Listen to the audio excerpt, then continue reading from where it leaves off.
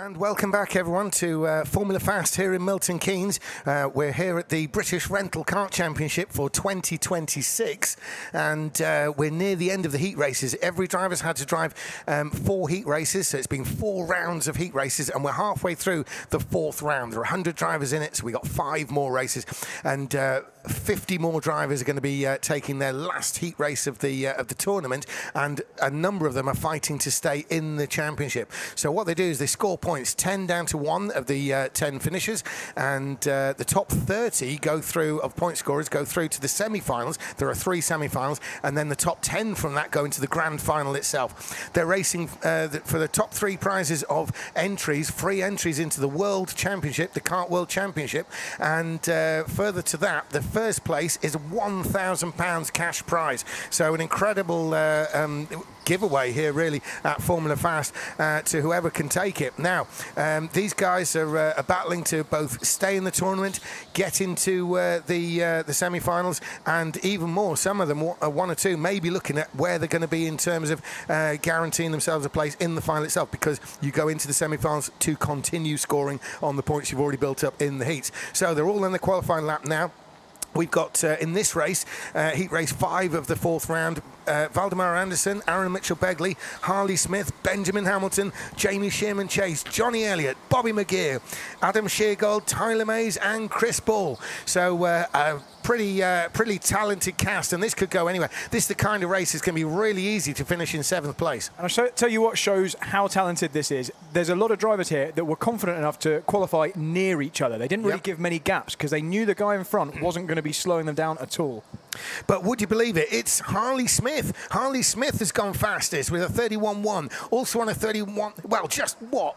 3 thousandths behind is Aaron Mitchell-Begley. Bobby McGeer is in 3rd. Tyler Mays 4th. Adam Sheargold 5th. Chris Ball is in 6th. Johnny Elliott 7th. Valdemar Anderson will be disappointed with 8th. Benjamin Hamilton, we've seen him qualify 1st, so he'll be very upset with 9th. And Jamie Shearman-Chase won't be too keen on 10th either. So expect some action early on, possibly some early pit stops. But it's going to be Harley Smith who starts in 1st place from the incredible Aaron Mitchell-Begley. Bobby McGeer, he will have fancied pole position for himself on that one. And it's Tyler Mays in 4th. These guys have been running at the front. Mays has even won a race this championship already. Adam Sheargold there in 5th. Now we're looking on the screen. There is Harley Smith up at the front in the purple overalls, and then behind is Aaron Mitchell-Begley and Bobby McGeer and Tyler Mays in the white. So they're just getting lined up now. It's going to be a single file start, and Harley Smith is going to have to maintain a constant pace around the last couple of corners before the start itself. Now we've seen a couple of restarts earlier on today where karts are just getting a little bit too spread, so where Harley Smith pulls the pin is going to be what makes or breaks this start. So Harley Smith brings them round, and great footage here as they come really tight close in, and it's very bumper to bumper. There's Bobby McGeer in the blue and white. There's Tyler Mays, and Harley Smith got getting the action underway. It's looks like it's going to be no, they're giving it. So it's a good start there. Harley Smith has stretched them nicely, and Harley Smith leads his way into the snail section. Turning in he goes now. He's going to the faster part of the snail section. This continues to accelerate through the left-hand corners. It just gets faster and faster and faster until you end up on the long backstretch, and the overtaking point at the end of this long backstretch is one where we've seen a number of genuine passes. We've also seen some bad pass flags given for that, where the place needs to be given back to the driver who you've taken it from. But it's Harley Smith. Harley Smith cracks out that first lap in the lead, and he's leading Aaron Mitchell-Begley, followed by Bobby McGeer. Now Tyler Mays in 4th. Will Tyler Mays consider that really he's got more to offer in speed for those to the front? Well, clearly not on qualifying performance, but Tyler Mays may think he has it in the long run. Been around an awful long time now as Tyler Mays in many BRKC and other national championships. So Harley Smith turns in, still in the lead. There's Aaron Mitchell-Begley, one of the Bradley Shepherd Racing drivers, and there's Bobby McGeer behind. So we have a pit, in the pits. we have a pit. Kart number 15 of Sheargold is on the pits, just runs wide of the white line, but manages to get a good green, short of the white line next, and then a green again, and he is off. I knew there was going to be a stop straight away. It had that about it in this race, and of course the reason he's done that is he's figuring the pack around him may be taking those tenths or so away from him. So now he's on his own in clear air and able to set the lap times that he believes he can make. That in turn means that when the others take to the pits, he will be able to leapfrog them. And is there another one in? Johnny's coming in. I just saw him getting bumped bumped. Oh, he just smashed the barrier really hard. Bang on the white line, though. But no, I saw him getting bumped around coming out of the hairpin. I'm not surprised that he decided to bail out of that and maybe thinks he can get some pace done on his own. So Johnny's been stuck behind Chris Ball for the last couple of laps. I've seen Chris going defensive into the main hairpin. Johnny had a really good look on that last lap, and obviously when he failed to get past, decided, right, I'm getting out of this. Stuck behind the last couple of laps. They're only on lap 3, Brad. Well, the two kind of packs broke away from each other. So you had the top 4, and then you had the Chris Ball train after that, and I don't think Johnny wanted any more part in it. And exactly what Brad was talking about there, we can see on the screen. So there are our leaders. Bobby McGear's gone for a move. Yes, he's into second. Tyler May's trying to go with him, but and Tyler Mays is now inside. Tyler Mays has got the inside through the long, fast lefts. There he is in the white overalls there. Tyler Mays has managed to push himself up into third. So Aaron Mitchell-Begley's found himself going back from second to fourth. Tyler Mays defensive on the inside. Well, it's actually a continuation of the overtaking, I think. But going back to what you were saying, Brad, yeah, you're absolutely right. There is a gap in the middle there, and Johnny Elliott has responded to that. Can Elliott put in the laps? We'll keep an eye on the timer. Adam Sheargold's got the quickest lap of the race. No, it's gone to Valdemar Anderson. He's the one next up behind Chris Ball, obviously closing in to the position that Johnny Elliott occupied. So Johnny Elliott now has some nice clear space, but also Chris Ball has some space. It might have been that Johnny was being held up whilst Chris felt under threat. Now he's been released. Maybe there won't be so much of a difference. And Anderson as well, because he's gone fastest. He's filling the Elliott gap, isn't he? Exactly that. So as they come around, we're looking at, there is Harley Smith, and he and Bobby McGear are definitely broken away there. Tyler Mays, it took quite a long time to pass Aaron Mitchell-Begley, and that has translated into that gap that we're seeing on screen. So that gap behind Bobby McGear in the blue helmet and blue overalls, he's that gap there to the white of Tyler Mays. That is simply being created by an overtaking move, and that's what we've seen in this year's BRKC. Overtaking, obviously people are trying to do it, but it can be costly even when it comes out in your favour. The overtaking move cannot take too long, or else gaps like this, even defending creates gaps like this. But it's Harley Smith. Now, will Bobby McGear go into the attack? Will he even pit around Harley Smith? There's crazy decisions being made in the past, but Bobby McGear at the moment is pushing Harley Smith along. Harley Smith is setting the pace. It's Bobby McGear who's got the fastest lap at the moment in this race. So at the moment, the Johnny Elliott strategy isn't working. It's not quite quick enough, but all the times are so close. Everyone's really within a tenth. It's just Bobby McGear and Tyler Mays who've been doing the 30.7s in the last couple of laps. And would you believe the second to last person to drop down into under 31 seconds was the race leader, Harley Smith. So race leader Harley Smith was technically one of the slowest on the track, which sounds kind of crazy. I will give Johnny a little out, is the last two people that have driven that. Bobby McGear goes for the lead. McGear, sorry, Alex, we're cutting in. McGear's taking the lead. Absolutely right there, Brad. Go for it. But it was a lot of barrier contact, and we've seen that penalised through the rest of this competition. So it's going to go over to race control. They've got the better views than us. We showed you one of those earlier. They've got this direct overhead view. And I have to say, ordinarily, if the barrier on the inside gets moved out of the way, it can be called as a bad pass. Yeah. However, we'll leave it with them and see how it comes out. But it was an audacious move by Bobby, and he's managed to pull a gap. And I can see through the window there, and Ollie from Formula Fast had picked up a pen and was writing. That's never a good sign if you're the one who's just made a move. If Ollie's writing, it might not be that good. So Bobby McGear, though, maybe they'll consider it clean. It could well just be a movement noticed by race control, but they'll note all passes, things like this. But Bobby McGear now has picked up the lead. So can Harley Smith run with Bobby? Bobby clearly felt he was faster. He made the move because he was faster, and Harley Smith now is going to have to try and contain Bobby McGear. Now, Bobby McGear is probably going to be one of the later ones in the pits now. He's got clear space in front. He can sit there, do the lap times. He's technically fighting against Harley Smith. He's fighting against anyone such as Johnny Elliott, who might go for the early pit stop and try and leapfrog him in the races. Tyler Mays has now closed in the back of Harley Smith. So Mays to McGear gap has actually stayed the same, and it's Harley Smith who's sort of dropping back into the clutches of Tyler Mays, who won a race earlier today. So there is Bobby McGear. He turns in. There's Harley Smith. There's Tyler Mays. And are they creeping away from Aaron Mitchell-Begley, who was originally running second? But look at Bobby McGear go. He's really got the bit between his teeth and is actually pulling away from the second place man, Harley Smith. He's really got it. He'll be extremely annoyed if he does get given a bad pass.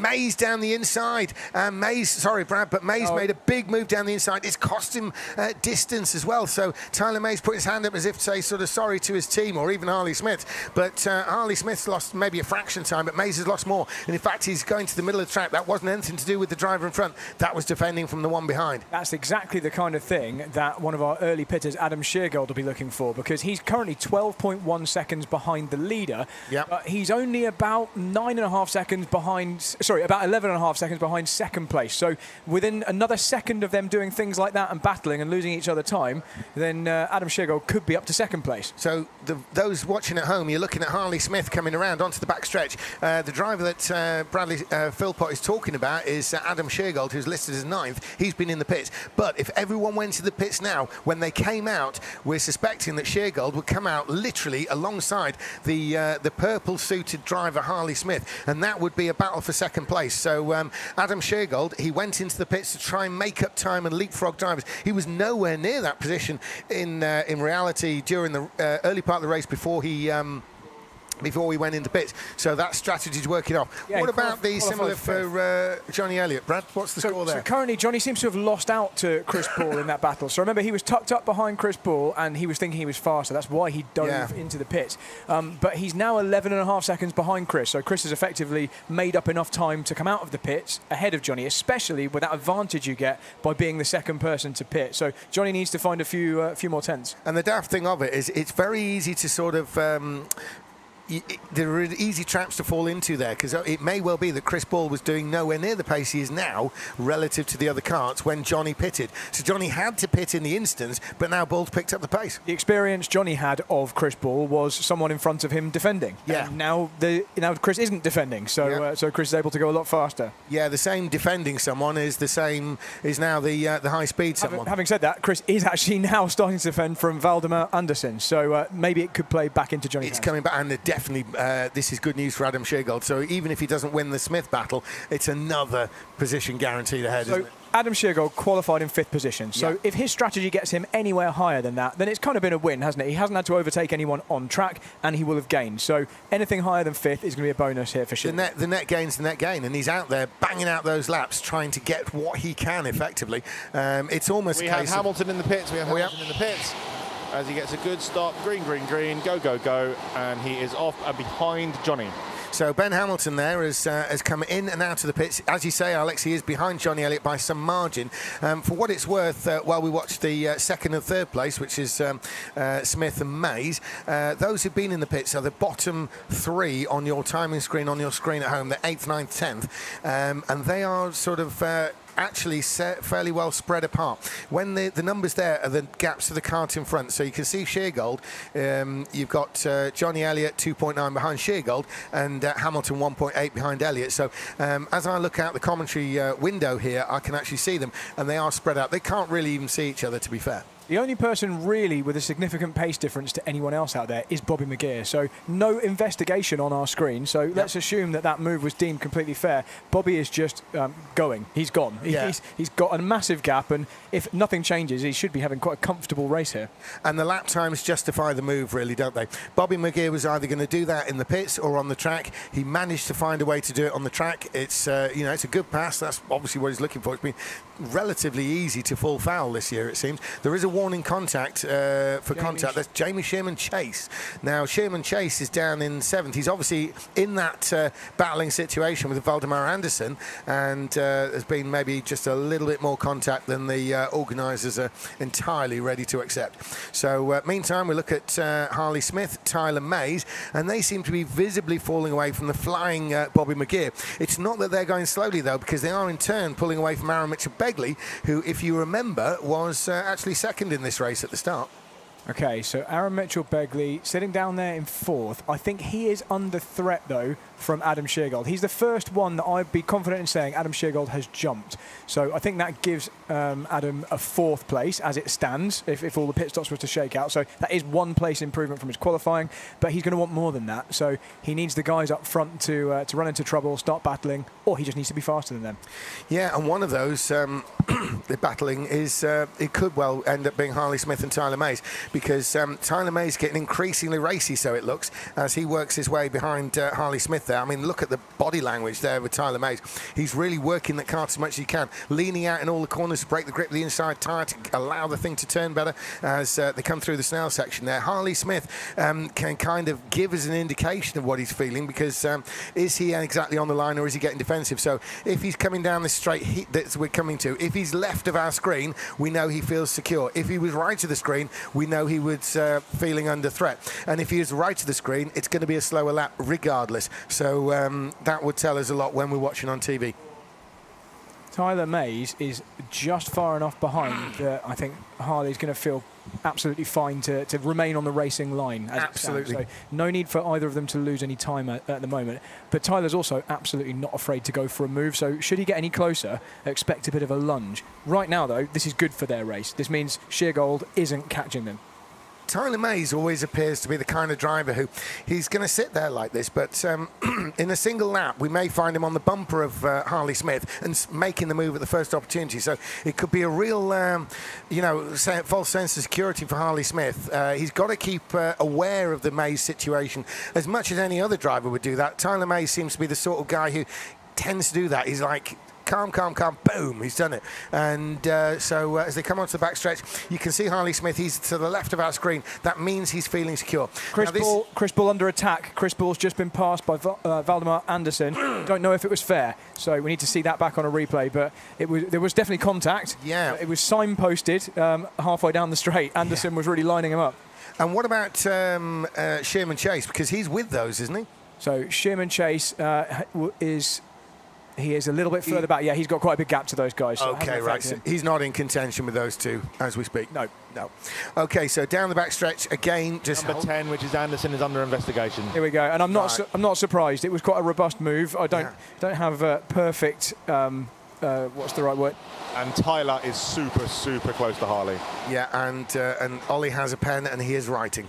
So the Harley Smith turns in, and there is Tyler Mays. Tyler Mays is now closed in a bit. If he can get a run here, he might make a move, but no, he's already too far back. He's already too far back to make a lunge. From here, he might actually make the pass, but it almost certainly would involve barging Smith out the way and incurring a bad pass flag, in which case you'd have to give the place back. They both lose so much time that it simply wouldn't have been worth it. It really is kind of no risk overtaking, certainly when you're in Tyler May's position there.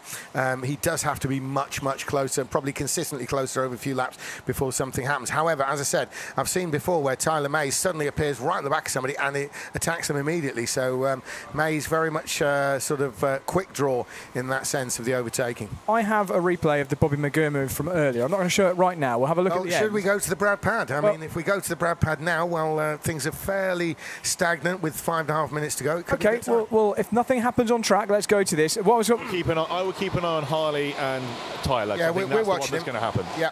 So what I was going to say was we need to compare this later on to the Anderson move. So if Anderson does receive a penalty, he's currently still under investigation by the looks of it, we can compare. So Bobby's move was deemed fine. Certainly has not been, hasn't come up on our screen. I want to tell you why. So here we go. I'll play it in full speed first of all. So Bobby's down the inside. He's clearly in a gap. And then he kind of gets turned in on. So he's well beyond halfway alongside Harley Smith when Harley then turns in on him. Now, that's quite different to when there isn't a big enough gap. So here we go. I'll just show you that again. There's more than a cart-sized gap there. And Harley closes too late here. You see, he kind of really squashes Bobby against the wall on the inside. Now, that's very different from when there isn't a cart-sized gap and you make one. So let's see what Anderson's one's like a little bit later if we've got a replay of that. And could it be said that Harley Smith was playing a very fair game there? He saw he'd lost the place. He didn't want the aggro and the slowing down of having Bobby McGeer giving the place back.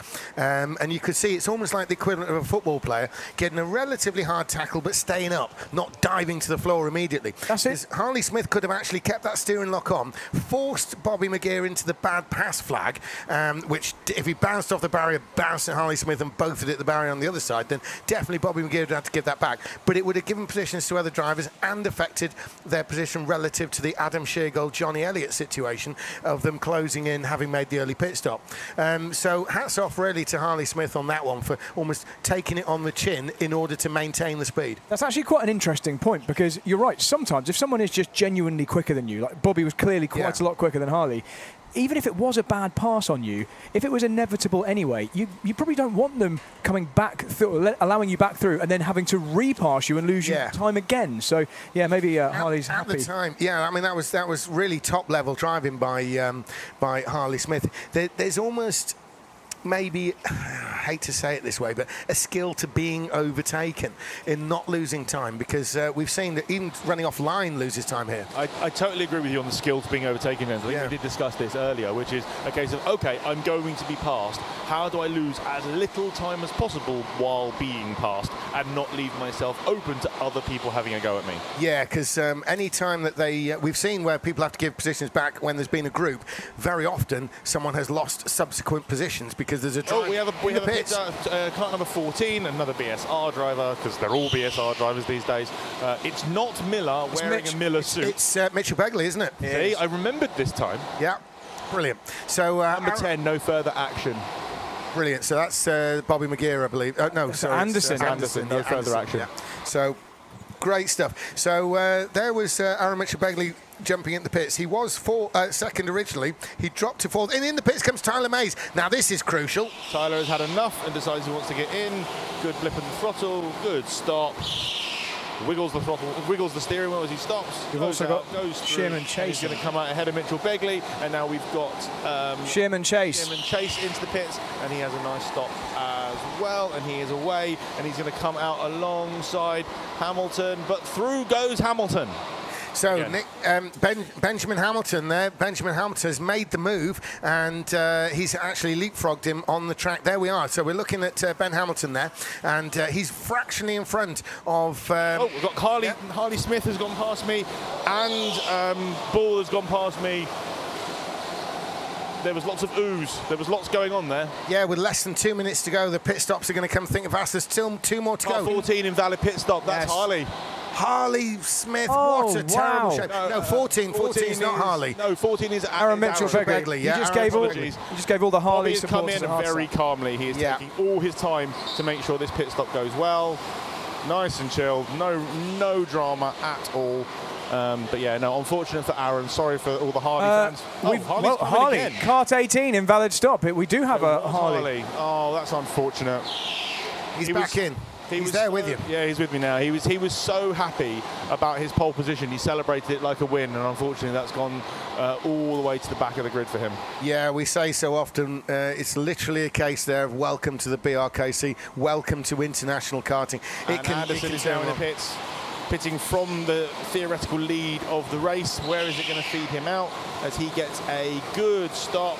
Tyler Mays goes past him, and he's going to come out just ahead of Sheargold. Well, that's a great gain there by Anderson, because he really wasn't someone who we were talking about as being in contention. And there's Chris Ball moves behind. Chris Ball losing a place, was it? I think it's Mitchell Begley and Chris Ball coming together. They're swapping positions there. As it ultimately ended, so Chris Ball's still in the same position, but he had a good old stab there at Mitchell Begley. Yeah, and defending actually against Ball. So that's brought Johnny Elliott into their fight. Yeah, and there's Anderson, and Anderson, where is he? He's fighting back against Adam Sheargold by the looks of it. Yeah, Sheargold's getting very racy. There's Anderson in the white suit, and there's Sheargold behind the 15. Oh, maximum defence. Yeah, that was well to the inside there, and that's cost him speed. And here comes Anderson nearly he nearly got done there, didn't he?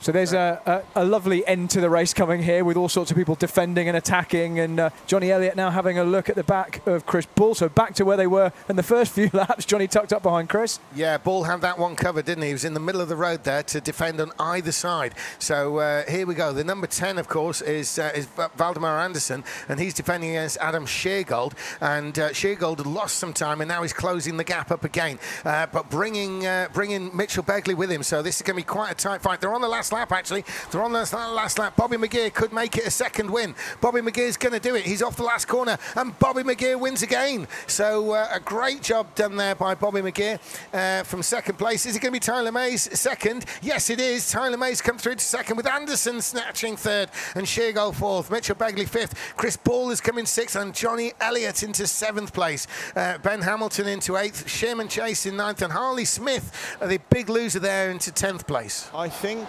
didn't Aaron Mitchell Begley, didn't he also get a failed pit stop? Didn't that flash up that number 14? We've got nothing also? on the screens I here. feel like that might have been just finger trouble from race control, Right, because okay. you guys called Harley straight away, and then we saw number 14 on the screen, and then that got removed and 18 came up. So I think he might be all right. Yeah, it's. And I'm now going to go do the hard thing and go and talk to Harley. Yeah, we're not going to. Oh well. He's a mate. That's up to you, Alex. And he knows I'm coming for him as well. Yeah. he was a mate, wasn't he? Oh, Harley. You celebrated pole like you won, and then it. That's not it. And then, no, but you did. You were happy, and and so you should be. And then it kind of went to pot after doing such a great performance. Talk us through what happened. Well, about the celebration, Aaron Mitchell-Begley's been making fun of my super poles all day, so I just locked in for one super pole just to outdo him. But yeah, I pushed it in the pit lane. It's my fault. I knew it was super tight behind me.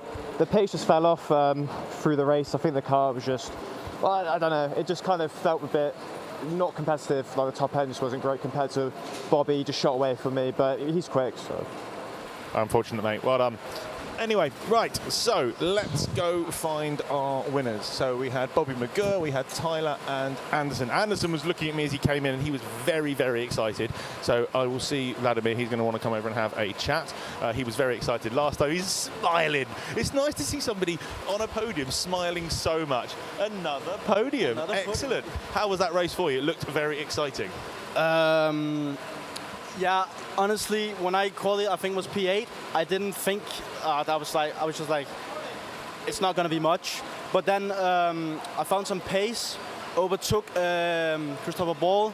I saw I was under investigation, so I was a bit nervous. But then I saw no further action. Just yes, I can just pull away now. And then my teammates said, just go, go, go, go, go. And I stayed out until the end. And then when I came out, I saw that Kart 18 had an invalid pit stop. So I was like, okay. P3's on, and then it happened. Then I came out the pits, they started scrapping, and I could just go away. So I'm very, very happy with another podium. Very happy. Excellent, well done. Thanks, mate. Have a good weekend. Tyler. P2. Another podium for you. That should have you in the semis. Yeah, 1, 2, 3, 4 for the weekend. So, happy days. Is that your best BRKC performance?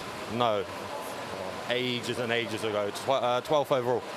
So, if I can match it all day.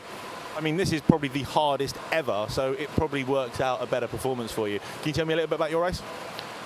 Pretty quiet. I didn't really have the pace to overtake Harley. I tried once into here. I messed it up. Yeah, he fluffed his pit stop, so it is what it is, but I'll take the points. Excellent, good man. See you in the semis. Thank you, mate. Thanks, buddy. Bobby. Another absolutely stunning performance. Mental head and just absolute unbelievable pace. Tell me about your race. Yeah, it was good, you know. I not the best quali. I fluffed up the quali a bit, but managed to qualify third, just a couple hundredths off, but just bided my time and made the moves where I needed to. Excellent, good man. So where does that put you for your results? Does that put you in the semis? I think I'm comfortably in the semis, but it's going to be a stretch to get in the final. I think I've got to win the semi to make the final. All right, well, go win the semi then. Thank you. Have a good weekend. Back to you guys in the combox. Nice one, Alex. Well, we've got the next race coming up, and it's another one. I mean, they're all toughies, aren't they? But in this race, we've got Russell Endine, we've got Tristan Lloydell, we've got Arthur Langley-Bourne, Frank Dobker, Matt Barsh, Tomek Bernadowski, Ed White, Jacob Equal, Charlie Ratford, and Jake Anders. So, well, initially, off the bat, you're struggling to look beyond Tomek Bernadowski. He's looking to make this 4 wins out of 4. It's been a staggeringly strong competition from the young Polish driver. However, he's got Matt Barsh to tackle, his countryman, and equally the comeback king, Ed White. Now, Ed White hasn't won a race on his comeback yet, but he's coming mighty close. Could this be the race? Also worthy of mention, I'm looking at Jacob Equal, Charlie Ratford in this. But so far, I haven't even mentioned Russell Endine, who's always a factor in a race. Yeah, this is a really strong grid. Yeah. We say it about every race. Yep. There's too many people of kind of equal level here to choose from. I don't really know who I'd put my money on. I think I would go with Bernadowski. Yeah, Bernadowski's been the strongest, but that's really saying something when you look at who he's up against in this field. Absolutely, because this isn't an easy race to say something about. He's currently on perfect score, isn't he? He's won all of his... Yeah, he's 3 out of 3 so far, looking to make it 4 out of 4 on the heat races. Let's see whether he can do it. Yeah. Now, they're starting the qualifying laps. We're looking at maybe who's... I think Jake Anders leading away, Tristan Lloydell. Matt Barsh has gone through to begin his lap. And I was talking earlier on to Dennis Holler and Vika Schlitz, and they were saying that even the time... Everything's so tight that there is a difference in the position you're in on the qualifying lap, because the temperatures are that fraction different that is making a slight difference in feel. Yeah, now that sounds crazy, doesn't it? But if it does sound insane. But that's how tight everything is. If you're in the first cart that leaves the pits, then you don't go around to the snail section as fast. And that's a key fast corner to build up tyre temperature on your outlap. Well, absolutely. And maybe that's the answer. We've got Tomek Bernadowski on pole at the moment. Jacob Equals come through to second. And very strong shine. Charlie Ratford third. Frank Dobka fourth. Matt Barsh is down in fifth. Russell Endine to sixth.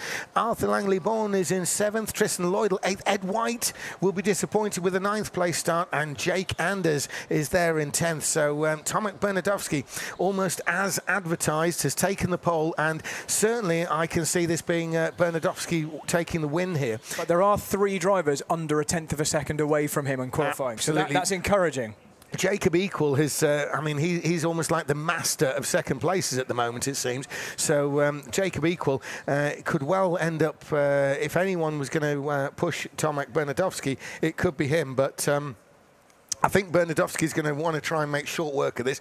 Big surprise, Ed White down in 9th position. Down in 9th. We did not predict that. Yeah, if this had been the first race yesterday, we'd have given him the out on the fact that this is a comeback event after a number of years. So, but we've seen performances now that put the old Ed White back into play, and this is not the old Ed White qualifying 9th. Maybe he got stuck behind someone that wasn't watching his lap. There could be all manner of things that caused that. Yeah, well, he seemed to get clear run. It's just, although, as you say, it's so tight. I mean, Bernadowski, 30.6, Equal 30.6, 30.7 for Ratford, and Ed White's on a 31.1. But anyway, here comes Bernadowski to start this race. He's bringing around awfully slow.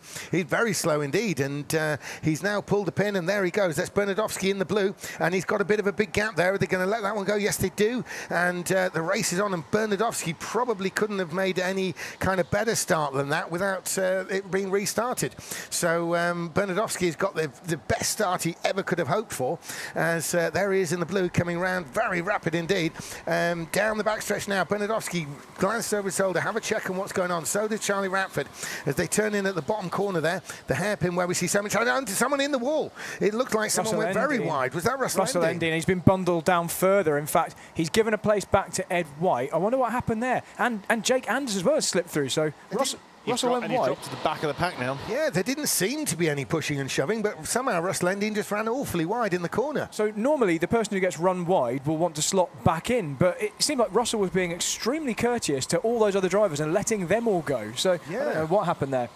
Well, it's a very interesting situation. And what on earth started that? I've no idea. He must have got bumped, you'd assume. But, well, we're hearing about it if he was. Now, look at this. Jacob Equal is close up on Tomek Bernadowski. We've not seen anyone challenge Bernadowski like this all weekend, as Jacob Equal has the equal measure of the young pole in front of him, because there's Bernadowski coming through the fast left-handers. This is going to be on the backstretch. And what's Equal got to offer? Is he going to make a pass, or is he just going to sit there? He's going to sit there, but he's sitting there awfully close. Look at this. Bernadowski was trying to check out, but that gap has come down. There's Jacob Equal in the orange. There's Bernadowski in the blue. As the two leaders are definitely pulling away, but it's Bernadowski under enormous pressure from Jacob Equal now. That gap has come down already, and it's visual. It's all over the back there. So Jacob Equal has suddenly found an immediate burst of speed, because I don't think it's Bernadowski who's lost pace. Equal has got the fastest lap of the race, as you'd expect doing that kind of thing. But the two are now breaking away, because Bernadowski's got the message there. He's going to try try to eke out something. He's got maybe a half a kart further ahead than what he was, but he's still bumper to bumper. Thrown down the inside. That's not going to stand. What is happening here? Because Equal has taken the position. Is he going to have to give it back? Yeah, Equal has made the move on the leader. He's definitely going to have to give it back. It was one of the worst bad passes I've seen. And Bernardowski's got it back on the road. Oh, and he's been spun. And Equal's been out. spun. Wow, Yeah, that's got caught on Radford there. I don't think it was malicious. It just had to be somewhere, and he got caught on the front of Radford's kart and half spun. That is a disaster. I mean, obviously it's negated the situation, but Radford is the net gainer there, although he has lost distance to Bernardowski. We've gone from having a challenge to Bernardowski for the first time in this competition Down the inside to absolutely. Someone's decided they didn't want to have any of that and have come into the pits. It's kart number 21, hits his marks and goes off. It's Dobka as he heads off out. Decides that he doesn't want to have fighting on his own, and it looks like there's still fighting going on. Absolutely, there's still collisions in the snow. The two of them side by side. I'm going to call it as I say it, because I really think that we had Equal doing an amazing job, but I've just seen him put Tristan Lloydell in the wall, and I don't know whether that's going to be investigated, but he's trying to make his way back through the field, and it's getting messy. There's Anders. Anders getting in it with Russell Endine, and Anders has dropped back behind. And in the pits is another one. We've got another pit stop, number 13, as he stops just short of the white line, and he's going to roll across. He's shaking his head as he's going through the pits. Obviously wanted to get out of that as well. Lots of head shaking going all up and down the grid. And a bad pass board for number 9. I think Dobka's done exactly the right thing, because immediately he was in the pits and came out at the same time that there was literally everybody losing time in terms of passing, defending and everything else. It was all kicking off, and Dobka will have gained all those little tenths here and there from practically everybody on the track. Bernardowski is now trying to cement his lead. He's seen what happens if he falls into the clutches of anyone behind him, and he's just checking out now, Bernardowski. But Jacob Equal's still got the fastest lap, but it relates to a lap before. Bernardowski's the one who visually is pulling away. We're looking now, I think, Russell Endine. Yes, Russell Endine has kind of lost and gained all within the same race. So Bernardowski went from having a bad pass done on him to actually having a much better situation, because, and we've got an invalid stop. 13 apparently has an invalid stop. I didn't see a yellow light, though. It's Tristan Lloydell who's running at the back anyway. So I don't know quite what happened with Lloydell there, but yeah, so Bernardowski was being challenged, and Equal looked like the one driver who could really challenge him on pace in this race. And Equal kind of took himself out of that battle. It was a very, very ambitious attempt into the final corner, especially on Bernardowski. And then the ensuing letting him back through just didn't go very well at all. Tricky sort of thing though for Equal, because it was you had the feeling of it being a now or never. Bernardowski had pulled away initially, and then Equal had closed in, and it was all. We have another pitter. In the 9 in the pits, on the yellow on the line. We've got a green on the second line. Nice stop. That looks green with Anders. Yeah, Jake Anders there back in the race, and he's on his own, so he'll be able to put down whatever lap times he chooses. No one affecting behind. We're looking at Tomek Bernardowski now. He's closing in on somebody. That's Tristan Lloydell, the American. So Bernardowski's he's done his second. He failed his pit stop, so he came back and he's done his pit stop. Right. So we're looking. That's why he's so far back. We're looking at. Yeah, so Lloydell's actually done the 2 stops, has he? Yeah. So Lloydell's that far back because he's done the 2, which means he's not going to be pitting out the way of race leader Bernardowski. Now, Tomek Bernardowski, he's very capable of of tackling people, but he's been waved through. So great job there by Tristan Lloydell, has waved through the race leader, and at minimum time cost to himself as well. So very well done there. And it looks like it's happening with those behind. But Bernardowski had allowed the lead to close back in, and then it all kicked off. So I think Bernardowski's got that particular memo in his checking out. And somehow we've still got around 15 minutes of this race to go, 14 minutes plus 1 lap. So there's plenty more action to come, although it has now strung out after that frantic few minutes. Yeah, there was no way that all that action could not affect Charlie Radford, because it was Charlie Radford that Jacob Equal, had to turn across him, and that he sort of, I wouldn't say he spun himself out, but certainly Radford wasn't trying to do it. Now look at Matt Barsh. Matt Barsh has just signalled there that he intends to stay with Charlie Radford, but he's going to give Radford free rein to close down on race leader Tomek Bernardowski.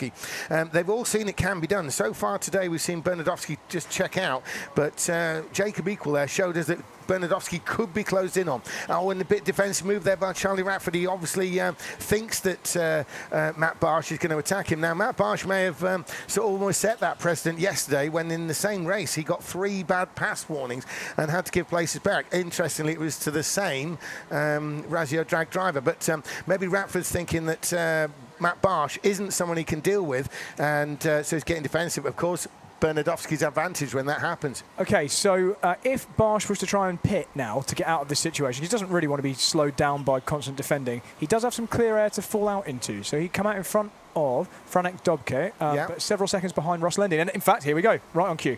He's in the pits. With you, Alex. Sorry, yes, Matt Barch is in the pits. He has a green light on the first one and stops on his line, rolls forward. Whoa, that was risky. That was very, very close. I would never have rolled forward like that, but I don't have the confidence of the MMA fighter Matt Barsh. He got the green light, but it's almost like he timed it so he didn't entirely stop, it felt. I mean, that's within the rules. He's got to get the green light, so that'll be almost the perfect. Oh, whoa, big incident at the final hairpin. There was between Langley and who has decided to in the pits. I have no idea who was on who. I just saw it at the end. We have a red, we have a yellow, and he's ballsed up the pit stop. So Langley has absolutely messed up the pit stop. I don't know whose fault the incident was, so we don't know if there's going to be a bad pass flag, and then he's messed up the pit stop.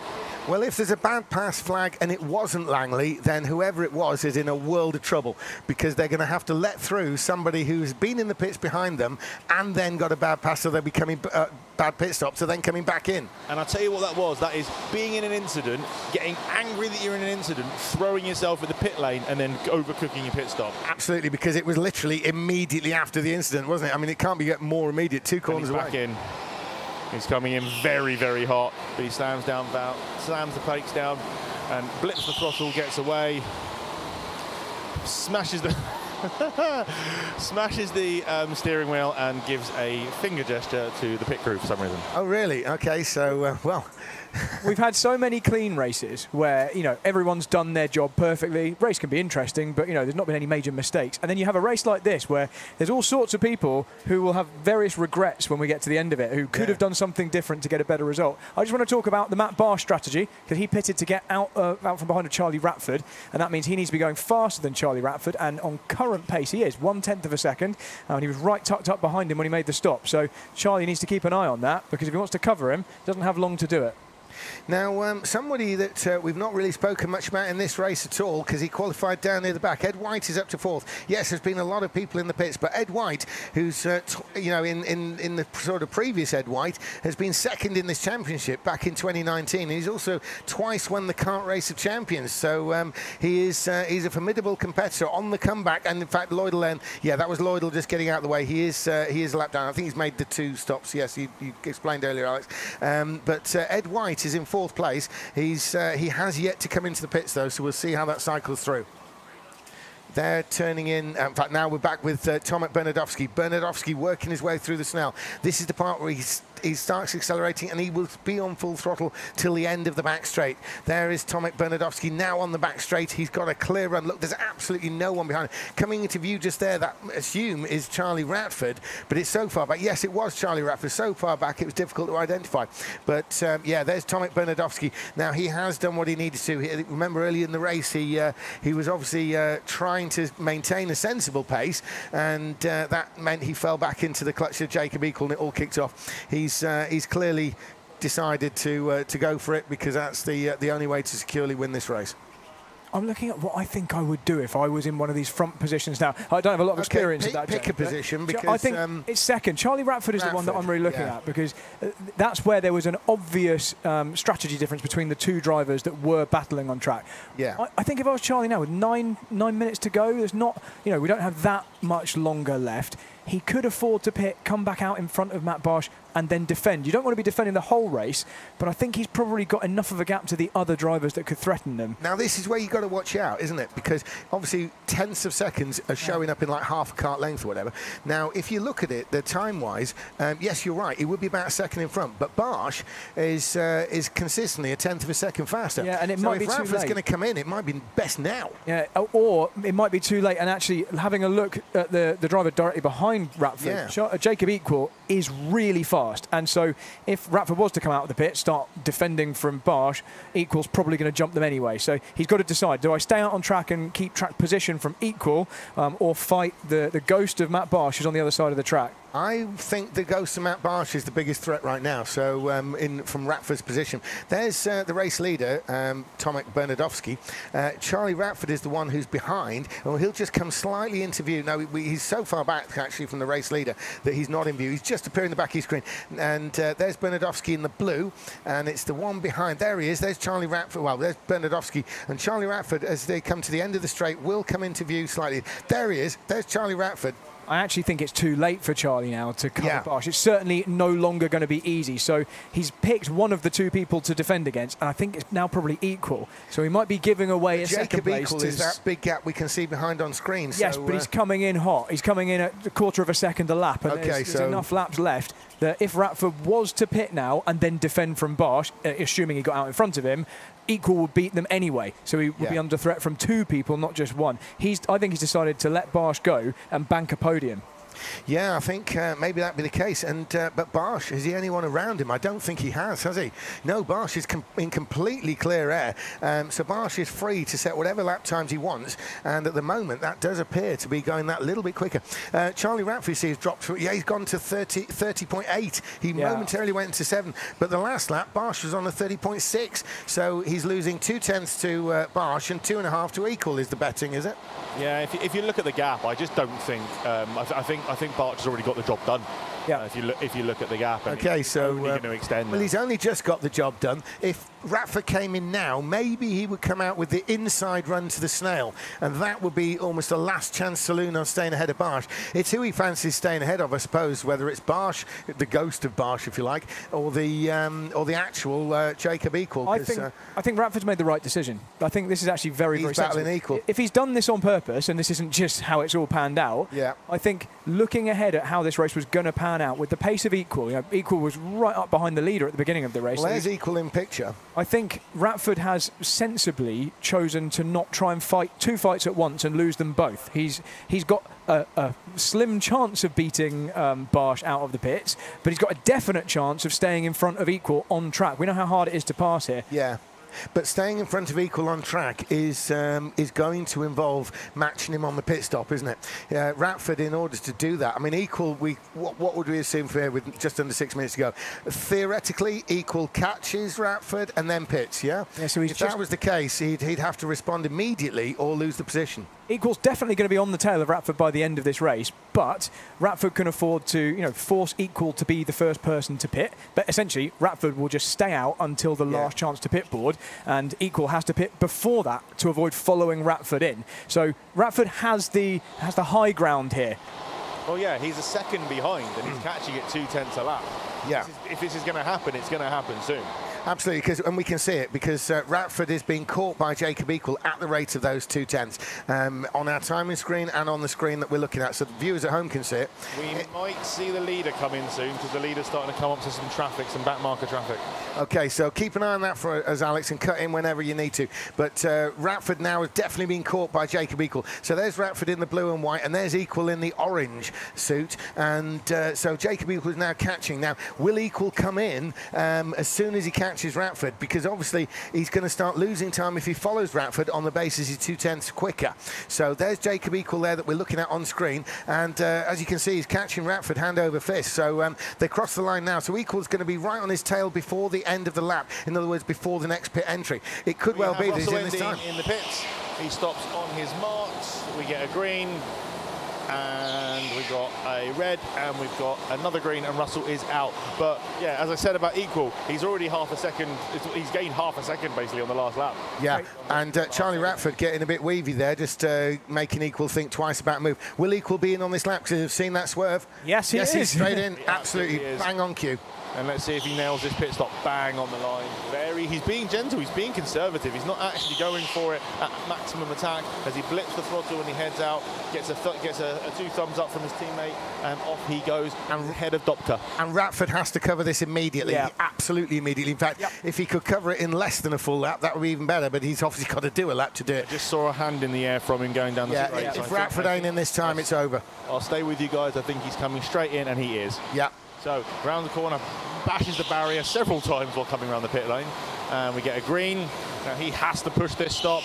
gets a good stop on the next one, and he's away, and he's looking over his shoulder. Matt Barsh goes past, but he is ahead of Equal. So I think it was the right decision to not think about fighting Matt Barsh and just bank the podium. Yeah, it could be. I'm assuming that it was a better pit stop, Alex. I know you've got the stats down there, but Jacob Equal is now catching up with Radford, but he's got another one coming with him, because Jacob Equal's got Franek Dobka, who, remember, pitted really early for this, to take advantage of exactly this sort of thing. So Franek Dobka's actually got to pass the two in front and of I've got Ed White entering the pits, obviously from P2 on the track, but I don't know where it's going to put him. We haven't really been watching his race too much onto where he's come through. Very calm and collected pit stop, and he's going to come out with some clean air, but behind Dobka. And we're looking on screen at Jake Anders working all over the back of Russell Endine there. So Russell Endine coming into this now. That's further down the order in 7th and 8th. But our Jake leader Anders, is in. Our leader is talk us through it. As a nice calm pit stop. He's got plenty of time, all the time in the world to play with. Again, nice calm pit stops. Seems to be the way to do it. Just bank yourself a massive lead and then chill out on your pit stops. Well, it's worked 3 times so far for Tomek Bernadowski, and he's going to try and make it 4. So here's Charlie Radford, there's Jacob Equal, and there is Franek Dobka. So Radford going in towards us now. There's Jacob Equal, and Dobka's the only one who's taken a normal line there. The other two are very defensive. We know this is going to cost them time. So will that bring Ed White into the mix of this battle here? Thinking about all the pit stops, they've all been done. So we've got 2 minutes plus a lap, and look at that on your screen there. That movement to the right of your screen shows massive defense. And Radford is clearly hanging on to that position there. Matt Barsh has leapfrogged him, so Radford's trying for that podium, which is what you were talking about earlier on, Brad, that Radford's podium chasing rather than anything else right now. And there he is in the middle of the road there to try and block out Equal even more in the middle of the road. And again, it's Dobka who's the one who can see the two in front, and he knows they're going to be losing time. In fact, Equal being more to the middle has actually opened that gap up, and it's Equal defending now against Dobka as they're trying to close back in on Charlie Radford with just under a minute and a half to go before the last lap board. In Radford's position, you absolutely love to see a driver like Dobka coming up behind the kart that was chasing you. It's like the cavalry's arrived to kind of save you, because it means that Equal now can't afford to go for anything, can't open up the corners, can't afford to get a good run onto the next straight, because he knows Dobka will be straight up his inside. It's a risk-free pass, and now we'll see Charlie Radford take a normal line. No, he's gone to the middle again, so he's feeling the heat, but on the last couple of laps he was taking the normal line. So Radford's best friend right now is Franek Dobka, because Dobka piling on the pressure to Jacob Equal means that Equal cannot make this a risky pass, because if he does and has to give anything back, he will lose a position to Dobka without a doubt. Dobka will be straight through at the least opportunity here, and in fact nearly there. So here comes Radford. He's definitely backing the two up together. And Ed White is about to join that party as well. Yes, he is. They're slowing each other down, and Ed is flying. And it's no surprise, given the amount of defensive driving going on here, because all of them getting defensive except for Dobka, because he's the one who can see what's going on. And he's there. Ed is on them now. It's a four-way fight. So can Ed White do some of this? Well, there's 13 seconds before the last lap board comes out, and Tomek Bernadowski's going to get that. He's going to finish ahead, theoretically, of Matt Barsh, and then it's this battle here. Now, can Ed White make inroads here? Currently, he's 6th, but it's not going to take too much of a slip-up. The Ed White of old would, within this time, theoretically, be able to make this a 3rd place. Ed White's the only one on the actual line at there. He's trying to go around the outside, Dobka. He can't quite make it, but Ed White really with the bit between his teeth. He's going to make a fight of this. He's arrived at a fight, and he's got his fists out already.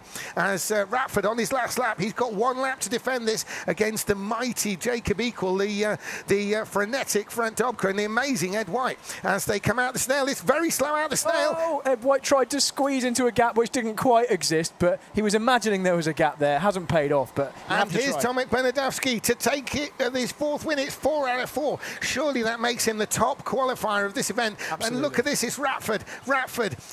Can he hold off? Yes, he can. And they're going to cross the line in that order. It's going to be Bernadowski, Barsh, but Radford, Equal, Dobka, and Ed White in 6th place. Russell Endine's come through in 7th, Jake Anders 8th, Arthur Langley-Bourne is 9th, and Tristan Lloyd will round him out in 10th. Because what a win, though, for Tomek Bernadowski. He's the only one so far to make it 4 out of 4. And I think that's really a case of what might have been for Jacob Equal, because right now in the standings, that moves him up to 13th overall. With just a couple more points, he would have been sitting in the final positions as we go into the semi-finals.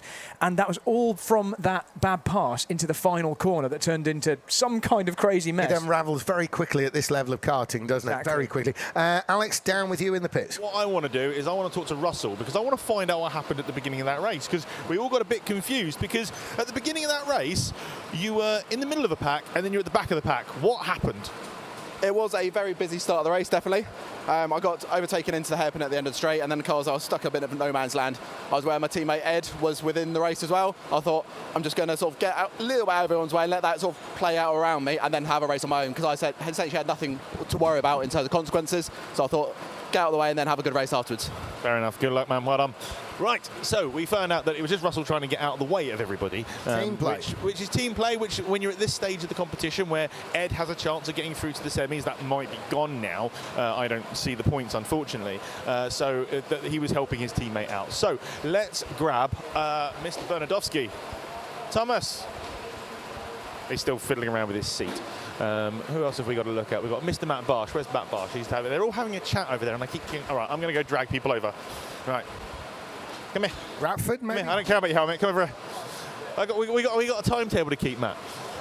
Why is it every single race you're in, whether you're involved in it or not, there is always carnage?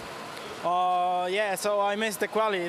My quali is totally bad because I hit two corners. So I know I have a very slow position to the start. But finally, I make a good strategy work about my pacement, and I hope so will be good and finish P2. So it's good for me. We were calling you the Ghost because we were worried about the guys up front, whether they were going to bank a pit stop to defend against you or not, and it looks like they decided to ignore you entirely and you capitalised. Yeah, but on the first part I want to overtake Charlie, but I saw he's little slowest, so safety for me to be coming to the pit, come back on the free track and make the pacement. Finally work to maybe catch Tomek, yeah.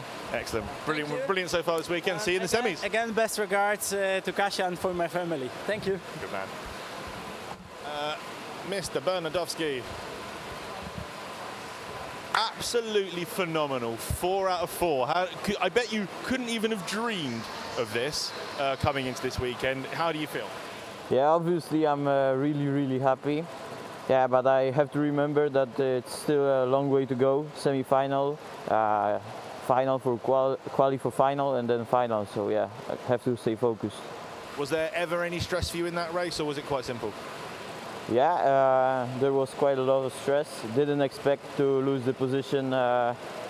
Oh Alex, yes, of course. Alex. There was the incident between you and Equal, wasn't there? Can you tell us a little bit about what happened there? Yeah, I just didn't expect him there in the last corner. So yeah, I stayed close to him, and in the very next opportunity, I just overtook him. And we're going to take a look at that in Alex, just a second now. They're going to take a look at that. Very quickly, how does he feel about being the only one to make it 4 out of 4? He's already gone, Okay. James. He's already gone, James. And we don't get Charlie. Charlie disappeared. Yeah, we're going over the Brad pad now. We've got some the Brad analysis. pad. Awesome. This is because we very rarely see a spin or a half spin in BRKC, and this is why we saw one. So Jacob Equals just made the bad pass into the final corner, and he's got Bernadowski right up behind him trying to take that position back. Now, I don't know whether Equal was allowing him through or whether Bernadowski was taking it, but whatever, he got up the inside into the snail, and then Equal was run wide, and then Charlie Ratford was loaded by the entire field behind him into the side of Equal, which then turned Equal around, which is behind the post here, and he found himself facing the wrong way, going about 1 mile per hour, and it was all because of a bit of a rash move into the final corner. Yeah, and looking back at that in the slow-mo, those behind can be quite thankful they didn't have to actually come to a stop because of a sideways Jacob Equal who was now into the barrier on the right.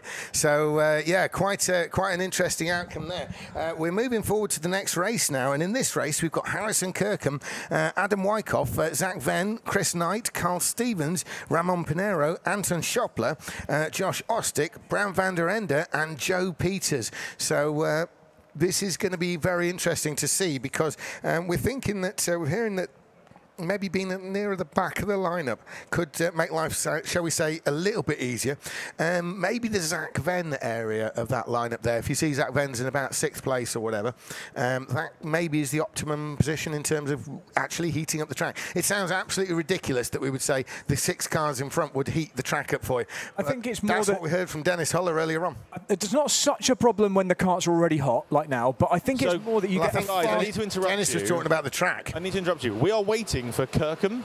Harrison Kirkham Kirkham. supposed to be in this kart and he is not here. Okay, so Harrison Kirkham is at all upstairs and they can hear us.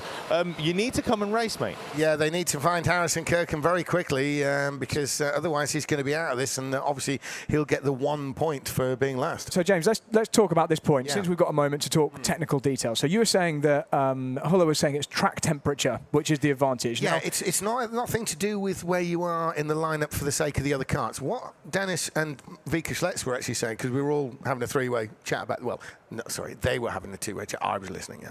And basically what it's to do with, they were telling me that they feel that if you're nearer the back, just that little bit of track temperature, because everything's so tight. It's only because things are tight. This is not normal. This is just because everything's so tight and all things are so even that when the lead karts went out, they were going on to a colder track because they go over it, the second kart goes over it, and then so on. And literally that tenth of a degree was a factor, they felt. Let me tell you what I think. Now, I'm not for a moment disputing the greater understanding of indoor karting The than double I have, that those BRKC people champion, have. Vika Schlitz, yeah? But what I suspect is probably more likely Okay. in terms of physics, Yeah. what's going on there, because we've had temperature sensors in the track, and Yes. even after a very long time of karts running around, you barely see any kind of change at all. But people Indeed. talk about track temperature. I think what it's probably more likely to be is track condition, and that's because these karts give off a kind of fine dust of Yeah. Duro rubber. Yep. And right now, it's had time to settle. So right now, on the track here, we can't see it, it's microscopic, Yeah. but there'll be a fine layer of dust on the track. Now, when you've got lots of karts in front of you, clearing it away, the racing line becomes cleaner, and that can make it feel like the track is warmer or in a better condition. Yeah. Plus, being further back gives you that quicker run out of the pitch. So one thing which definitely will have a measurable increase in temperature is your tyres having done 1 or 2 extra corners fast compared to someone like Ramon Pinero at the front of the queue there, who doesn't get to exit the pitch, so he doesn't have a left-hand turn there. He'll go around turn 1 a lot slower. He'll go into the snail part 1 a lot slower, whereas the karts at the back are just travelling a bit more at race speed. And you're talking about very, very fine margins. Yeah, okay. So to counter some of the questions that are almost certainly going to appear on the live stream to that, so not disputing that, but just clarification on that point. There's 2 things that spring to mind straight away. First of all, obviously we've got a bit of delay now while we're trying to sort out where Harrison Kirkham is. However, normally the karts are in and out pretty quickly. There's not that much time between, because Alex is rushing around when everyone's getting in the cars. Shall I go race in his place? You might have to, Shall I Alex. go? Yeah, you might have to. See what you can do. But the point being is that if the would there have time? Whatever this settling is, hasn't it already been cleared by the previous race? Would be the question. The second No, it's question caused by the previous race, and now it's kind of settled. so you're saying that that those bits are particles in the air? Yes, I think it's and that. they're landing during the time, but aren't they landing during the race? Yes. Yeah, I think, but it's just the longer that we go without anything on the track, the more chance there is for... And the second question is that basically, as we can see, well, we're looking at the back of the grid there, but as you can see, they go down, and it's a very tight left-hander exit. We've got a great view out here from the commentary position, but if you look at Ramon Pinero, he's actually around that left-hander and actually almost on the track, and he's in the first kart. Now, the second kart is behind him, but in the corner. The third kart has actually got to make the left-hand turn and join the track. Now, Pinero, yes, you could say, well, he's like one kart in front. I mean, this is minuscule difference, but he's one kart in front. Anyone back from third, so third place back has got the same slowness through that corner to get onto the track. So in other words, if you were, say, fourth, you're not going to be able to carry any more speed through that corner than the person who's last. I'm going to dispute that. I actually think, having had hundreds of practice sessions over the last few months, when you start further back in the pit lane there and you go flat out through that corner on the way out of the pits, you do then have a faster sector one on your outlap. You can carry surprisingly high speeds through that first corner. Well, that pit exit, I should say. Straight away, one or both of us needs to be watching this as they go out and see if there's any sort of visual quicker at the back. No, because you are probably right. And there's another thing too, which is part of this whole advantages of being a bit further back. And we're talking tiny margins. That is any additional speed you're carrying on your outlap, so quicker pit exit, means you're getting better information, learning, ready for your flying lap. So Ramon, for example, has less of a clear, accurate idea of how that kart's going to handle as he goes into the snail, round to the flat-out right-hander, I should say.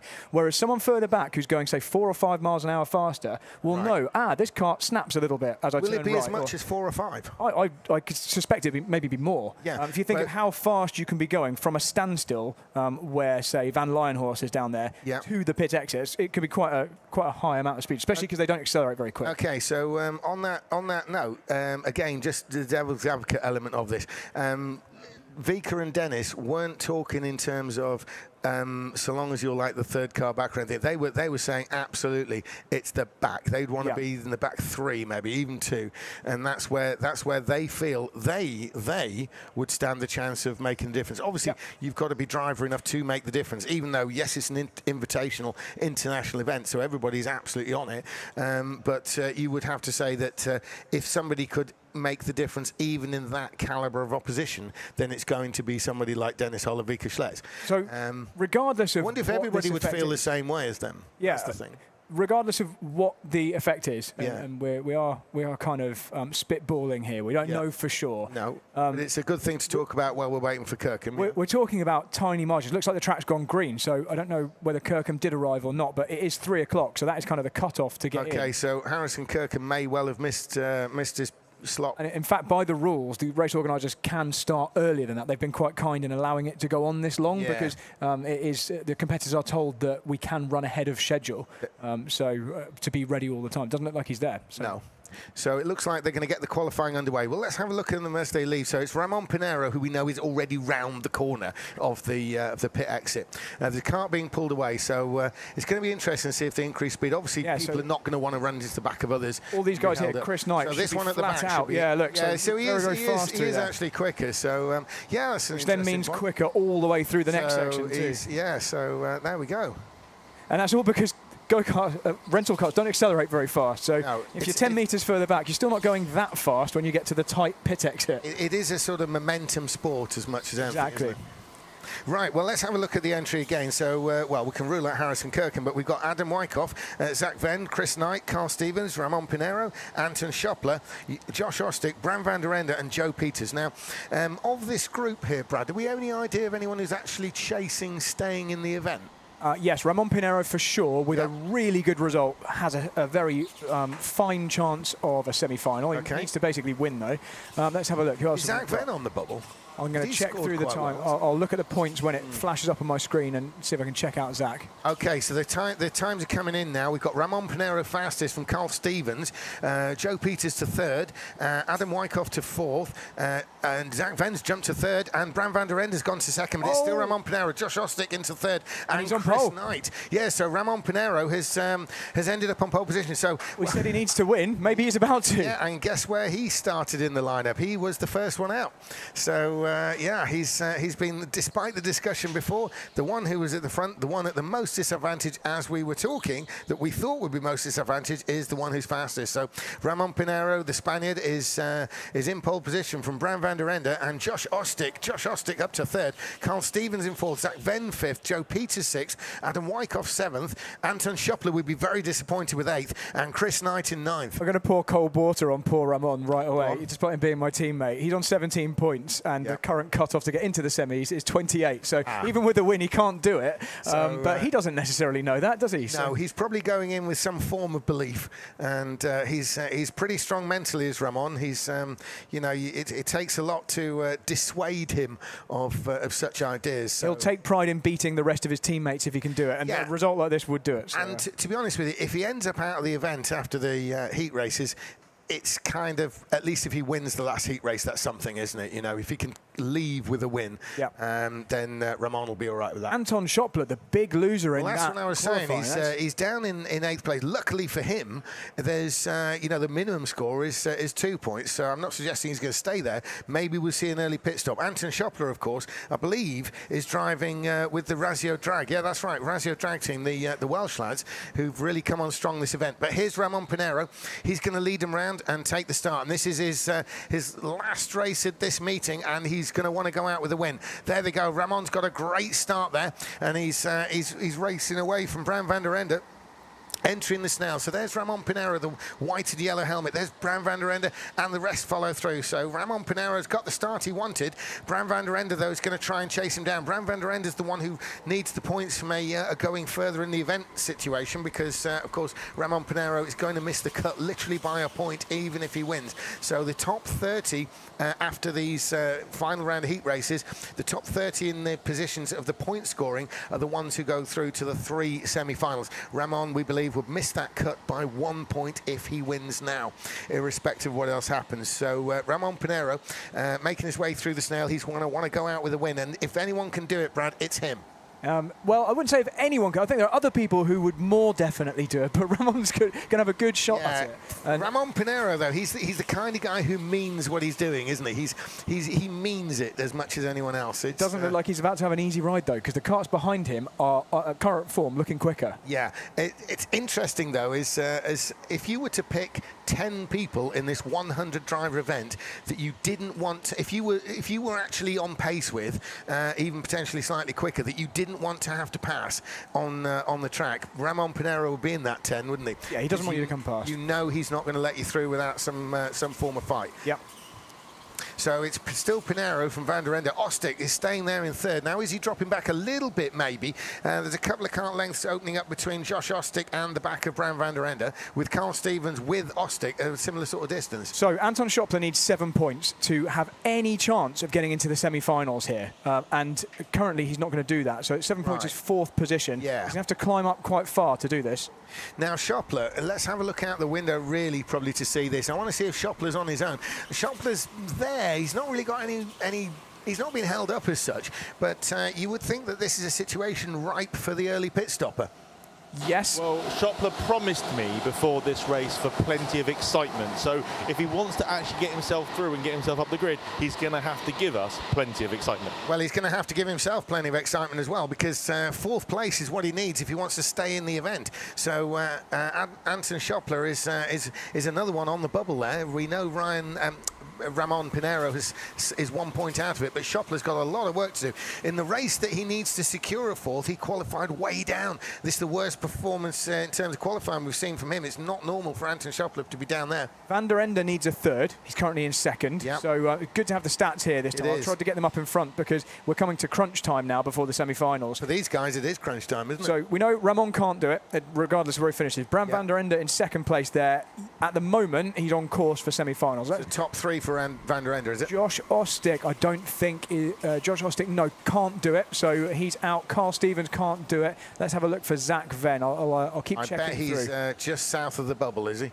When I get to the screen, I'll let you know. But certainly there are a couple of drivers with a And he's in. Schoppler is in. Yeah. So the entertainment he's going to want to give us is by being the ghost driver and running around at the back and just setting lots of fast laps. It obviously felt like he was getting held up. He's come in, and his time for his stop was a 41.0. So that's the benchmark so far. Yeah, as I was saying, the situation was ripe for the early pit stop for Schoppler, and he's taken that. So let's see what he can do with pace. We'll keep one eye on that. Currently fastest in the race, though, is Bram van der Ende, who's in 2nd place. He's the one who needs a top 3 position here to score through to the semi-finals, as he continues to shadow Ramon Pinero, who's in the lead. Zach Venn needs to win or be second to continue into the semis. And that is an ask at this point. There's Ven on screen now. So he's in a similar position to Van der Ende, but with 1 point behind him in the standings. Yeah, and 4 places further, or 3 places further back. So, Van der Ende, of course, can be 1, 2 or 3, but Ven's got to be 1 or 2, right? Yes, exactly. Yeah. Okay, that also involves defeating the likes of Ramon Pinero, which is a big ask. Chris Knight is in the stops. He's got a green. He's going to hopefully have another green. The double stop there, double bite of the cherry on the brakes. But he comes out, nice pit stop, but he's going to come out behind Schottler. Yeah, well, that's what Schottler would have wanted, and it's going to be interesting. The gap, ever so slightly greater gap for Schottler over Knight, but not as much as you might have thought, really. Knight's obviously carrying some good speed there, but Ramon Pinero across the line again. He's got Bram van der Ende with him. Now, Bram van der Ende, obviously he's going to want to win this race, but more importantly, his eye is on staying in the competition. However, the semi-finals are the right to continue scoring, so Bram van der Ende, if he can win this race, he will make effectively 1 place easier in the semi-final. Yep. Is there a chance that that pit stop from Chris Knight was strategic on Team Valor to try and get Chris ahead of Schottler to stop Schottler's advancement? Well, he hasn't managed it, and he was never going to, because he was well behind Schottler when the pit stop happened. I was trying to rack my brains to see if there was some kind of 4D chess going on with the Team Valor pit stops, because we did have a Valor at the top and at the bottom of the standings in this race.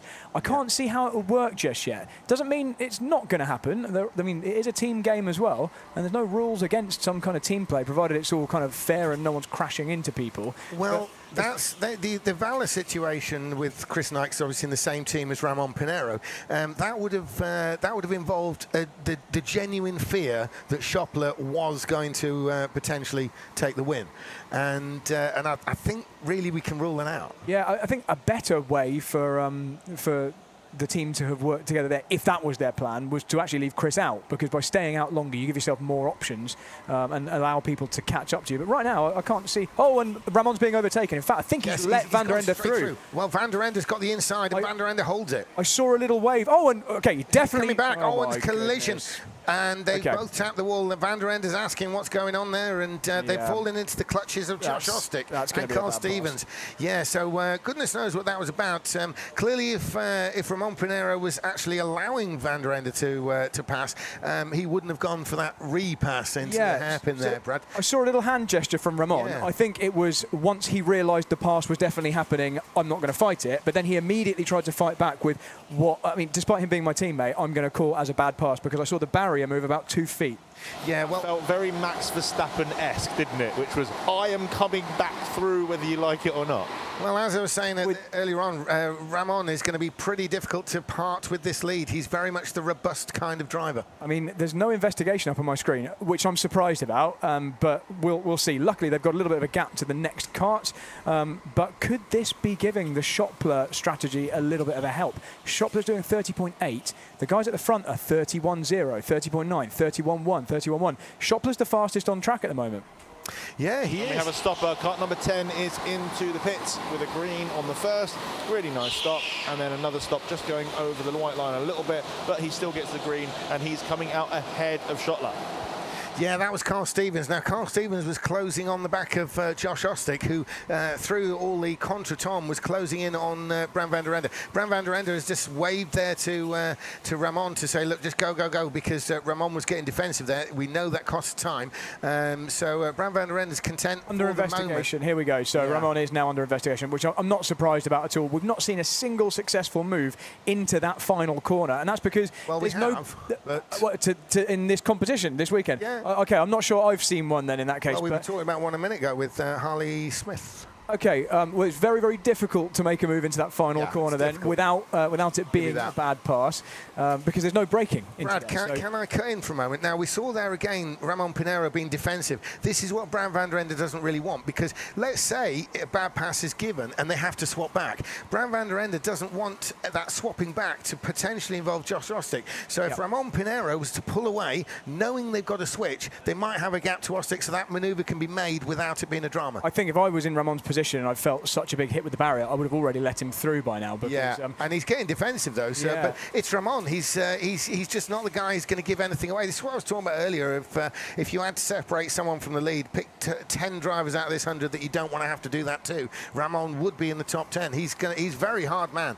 He doesn't give anything away at all. Not that he has to, but if you get a position on Ramon Pinheiro, you've absolutely earned it. The more he's defending and the more he's bringing other drivers into this, the more difficult it's going to be for him to eventually let Van der Ende through if he's required to. So again, I mean, I called it as a bad pass, looking with my eyes down into the final corner. What I'm not seeing is a slow motion replay, and now Van der Ende's in the pits. That might have taken away Ramon's opportunity to let him through. Let's hope it's a good one. It's a green on the first, stops bang on his marks for the second bit, and he's out clearly ahead of Carl Stevens and Adam Schottler.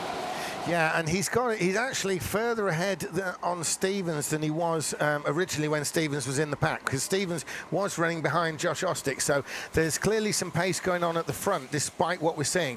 And Bram van der Ende. And Ramon's coming in. Yeah, Ramon is coming in. And he's going to hope he comes out behind, or at least if he gets a penalty, we get a red light, we get a green light. He's watching, he's looking over his shoulder as he comes to a stop, bang on his lights, and he's out ahead of Van der Ende. So this is going to start all over again. I mean, there is obviously the chance that the race officials, well, first of all, might have seen something different to what we saw. They might have seen it in more detail and deemed, no, actually, Ramon was pushed into the barrier. There's also the potential that the leniency is changing as the event goes on. As we get towards the finals, maybe they're letting more things slide. They are pretty consistent, it has to be said. One thing that isn't consistent, though, is Josh Ostick running the front. He's let him through. Now, Zach Venn has gone through. Now, this can be very interesting indeed, because Zach Venn was further down the order, and we said he needed something like a top 2 to go through into the semi-finals. And Zach Venn is currently running in first place now. Ostick signalled to him to keep going, so they're not going to fight, and they're going to try and make up ground on Ramon Pinheiro and Bram van der Ende. And it's Van der Ende that I was talking about has been allowed through by Ramon by the looks of it, because those positions have swapped, so it's been taken out of race control's hands. Right. We've got the replay of that potential bad pass into the last corner, which I'm going to have a little quick look at now. And another position, Joe Peters makes it through on Josh Ostick. So Zach Venn, now we saw Zach Venn has, we said he needed something like first or second, and it seemed like a long shot from way back, but maybe Zach Venn's now back in this picture, because if Ramon Pinheiro and Bram van der Ende have had swap places, one of them will have had to back off.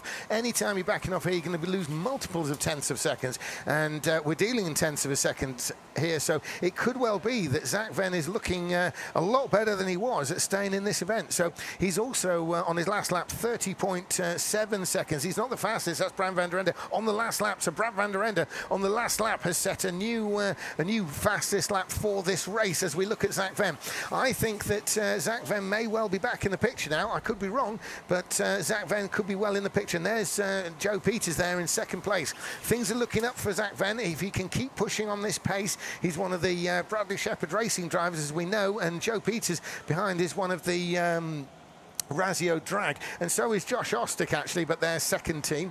And so as they continue with Zach Venn in the lead, and he's actually pulling away, so Zach Venn is doing everything he needs to stay in this competition. It's not out of the picture yet for the flying Zach Venn. I think Bram van der Ende and Ramon Pinheiro are still just inside the window they need to be in order to retain the top 2 positions. We've got a note from race control on the steward's screen here that says a bad pass was about to be issued, but the drivers took it into their own hands. So Ramon, seemingly allowing Brand through there, has dealt with it. So, but race control did deem it as a bad pass. Yeah. So, well, at least they've sorted that out, and everything's now square. So we've got Bram van der Ende in 5th place, and let's have a look at the gap there. Bram van der Ende still has the fastest lap. By some margin as well. He's currently 9 seconds behind the race leader, Zach Venn. Zach Venn needs to open this up. So Zach Venn, in the next couple of laps, to be sure of actually winning this race and staying in the event. He's been the semi-finalist before in the BRKC, and he's even won races, so he knows what to do. He's capable of pulling this off, but at the moment, if he can just pull out a couple of seconds, and that puts him in the position where he may come out of the pits able to challenge Bram van der Ende. He will have the inside for the snail section, and so it may maybe a bit easier for him to defend. But certainly Zach Venn will keep an eye on his lap times, because right now he needs to be very quick indeed. But Bram van der Ende faster again. 8.8 seconds is the time. And Alex down in the pits, we're looking for about 10.5 seconds for a safe into the pits and out for Zach Venn and maintaining the lead, right? Yeah, absolutely. And at the moment, Ramon is ahead of him and Van der Ende is ahead of him. But at the moment, and Carl Stevens is also in this mix. So Carl Stevens only 10.2 behind. Yeah, good call, good call. It's very tight. Because initially you see Carl Stevens running 5th and then 4th, and he's actually yet to win a BRKC race. I thought he had won, but he told me he hadn't. But Carl Stevens certainly potentially able to do it. He has finished 2nd a number of times before. So Carl Stevens in the mix. It was Carl who was on for a podium and then decided to pit and then lost out the 2 drivers behind him in one of the heats yesterday. Yes, that's right. It quickly unravelled, wasn't it? So what will take Carl out of that is if he starts attacking Ramon and then Ramon starts defending. Right. But at the moment, I'd actually add Anton Schoppler to that little list, because he's only 10.6 behind the lead. So Anton Schoppler, who pitted very early for this very reason, expecting aggro. So Anton could end up nowhere near the front, or he could end up with a half-decent position here, and now it's 10.5, so he's gained again on the leader. So Anton Schoppler staying in the event, making his way through to the semi-finals, involves a top 3 position, correct?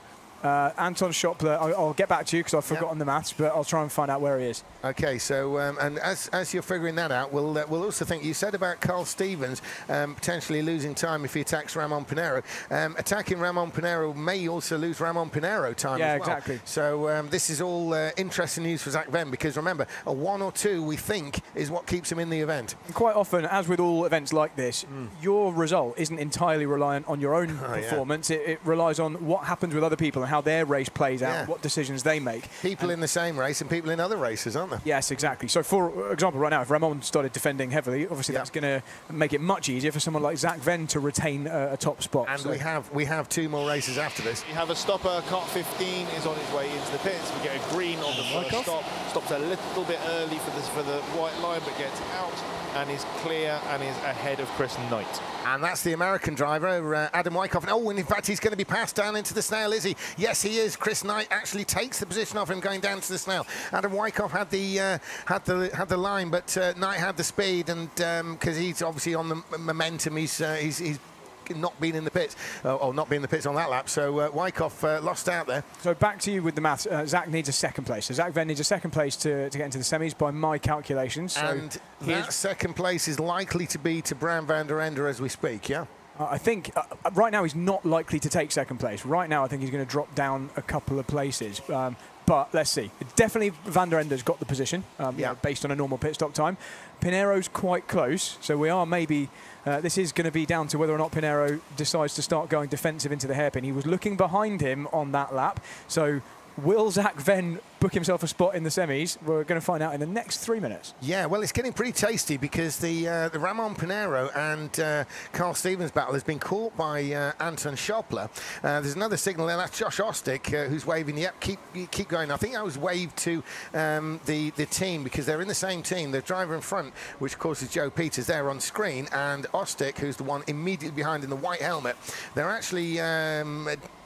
same organisation, 2 different teams, but they're still going to work together to a degree, and they're not going to want to trip over each other or slow each other down, so they're keeping a good pace. Now that is going to be quite entertaining for us, because does that mean that when they do go in and out of the pits, that could be into the middle of the Pinheiro, Stevens and Schoppler battle, relevant to Anton Schoppler, because we think he needs a top 4. Yeah, potentially, and actually the pressure's been taken off of Pinheiro. Ostick is in the pits. Ostick is in the pits. He hits his marks really, really well. Comes around really smoothly as he blips the throttle. Again, hits his marks. He's a throttle blippy person, and he comes out with a bit of air between him and Anton Schoppler. And that's very interesting, because he's way in front of... well, there's 2 behind. I don't think that's... no, I don't think he was ahead of Schoppler, was he? Schoppler's with the... no, Schoppler's the next car up the road. P3. Yeah, so basically he's actually come out way behind Ostick, so I was thinking that... Oh, and we got Peters in the pits. Peters is bang on his marks as he moves forward through it. Oh, just runs a little bit wide of the line. Got to be careful not to get a yellow, but he comes out ahead of Ostick. and now they resume their battle. Yeah, and crucially, from what I was talking about before, I was expecting them to be in the middle of this battle we're looking at, the Ramon Pinero, Carl Stevens, and there on screen, Anton Schoppler battle. But they're actually some way back. They are next in line, if you see. So if you look up in the top there, they will be the ones next onto the straight. But there's Ramon Pinero, who's now back up into third place, having made his stop.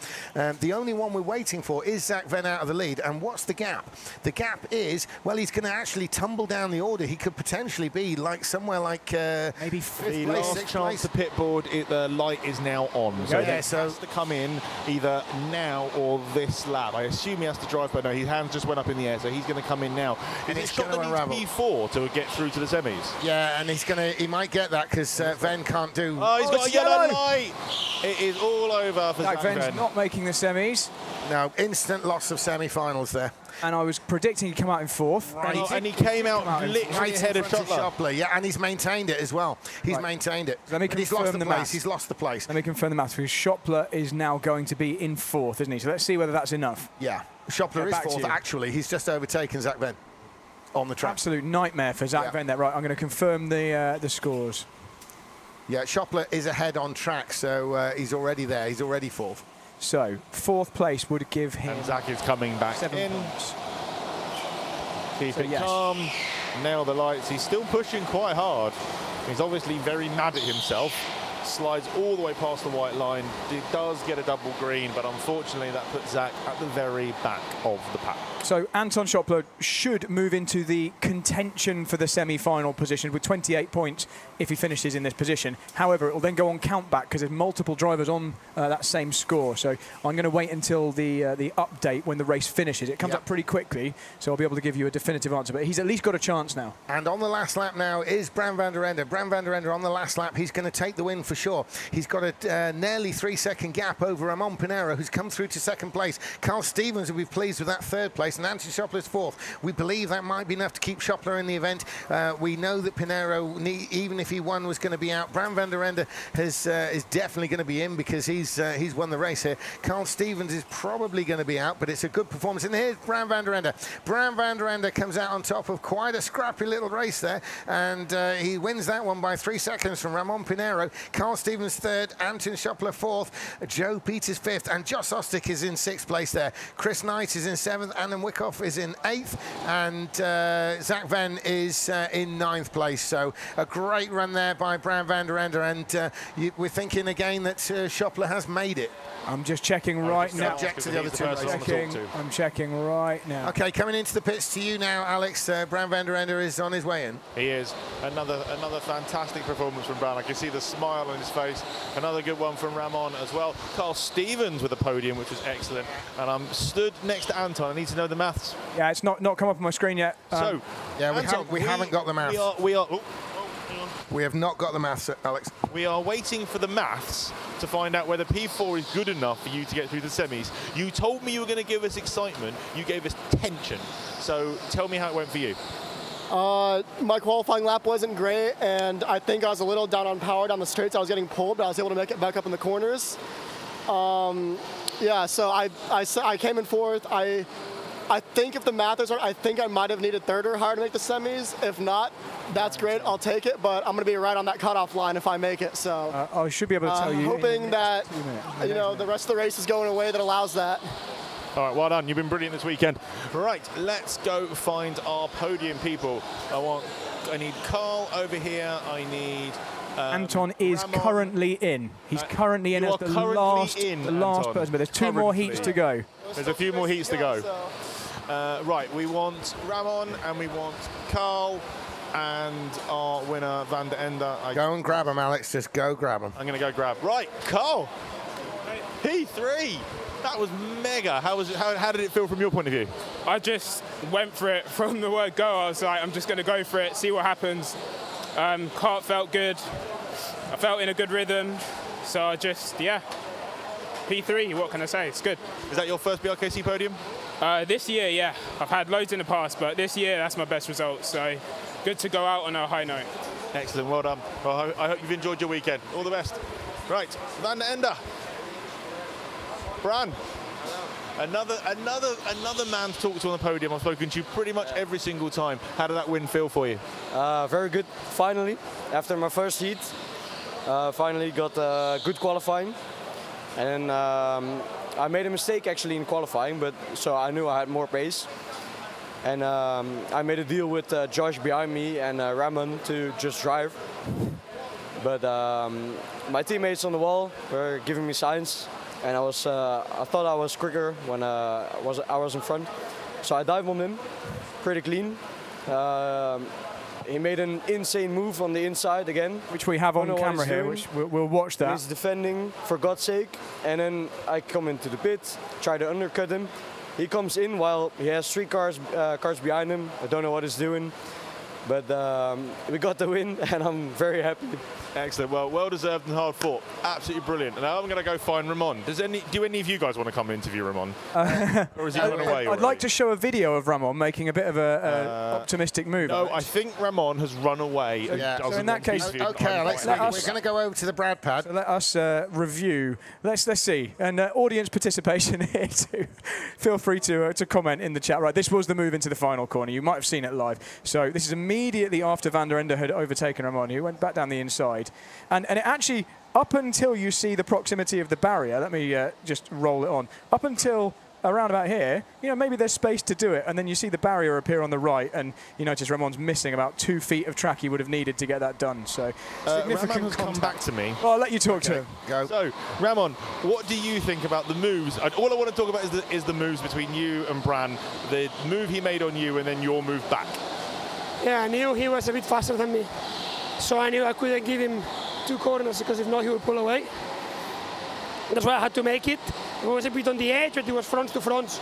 It was nowhere near front to side, so in this kind of competition I think it is allowed. Well, Brad's been talking about it. I haven't heard everything he said, but no doubt you will talk to him later about it. I think he's reviewed it on the pad, so you can go watch the footage back. You can go watch the footage back because he's showing it on the pad. Okay. Go on, man.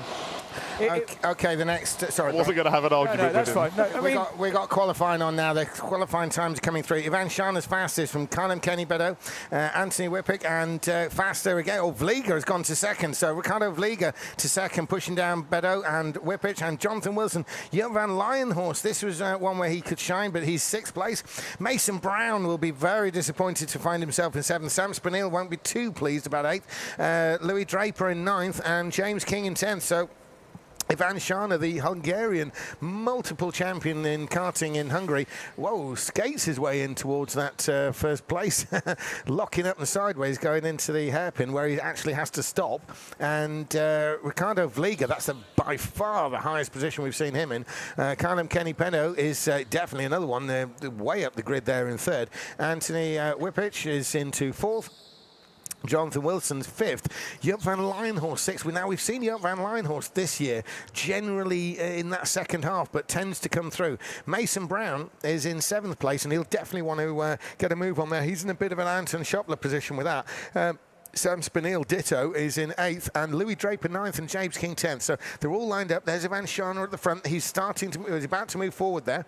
James, can I give you a bit of information, though? Go for it. So with Mason Brown, that's actually a good qualifying from him, because that is the 21 kart that didn't race in the last race. Very impressive. So, yeah, that's very interesting. So cold tyres, we think there's going to be several laps he needs. Could it be an early pit stop? Could it be a late? We've got differing opinions on what to do with that. That's bad luck for Mason Brown, because he's right at the front of the standings. Yeah, he is.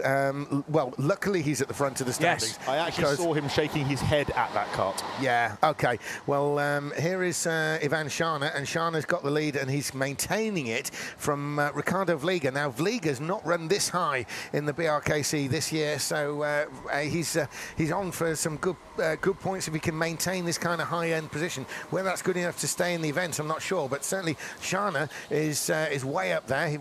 We've had to speak to him quite a bit, Alex, so that means he's generally been doing well. So Ivan Shana takes the kart across the line to lead the opening lap, and they're into the Snell section for lap 2. Round the snail section they go. There's Shana with that green-fronted helmet. Quite a spectacular driver, Ivan Shana. He's sort of burst onto the international scene round about sort of 2018-2019 period, and doing all of these big national events and the World Championships. And up until that point, he'd won literally every karting championship that you can do in Hungary. He'd literally step by step gone up the classes and done this, done that, done whatever, and then burst out abroad. And Ivan Shana on his day is very strong. He's not necessarily one we often put in the same class as, say, Ruben Boutsens or Vika Schlets, but he probably deserves to be, because on his day he's pretty formidable and borderline unbeatable at times. We've certainly seen him have lights to flag victories, things like this. He is the real deal, there's no question about it. Now he's going to have to be the real deal here, because Ricardo Vliga does need a win by my reckoning. If he's going to have any hope in this tournament, it's got to be a win for Vliga. He's in that Pinero situation of win or bust, even though Pinero couldn't have made it despite that.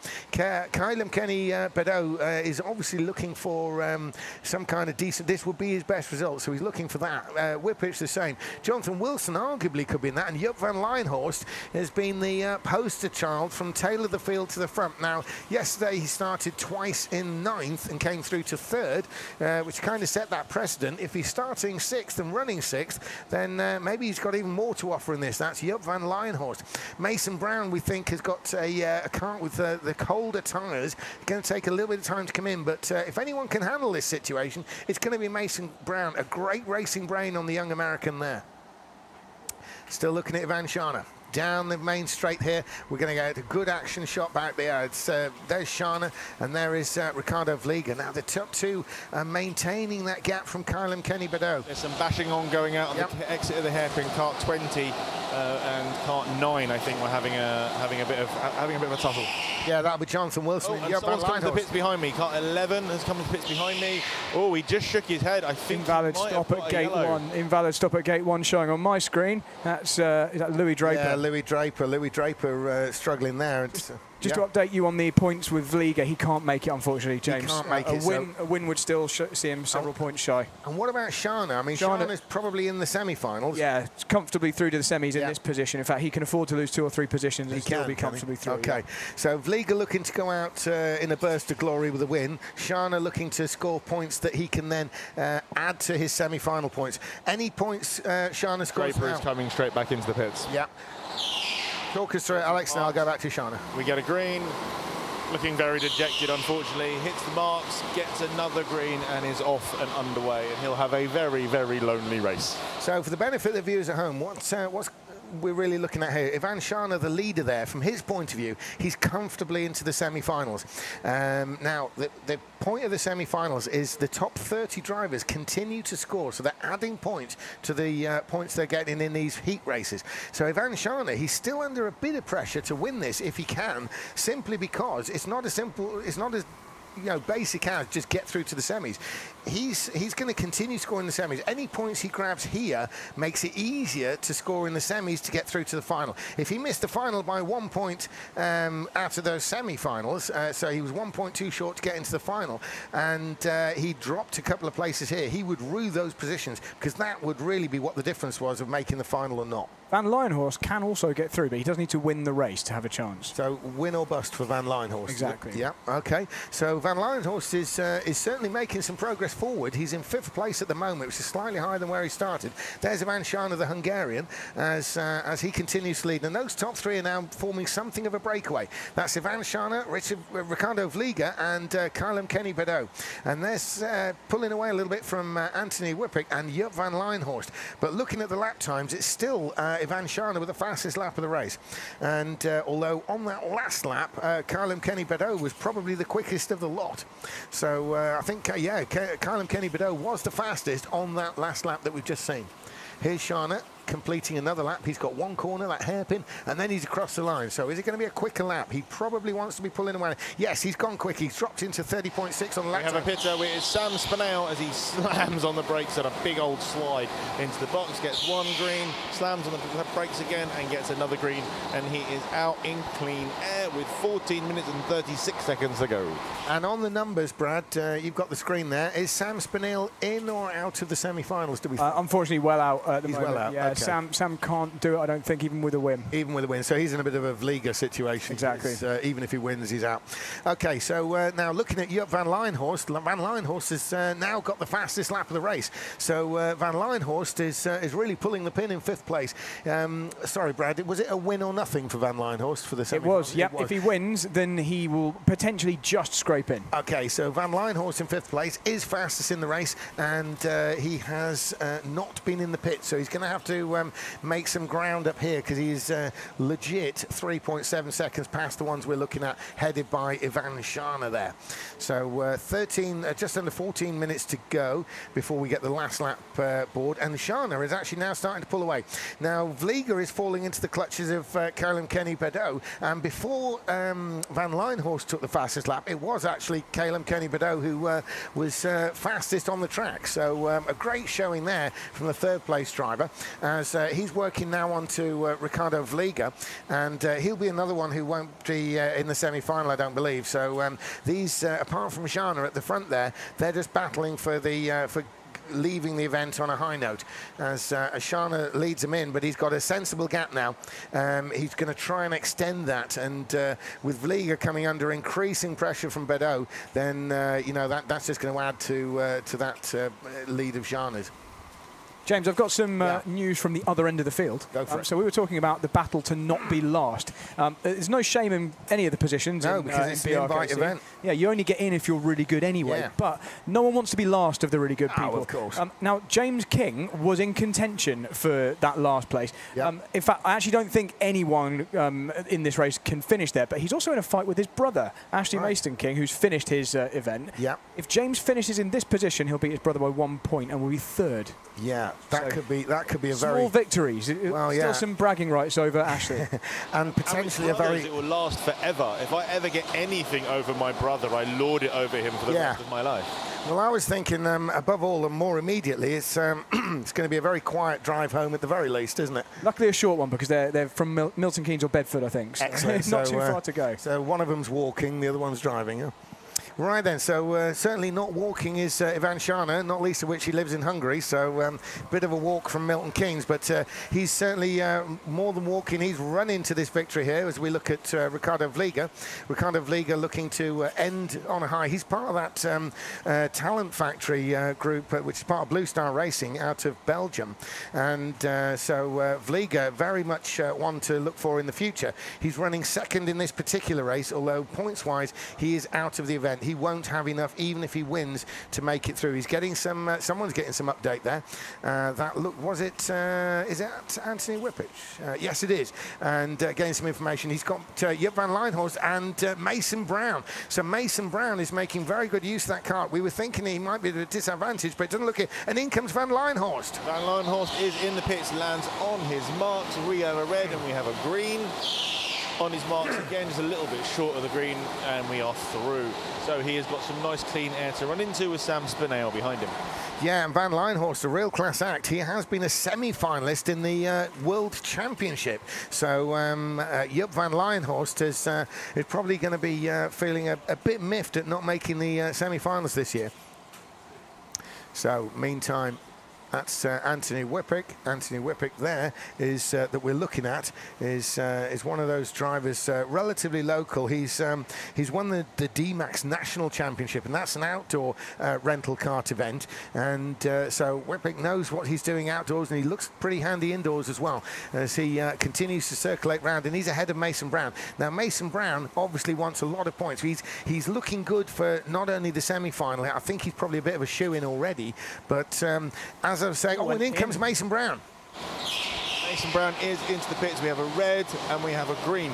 So do we know what the status is for Mason Brown going into the semis? Because he's had a really good run up until now, and obviously he's fairly back in. And he's alongside with Van Horst, but he's had hit him and now behind. He's lost the position. Yeah, I can give you I can tell you about Mason Brown. So he's currently definitely in, isn't he? He's had a first, and a second. Yeah. So he's definitely in. But for him, this is now about wanting to be definitely in the final. He doesn't want a middle position in this race because he's been doing so well. He wants to continue on with that We success. have another stopper, number 18. That's We Vipic. get green, and then we get to the next one. Stopped a little bit short of the white line. Leans himself forward to get himself out, and he's out behind Ashley Mason-King, but ahead of Van Horst and Brown. Wow. And he's having to hold him off, though. Van Leinhorst going around the outside. And he's lost the position to Brown. Van Leinhorst loses the position to Brown. He tried to run Whippick round the outside and couldn't make it, and actually lost the position to Mason Brown. So Mason Brown was able to jump through ahead there, make up a position, and now they're running down the backstretch. It's Mason Brown in the middle of this group, and they're all going What a defensive. fight. Yeah, and round the outside is Van Leinhorst, but he's not able to make that stick as Mason Brown, we're looking at there, cements that mid position in the group of three. In the pits is King.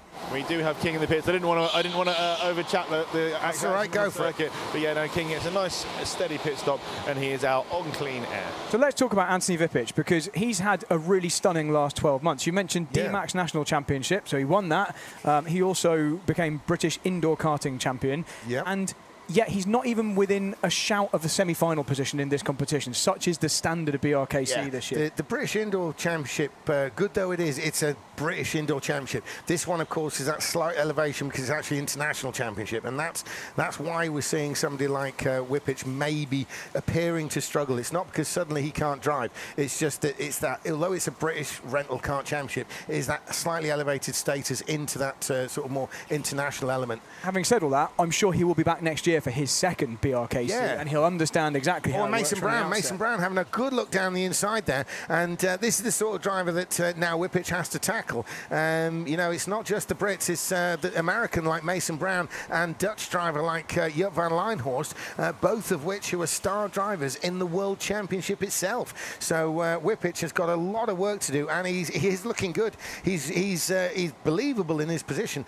They have been caught in turn by Sam Spinell, and Whippich has got 3 karts behind him who mean business. He's looking over his shoulder there at Mason Brown, and down the inside comes Brown. Oh, and a bit of a bundle there. And he's lost 2 places. 2 things at once happened there, because one driver was looking for a move on the other, decided against it. So Van Leinhorst was having a little look at Vipic, but then Mason Brown was going for his own move. So and he seemed to make it stick. We'll see whether there's an investigation. I didn't see it in detail. Well, the interesting one's going to be there is an instant bad pass flag for number 21, which is Mason And Brown. Mason Brown is going to lose a position to disaster. Joop van Leinhorst, because Mason Brown, look at the lead he's got. The driver he's got to let through is the one in red, way up the straight. So Mason Brown is going to suffer here. Thank goodness he's automatically through. You can because see have to him let looking Van for. Leinhorst. I can see him looking for him. He's banging his head now because he realises how much he's going to have to let go. You have to let. So he lets Van Leinhorst through, but that's not the one he's trying to let through. Yeah, it's because Whippich, he's going to let more through. This is a disaster for Mason Brown, because Whippich has tumbled down the order, and look at Mason Brown's having to drive slowly, so he's losing ground anyway. I saw him shout a swear word in his helmet into the final corner. I know that sounds strange, but you can see the movement of the helmet when he realised what he had to do. There was a very definite shout. Right, if I can cut in there, crucially, Whippich passed Sam Spinell, and Mason Brown was able to just let Whippich through, because that was nearly letting yet another kart through, as Mason Brown, because of course he had to come back off the throttle, so of course he's lost distance on everybody in front of him, as well as those positions. It's not as simple as losing position. That's probably, in terms of losing ground for a bad pass, that's the biggest loss we've seen so far this year in the BRKC. That's the risk you take when you go for a half move, or even a move that you think is on, but there's other drivers very close behind. And in that situation, you had Sam Spinell, who'd also caught up to the back. There was every chance, if it didn't go well, or if the driver you're overtaking wasn't cooperative, that you were going to end up having to give it back. Now, folks on the live stream. Oh, so we got kart number 14 in the pit lane behind us. It's yellow. Has he got a yellow? Oh, and he's dejected, and he throws his head back, unfortunately, and he's going to have to come back and see me. Yeah, bad news for Bedeau. He was running right up at the top there, and very believably slow. Unfortunately, have you guys noticed that this afternoon, and we have had way more yellows than we have had all competition? We called it. I'll tell you what that is. That is pressure and tiredness. Yep. Pressure, tiredness, and having to get into that semi-final. Now, Mason Brown, of course, we think is a shoe-in regardless to the semi-final, but he's already thinking about the points for the final, because he's got to not only race his way into the final from this, but his semi-final will add to the points he gets here, and he's way down the order in 7th place by his standards. A driver fancying their chances of making the final can't be sitting there dealing with a 7th place finish. So it's going to be very interesting. There are 3 people to make a stop, but they were all in front of this group, and that's Ivan Shana, the leader, Ricardo Vliga in 2nd, and Jonathan Wilson in 3rd. I'll tell you something, this penalty that Badeau's, well, this pit stop that Badeau's going to have down to the serve. Sorry, Alex, down. It looked like Mason Brown's going to go down the inside, but it's been cut off by Whippick. Yeah, that's all right. This penalty that Badeau is going to have to serve is going to help Mason Brown. So it will help give him another position as he comes in. And Shana is now into the pits. And Shana slams on the brakes, really nice and controlled, really good pit stop. Lifts himself out of the seat as he then goes, hits the line again, lifts himself out of the seat. He comes back on the track behind Wilson, who hasn't pitted, and Badeau, who has to pit again. Indeed, and that promotes Ricardo Vliga up into first place, Jonathan Wilson second, and the rest. Shana has actually cut in third, so he has comfortably come out ahead of Badeau, who we think has got to make, who we know has got to make another stop. Joop van Leinhorst is fifth, and that is going to push him ahead of Badeau. And the race leader is in. I'd totally forgotten that he was leading this race because we haven't spoken about him all race. And Wilson. So, nice clean pit stop, comes out in the lead as Wilson then follows him in as well. And Wilson gets a clean pit stop. His team are shoving him out the track as he comes out just ahead of Van Leinhorst. And so that's everyone has been in and out, but we know Badeau has to come back, or we believe Badeau still has to come back in. So the positions, we're gonna get the timer resetting when it crossed the line. But we're looking at the moment at Whippick still holding off, fighting amazing rearguard action against Mason Brown. Then there's, in fact, it's Shana's. Here comes Badeau for his second pit stop as he hits the red, hits the green. Hits the red flag, slides very far forward and gets the green on that one. So Alex, if I can just cut in there, the stop by Vliga was so good. He's actually leapfrogged Ivan Shana. So Vliga there, we can see on screen. That's the what is he? Flying Dutchman. Ricardo Vliga there is ahead of the Hungarian Shana. So there's Vliga. He's wanting to go out on a high. He's not going to make it through, but he's going to want to leave here with a victory. He's one of the Talent Factory drivers. That team based in Netherlands. In Belgium, and Ivan Shana has been duped. He's been passed. He's in second place, and we can see it on the screen here. That's what we're watching on the live stream now. So much else going on. We somehow missed that a key move for the lead was on the cards. Fast laps and a great pit stop. Simple as that. And further, Vliga was following, but managed to make the difference there on the in laps. By the way, Badeau has made his second pit stop and is ahead still of Andy Whippick and Mason Brown. I'm just about to bring that up. It hasn't really lost him that many places, maybe one place. What was going on before? I mean, Mason Brown must have lost a pit stop time in having to back off to let other people through. Really quite a disastrous result for Mason. He's luckily already through, not luckily, through his own skills, already through to the semis comfortably, but this is going to make it much harder to make the final. Yes, because he'll add the points that he's got in the heat races so far to his semi-final result, and that hopefully will be enough to put him in the top 10. But this is where that all unravels. So if he doesn't make the final, if he makes the semi-final but doesn't make the final, this is where that was lost in this heat race itself. But it's still Ricardo Vliga, and he's heading Ivan Shana, but Shana's really piling the pressure on. They've got just over a minute to go, and then that one lap. So is it only Shana and Brown who are going to make the semis now, according to the maths? From this group? Yeah, because Van Leinhorst needed to win, didn't he? Yeah, so, that's exactly right. Yeah. So Van Leinhorst needed to win, and he hasn't, or he's not going to. So it does look like Shana, but Vliga can certainly go out with a win, which is what he's hoping for, and probably what the Talent Factory team will be looking for a driver of him, someone that they're bringing on as he continues on his way. And there's Shana. So Shana to the outside. Vliga's covering the inside. Shana back to the inside. Oh, all sideways. So close there, Ivan Shana. He wasn't. I think he'd gone beyond trying to overtake. He was just not trying to slam into the back of Ricardo Vliga.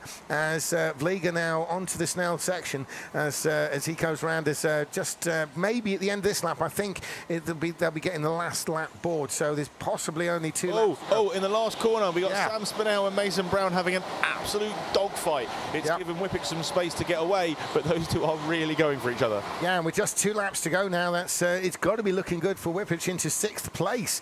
The British Indoor Kart Championship champion going through into 6th place. That's the best showing I think we've seen from him in terms of final result. So there's Vliga. He's on the last lap now. Vliga leading Van Scharner for the last time. He's defensive to the Snell, and he's going to be defensive coming out of the Snell. Yes, he is. As they come around this long sweeping left, it just gets more and more open. They're on the throttle. What's happened to Mason Brown? Why is he so far behind Sam Spinell? Something's happened out of our view. Okay. Sam Spinell's miles in front of Mason Brown, and Mason Brown was tapping his helmet and now waving his arm. Okay, well, whatever it is, if you can just keep going for this final lap, because crossing the line and finishing the race, it's Ricardo Vliga who wins from Ivan Scharner. So Vliga takes the victory. Oh, huge crash at the last corner. Kicked out of the kart, did Van Lijnhorst. Van Lijnhorst, he's almost lost the position, but manages to hold on ahead of Bedo. So Van Lijnhorst maintains his 4th place. But how close was that? We can't see, and we weren't looking at it on the camera. What happened through the building? All I saw was I heard a massive crash, and then Van Lijnhorst half out of his kart. And then got back in and kept going. But yeah, it was a dead stop. So he must have gone through the corner side by side and must have hit the dead stop. Well, luckily for Van Lijnhorst, he didn't lose any positions. He was just about able to maintain that 4th place ahead of Bedo. So they're coming down to you now, Alex. It could be pretty interesting. I'm going to grab Mason. I'm going to grab Mason. We've got to have some positivity here. He's given us plenty of excitement. Obviously, he will have. Oh God, he looks dejected. But I'm going to do it anyway because we're going to have some fun. He's got a face on. Mason, that race couldn't have gone much worse for you. And what happened at the end there? Well, I don't know. It just started off bad, drawing a cold cart, and that put me in a bad mindset. And yeah, the race just didn't have anything go my way. And towards the end, I saw the pit light and got kind of thought in of we're towards the end. And I think I just tricked myself thinking the race had ended. Yeah, I got so caught up trying to get this last lap move done. And when I tried it and it didn't work, then I didn't even think about seeing a checker flag. I thought that was the last lap, and that was it. Oh, that's a shame, dude. Well, listen, you are in the semis. Go and have 2 good semi-final races and earn yourself that, and try and earn yourself that place in the final. Wow.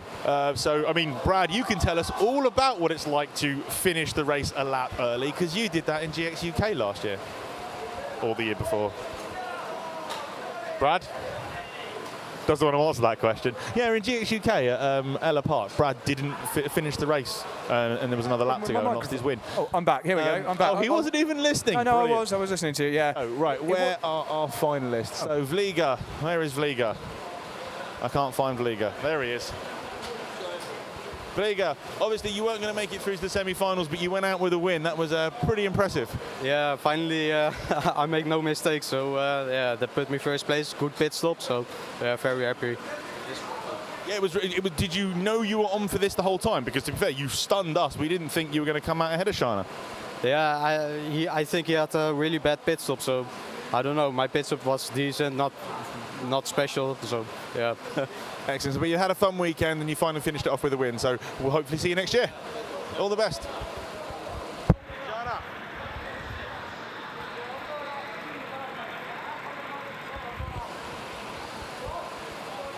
Ivan, so P2 and you're into the semi-finals. Did it surprise you that you came out in 2nd place, that he came out the pits ahead of you? Yeah, to be honest, I wasn't really familiar with this pit stop game, to be honest. I was like, okay, I can take this a bit cautiously in the pits because there's no way he can do that top pit stop time, and he just did. And then Ricardo, he put up a spotless defense as well, so I had to say a huge congrats to him. I should have done better, but he also deserved all shout-outs. So. Excellent. Well, we're going to see you in the semi-finals. Good luck. All the best. Take care. And I think that is everybody. Back to you guys up in the commentary box, ready for the final race of the heats. Well, thank you, Alex. And yes, you said it. We've finally got to race number 40, and it's the final race in the final round of heats. So these drivers here are again, we've got some interesting ones because we're talking about people who could book themselves into the final, in which case it would be the first time. Now, we're going to look through. We've got David Harvey, who's in the battle for the last place we were talking about before, and Jakub Bulcharski and Ben Luff. Gary Jones, a 4 times Masters champion. He's not winning it this year, though. That's already gone elsewhere. And James Wilshire of Razio Drag Team is with his brother, Thomas Wilshire. So 2 brothers in the same race here. Elias Tellier, Matteo de Ramey, Cameron Das, and Ben Paynes are also in this one. Now, the interesting thing with the Wilshire brothers, I was talking to them earlier, and they were asking about, has it ever been done where brothers have won 2 in the same race? Well, actually, in BRKC history, I don't think it has happened where brothers have been 1-2. However, there has been brother-sister 1-2 with Ruben and Annalene Boutons. So, I mean, obviously, that's way back in the day. Annalene has long since retired from the international karting. She, of course, was a ladies world champion a number of times and a front runner as well on top of that. So, if you remember, back in 2014, it was actually a Boutons family battle for the actual title overall, Ruben Boutons versus sister Annalene. The checker flag is out, and it's Thomas Wilshire's gone fastest, and James Wilshire's gone second fastest. So this is very interesting. Maybe we're lining up a Wilshire 1-2 in this one. They're still fastest. They're still topping the table. Ramey's put in the time. Mulcharski's gone to 4th. It's still looking good for the Wilshire boys and from Wales and the Razio Drag Team. And that is it. So the question was asked earlier by the brothers themselves, and it's been answered with a 1-2 in qualifying. We could yet have that result. So less than half a tenth between them. Absolutely, and interestingly, it's Tom who's faster than James, because if you remember, James has won twice, and Tom has not actually won at all. In fact, he's not really spent much time on the podium positions. So James Wilshire has had 2 wins. Now, will there be any family team orders here? Well, in terms of the overall result and getting into the semis, James will be through with 3 points, but Tom can't get through even with a win. So if there's any question of trying to help give his brother the maximum possible score, Tom would, if it was completely a team game, Tom would let James win, take the maximum. He would. Points. But would James then let Tom end on a high with a win? Well, there we go. It depends. I mean, he is his brother. I mean, it depends. I mean, well, if they want the best possible chance for Razio Drag of getting a driver into the final, then James needs to win. In this position, I think if this was my team, and they're probably listening right now, I think we'd let the person with the best chance to take the best score through.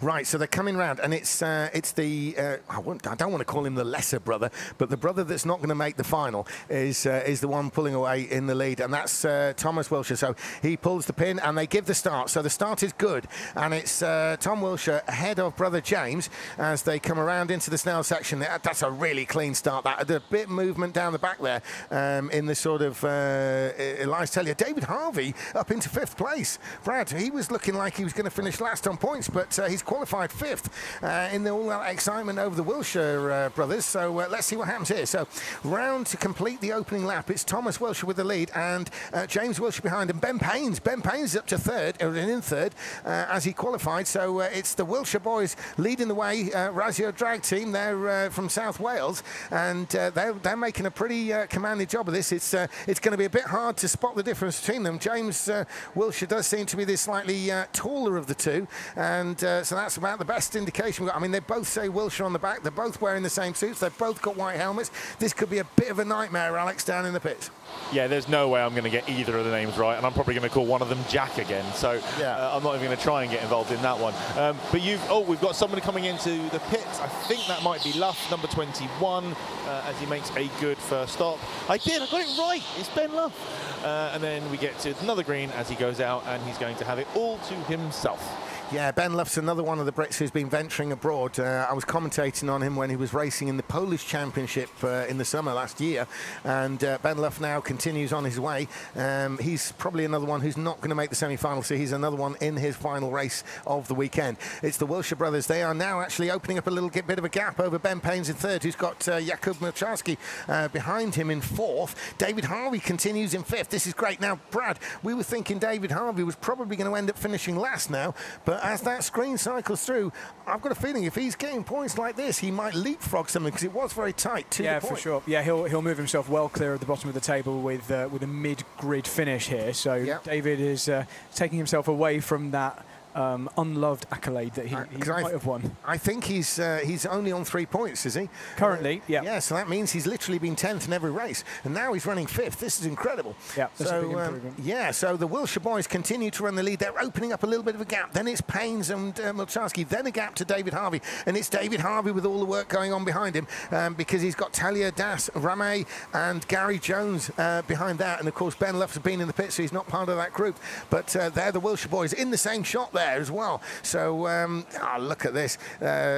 Tom leads the way, and it's James behind. So as they turn in, Tom with his visor down and James with his visor up. So and down the inside comes James, and they've switched position there. So James has come down the inside at the snail. Thumbs up from the marshal who's watching that corner. So I think that's been deemed all good. Oh yeah. And so they are now in the order that they need to be in order to ensure James gets the most possible points heading on into the semis and the final. Yeah, James giving his brother the think sign because obviously even with that pass, they've fallen back into the clutches of Ben Paynes. So Ben Paynes is now in position. So if James can set the lap times and Tom can go with him, this could yet have the question of the two brothers, first and second. I feel like this is where you need to employ the kind of tactic that you used to employ, Brad, in GX UK, where you just push the guy in front of you. Where if Tom can just push James all the way around the circuit and two karts can travel faster than the karts that are behind them, they might actually build themselves some breathing room and not have to worry about fighting each other. They'd be definitely best advised to not do any more fighting for sure. They need to try and pull clear of the number 11 of Ben Paynes. Yeah, and fortunately for them, we have a stopper. It is Bram van der Ende. Oh, we've got a double stack. Number 18 has come in behind Bram van der Ende, and it is, I don't know who it is because he hasn't got any name or any insignia on his suit, but it's kart number 18. Well, and he is coming out behind Ben Luff, and van der Ende came out ahead. Actually, Alex, I don't mean to tear you apart completely, but not only did you not know who was in the second one, you didn't know who was in the first one because Bram van der Ende is not even in this race. You know what's really funny? I had seen Bram van der Ende on it. I'm like, why are you in another race? Because it's on his suit. So it's not entirely my fault. There's been some, well, that's a good get out there. I think with the suits, it's a lot to do with people wearing the skin suits because not everybody has them. And like Ruben Boutons has lent his skin suit to people. I've noticed that. So sometimes you will have the wrong name on the back there. But anyway, it's the two Wilshire brothers who are genuinely who we think they are, as James Wilshire now leads. Now, James Wilshire's had 2 wins this tournament already in the heat races. So if he wins this, he's looking to make it 3. Now, 3 wins unless he has a complete mare in the final. He's in the semi-final. He's probably going to be pushing his way into the final itself. These guys here, the Razio drag team, you know, I've said it before and I've insulted them to their faces, so I can say it on this stream now. They definitely, when they first started, they're the kind of big gang of lads who are here for the beer. They've actually got better and better to the point where they're getting really good at it now. So with a lot of practice taking place here over the weeks leading into the event, so they've done a lot of the Sunday events here, you know, travelling up each time from South Wales, and it's really paying dividends here, particularly from James' point of view, with 2 wins in the 5th place. If he can win this, that could well lead to a spot in the final. He continues to score in the semi-final, and we're going to really keep an eye on the points there for James Wilshire as he attempts to put himself not only into the semi-final but the grand final itself. And the two Wilshire boys, they're really looking convincing at the front. Now, I've got to say it here, Alex and Brad, but I've got to stop you. We've got Cameron Das in the pits. He hits a green on his first, hits a green on his second and gets away, and he comes out just ahead of not Bram van der Ende. Okay, so Cameron Das rejoins the race, and the interesting thing with the two Wilshire brothers, what I was going to come on and say was this is shades of Adam Davis and Steve Gray all those years ago when it was a 1-2, sort of straight in there from, I wouldn't say from nowhere because we've seen 2 wins from James Wilshire, but this is the performance they were doing. That was, of course, the one where I rather mistakenly described it as the unthinkable has happened and Steve Gray has won. Obviously, the internet got lively on that and they named their team the Unthinkables, but certainly the Wilshire boys here are, it's that kind of race, isn't it? They've taken it to the front and they're doing the work. James Wilshire has won twice already, but Tom has been nowhere near this kind of position. He's not been in a position. We certainly didn't qualify and pole in any of the other races, and he's shadowing his brother nicely. The two of them are pulling each other together. A great family event. I mean, you can only imagine what the Wilshire household's like down in South Wales right now. So James Wiltshire here with this result, assuming it finishes as it currently is, he'd be joint 4th overall. So currently well inside the final zone. He's made it more or less, hasn't he? It obviously depends a lot on the semi-final. Yeah, so it's not over, but he's doing the right thing. Within the top 30, when we get into the semis in about an hour's time or so, it can swap around a lot. But you can only put yourself in the best possible position before that. The interesting thing also with James is that when he got a 5th place, because what did he do? Did he win the opener? Yeah, he won the opener and he won the second one. But in the 3rd race, he came in 5th, and he was a little bit worried about that because although he'd done the winning, it would have been a bad run in this race, and he may have been out of the picture. However, he's kind of undone that with leading the race now, and he's looking very convincing ahead of brother Tom. And really, I don't want to tempt fate, and if it was anyone else, I would be saying it, so I'll say it anyway. We are looking like a probable win here for James Wiltshire. If it was Tomek Bernadowski in the lead there, we'd say he'd already won. So, you know, it's a fair thing to say. But we're looking there at a battle a bit further down. Is that the Paynes-Milcharski area? As the 13? No, it's further down there. It's Cameron Daz. Cameron Daz ahead of Elias Tellier there. That's it. So that's what's on screen now. Viewers back at home. Ben Luff is trying to close in on that with Matteo de Rame a bit further back. Stopper number 14 into the pits. Green light on the first stop, and a long stationary period it seemed there for Harvey. Yeah, that was David Harvey. Now, David Harvey, he was last. Oh, he's come out right in front of the looks like Das and Tellier, so he's back to where he was, holding them off. So David Harvey is way up there. He's been 6th place now. When I say way up, he's finished every race this tournament, the other 3, in 10th place. So this is a really good showing by David Harvey. And David Harvey's last in the points. If he can keep this up, he'll actually move up a significant number of places. There's a huge points difference between 6th and last, and there's a lot of people within that area who are literally like 1 point in it, and several drivers on the same point down the bottom end. So, I mean, he could jump even into the top 90. He might make up about 10 places here with this if the others aren't careful. I'll keep an eye on it, and as soon as it updates, James, I'll let you know. Yeah, that will be interesting. But we've still got James Wiltshire at the front, tailed by brother, and Thomas Wilshire's the fastest. He's got the fastest lap. They're both running 30.6 lap times at the moment, not least of which because they're actually doing it together. But if they come in the pits, they will definitely come out ahead of David Harvey. And David Harvey is the highest place of the pit stoppers. So as you can imagine, they're going to come out in front, but they will definitely do it. No one's going to leapfrog them in the pits at this point is what I'm thinking of as Harvey continues to lead that. Because this is exactly the sort of silly situation where the driver can come through unnoticed from the back. A Jupp van Lijenhorst or someone like this could have been making ground, and in fact no, there was almost a change of position there. We're looking at David Harvey on screen, but the Wiltshire boys actually arrived at the Snell section more side by side. Another battle to keep an eye on is Ben Paynes and Jakub Maritsky, because they just smashed into the barrier in front of me on the exit of the final corner, and so they are nose to tail and really going at each other. Yeah, that's over 3rd place as well, so both of them got something to gain now to wave. No, he's got past him. Has he? I just noticed a massive gap. I think there's been some contact or something, because Paynes is quite far behind when he was ahead.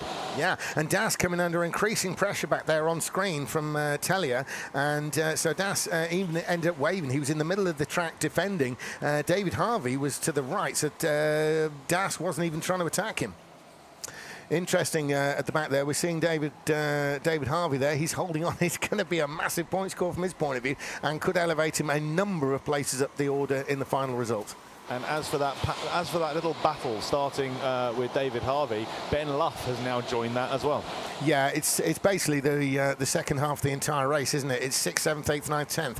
And so David Harvey there is going to be absorbing an increasing amount of pressure. However, people getting impatient behind him with each other will make his life easier. So away goes David Harvey. It's still the Wiltshire brothers, and we've got about 8.5 minutes really by the time I finish the sentence as for them to come in. Well, that's going to be 7.5 minutes, isn't it, because of the last lap board. But it's still the two Wiltshire brothers separated by 0.3 of a second as we watch David Harvey lead this group. So we've been talking about the calibre of the field, James, throughout the event.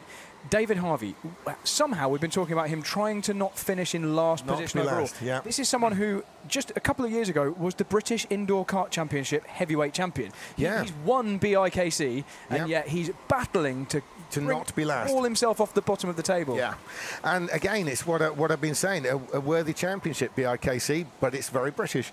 This is an international one, so therefore the standard is slightly elevated because you bring in more people into the mix that are very top graders. It's a World Championship qualifier here, so you've got the very best. I mean, there's foreign drivers trying to get into the World Championship using the British Championship to do it, as they will go to other races, and we'll have British drivers like Chris Ball and Seb Miller going out to the foreign races and the same thing. So it's just the elevated level of a national event versus an international one. Exactly.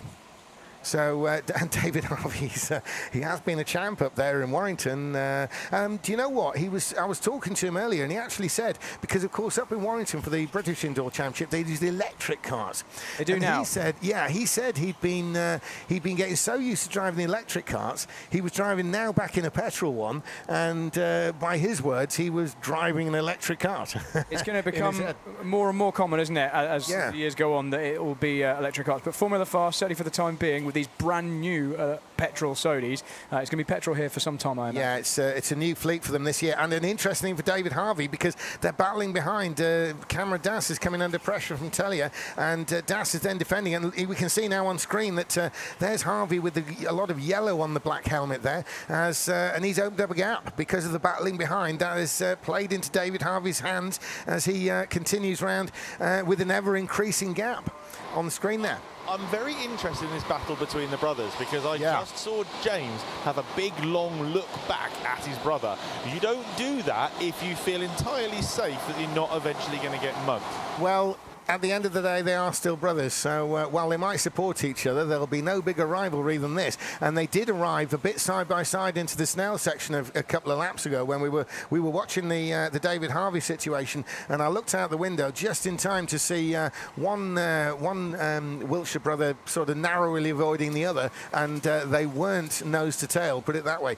And they do continue around. They are absolutely one cart between them. They're just sat there pounding out these laps, running down the clock really, because they're at under 6 minutes now, 5 minutes in reality because of the last lap to pit board. So one of them will be in first. We don't know which yet. The Razio drag team will be on top of this situation because this really is not one to blow now. Brad Philpott earlier on was suggesting that despite the fact that Tom hasn't won a race, but James has won 2, wouldn't it be nice if Tom won? He would still, as a team boss, if you like, calling the shots, he would still try to make it so that James won a 3rd race rather than gifting it to brother Tom to end on a high note, simply because they for the aim of trying to get one of the Razio drag lads into the final. And when I say lads, I mean it. If you're here at the event, there's no bigger group of lads than those boys from South Wales in the Razio drag team.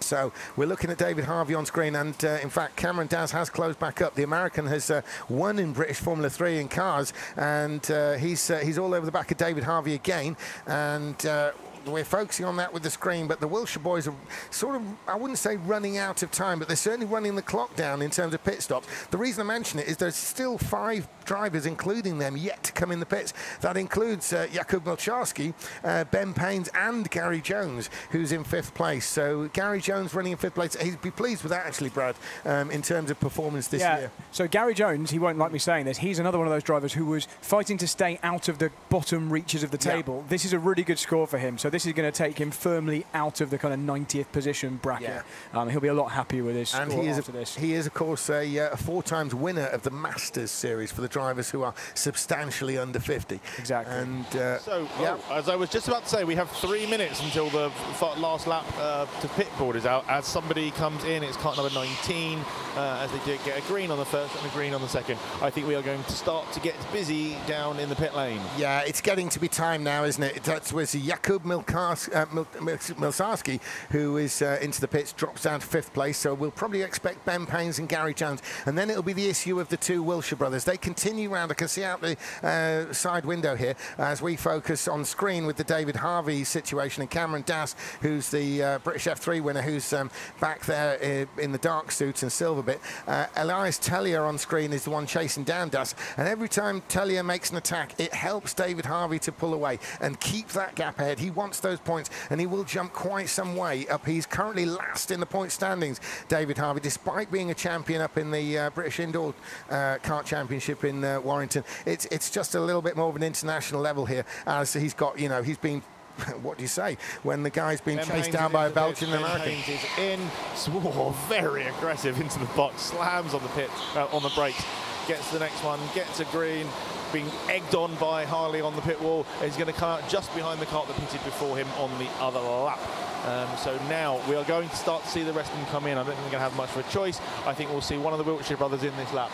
Yeah, Milchanski managed to Milchanski managed to run through ahead of Ben Paynes there. He's about 3 kart lengths ahead as we continue with the David Harvey battle. And so we're now looking for Gary Jones and then the two Wilshire boys, as we've got 2.5 minutes on the clock plus 1 lap. So it's a bit of a 1.5 minutes really to be making a pit stop, which is actually 3 laps. So 3 drivers and potentially 3 laps. So obviously the Wilshire brothers won't want to come in nose to tail. They're coming towards me now, so let's see which Surely one of them. They have to, yes. Yes, the leader's in. Oh. Leader's in. Okay, now that is Dives in, that's hits the brakes. That's extremely strange. Green, hits the brakes, green and go. Now, the fact that it was come out behind Gary Jones, and Gary Jones hasn't pitted either, so Gary Jones has just seen the last chance to pit board, so he's going to have to come in this lap, and we're also going to see Tom come in this lap as comfortably, well. But Tom and Gary Jones are comfortably far apart, so they won't trip over each other in the pit lane, although we'll see them now. Here comes Tom Jones. Tom Wilshire, sorry. Tom Wilshire, not... Guys, this is extremely unusual for the leader to pit before second place. So that's why... he's taking a very easy pit stop. I don't think he's he's having a very big delay. As Gary comes in behind me, that was an intentionally slow pit stop. As Gary gets a green and he's off and out his way and comes out back behind Ben Paynes. Yeah, the Wilshire brothers formation drive continues there. Tom was, I think Razio Drag are quite serious about getting someone into the final here. So obviously Brad was saying earlier on that James would be the answer. Clearly not a battle in the battling sense there. They've got some sense around this. Yeah, so I was very surprised, as you heard, to see the leader, James, in first, and that's because, as we all know now, with enough races under our belt, that the second driver has that track position advantage leaving the pits. They've got the inside line for turn 1, 2 and 3. But, as Alex pointed out, Tom did such a gentle pit stop. You can see the gaps increased massively now after the stop, that actually James was essentially guaranteed to take the lead again. But I assume they had that kind of thing discussed beforehand, because I certainly would not have pitted out of the lead until the last chance to pit board. Definitely waited, stopped, it went green, and then gently applied the throttle. There was no urgency in that pit stop whatsoever. No, there's clearly a large degree of sense going on there. So James Wilshire continues. They've got 16 seconds, 15, 14 till the last lap board comes out. There's the David Harvey battle on screen there. As the two Wilshire boys, they're running up at the front, and the Wilshire lads are where it's at the moment. There's less than a second between them. They're not battling, but it's going to be such an incredible result there for the Razio Drag drivers. As we're looking at the David Harvey one, we really want to see the Wilshire boys. But anyway, it's Harvey on screen. James Wilshire is going to win this race from his brother Thomas, and they're on the last lap now, and they're going to be coming around soon. They're in the snail section. I can see out the screen. No, they're beyond that, and the checker flag is going to be there. They're coming down the backstretch. They're on the backstretch. They're coming through the final corners here, and it's the two Wilshire brothers. A historic victory in British Rental Kart Championship. It's going to be James Wilshire from Thomas Wilshire. There they go, and taking the win is James Wilshire from his brother. And what a result for the Razio Drag team from South Wales. The two Wilshire boys, 1 and 2, and there's David Harvey coming through in 5th place. But there they are, the heroes of the moment, the two Welsh brothers there. James Wilshire, Tom Wilshire, and they're going to continue around as they come. James Wilshire's so relieved. He's kind of like waggling his hands there. Clearly, that has been a bit of hard work just to, even though he wasn't under pressure from his brother, he had his brother running close and needed to do the job of getting the win in. That puts him into the semi-final, and from his point of view and Razia Track's point of view, in the final itself. Alex, they're coming down to you. This could be two of the most delighted first and seconds we've seen all weekend. Yeah, I think we're going to see some brotherly love as they come out. Yeah, they were talking about it before. There's going to be lots of screaming and hugging, but I am going to interview Cameron Dass.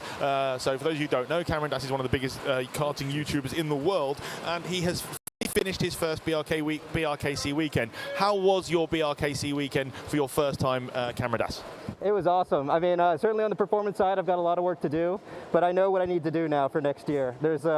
I didn't realize quite the caliber of drivers that are going to be attending this weekend, and I'm just so impressed with the talent level of everybody here. I think it goes to show that rental karting is truly something to behold, and the rest of the professional motorsports community needs to keep an eye on these drivers because there's some real special talent here. Excellent, thank you, Cameron, and we'll hopefully see you next year. Right, let's go find the brothers and Jacob. And I don't know what Jacob looks like, and I can't see what his suit is. But let's see if I can get the brothers together, shall we? But they're all too busy talking. I'm going to grab Tom. I'm going to steal you away, and James, I'm going to steal you away as well. Both of you come over here for a second. You go away first. I'll interview your brother then. So that was incredible. First of all, that's the first time we've had two brothers have a 1 and 2 in BRKC. We've had brother and sister have 1 and 2, but not two brothers have 1 and 2. Was there a strategy going into that race from the very beginning? No strategy. I mean, after our kart draw, I knew we both had pretty quick karts, so I knew we would both do pretty well. No strategy. I put it on pole, which was a surprise because my qualifying this weekend hasn't been too great. But yeah, I managed to put it on pole. James was quicker than me in the first half of the race. I was obviously a bit quicker in the second half. Didn't want to go for any kind of stupid move, mess both our races up. And yeah, just in the end, it wasn't enough. Excellent. Well, it was absolutely brilliant. We thoroughly enjoyed watching it, and I'm going to go talk to your brother. So, well done. So, James, we are into the final, so that must have felt awesome. Well, I'm just knackered at the moment. I've managed to lose 2 kg since the morning somehow, so I had to put a lot more lead under my seat, and I got my setup wrong, and throughout the race I was sliding further and further down, and I was reaching for the wheel. I've got a lot of pain in my arms, so yeah, I had the pace at the start, managed to get past my brother, and then I tired. Luckily, I think he had maybe one look. I covered it off down the end of the straight, but I'm just glad to get the win. You sound absolutely exhausted. It seems like it must have been very physical for you out there. So go get some rest. Alex, before he goes, he and I were talking earlier on about the two brothers having been first and second. So yeah, it is a first, and well done indeed. So James said that he was talking to you about two brothers being first and second for the first time ever, and it is the first. We have had a brother and sister first with Ruben and Leon's, but yeah. So how does it feel to have that accolade as well? Well, amazing, and I'm glad I've finally beat Tomo because the last 2 years he smashed me, so it's about time. Excellent. Look forward to seeing you in the semis. All the best. Take care. Right, back to you guys. I think we're going for a break now, so I will go back to James. Have we got something with Brad first of all? Yeah, so just before we go to the break, this is just a note for everyone watching because the organisers have told me to tell you guys this. It's now we're now going to be calculating the semi-final points, although they're already on our timing screen and on our system. They want to check them. They're going to do a lot of checks, so they're not final until we post them on the live stream, but you can check out the results as they stand at the moment. But I'm sure you're going to tell us about the break. Well, yes, because basically that concludes all of the heat races, and we're going to be going for a break. It's going to be a little bit of a longer one. We're going to be coming back at 5:30, and so be ready for us to rejoin us at 5:30, so about hour's time. We've got 3 semi-final races, and the drivers will be continuing to add to their scores from the heat races to get into the final. It's the top 30 now, and they're going to get whittled down to the top 10. So join us, please, at 5:30, about an hour's time, and this event just keeps getting better. See you later. The UK's premier rental karting series is back for 2026 and is bigger than ever.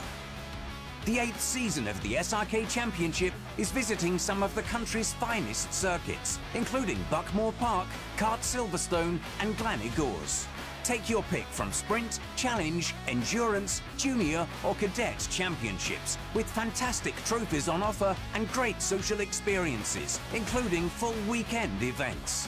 Get ready to experience fast, fair and fun racing against the best rental karters in the UK. Visit srkchampionship.com to sign up today.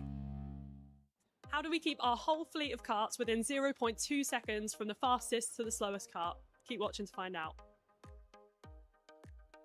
So we have 2 kart testers here at Formula Fast who have been testing our BRKC fleet for the last 12 years. We've got Kyle Morby, who you might have seen on the live stream before.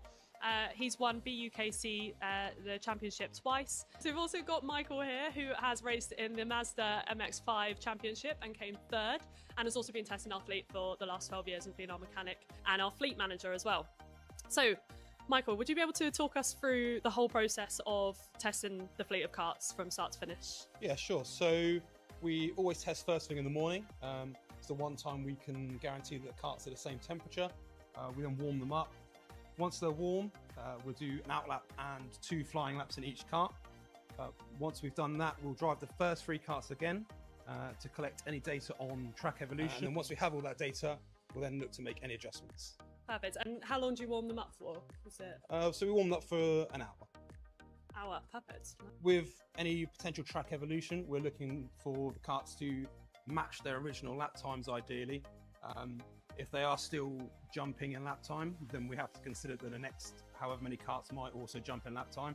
Generally, if that will happen, we'll just continue driving till we match previous lap times. Okay, is that quite common? Does it usually that the top 3 will be completely different the second time you drive them? So normally the first one is, but normally by the 3rd kart, you're about there. Okay.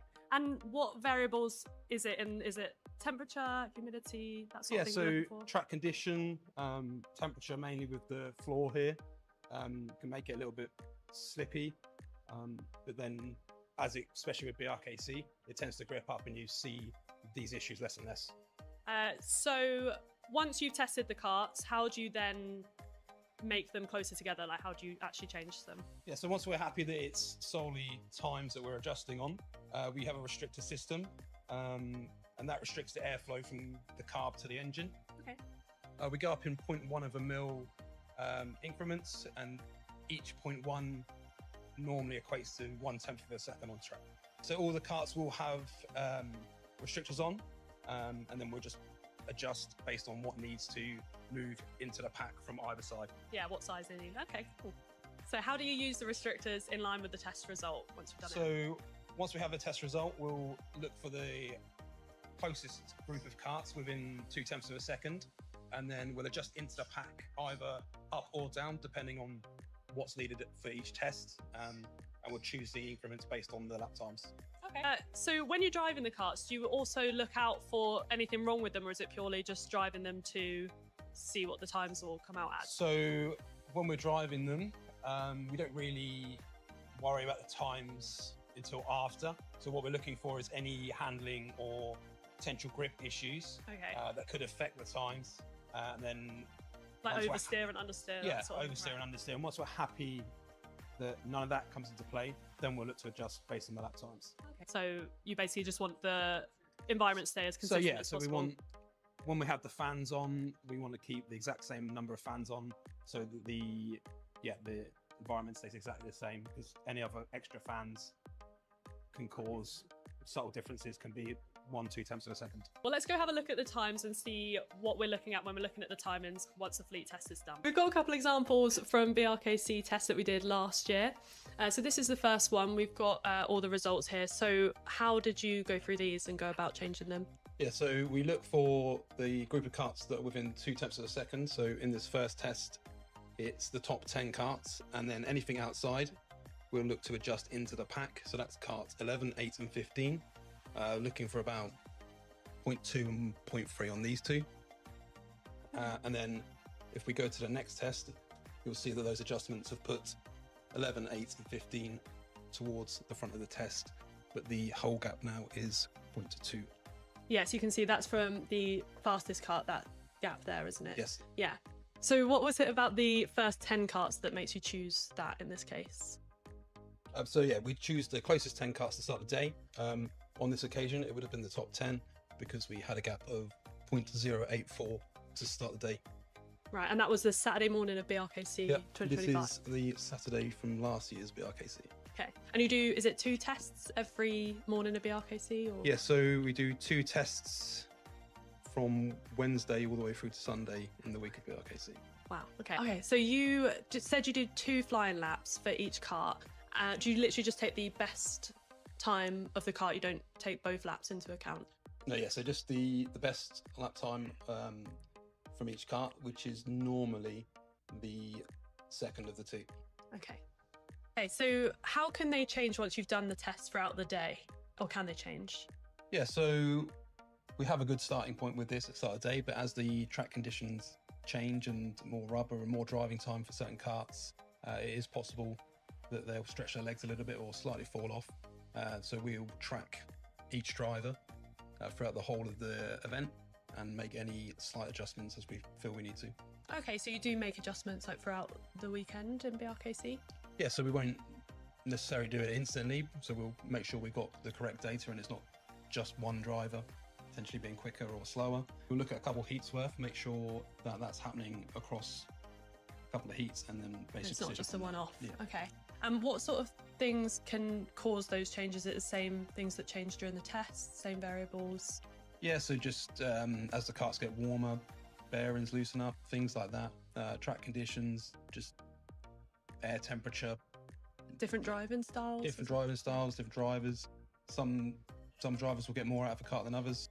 The test that you do, you said you do 2 in the morning. Is that you and Kyle both doing 1 test each, or do you mix it up? So I'll test Wednesday to Friday, and then we'll swap to Kyle for Saturday, Sunday. Just a second opinion on karts is always good. We've done a lot of driving together, so we know our crossover is good, and he's also closer to weight.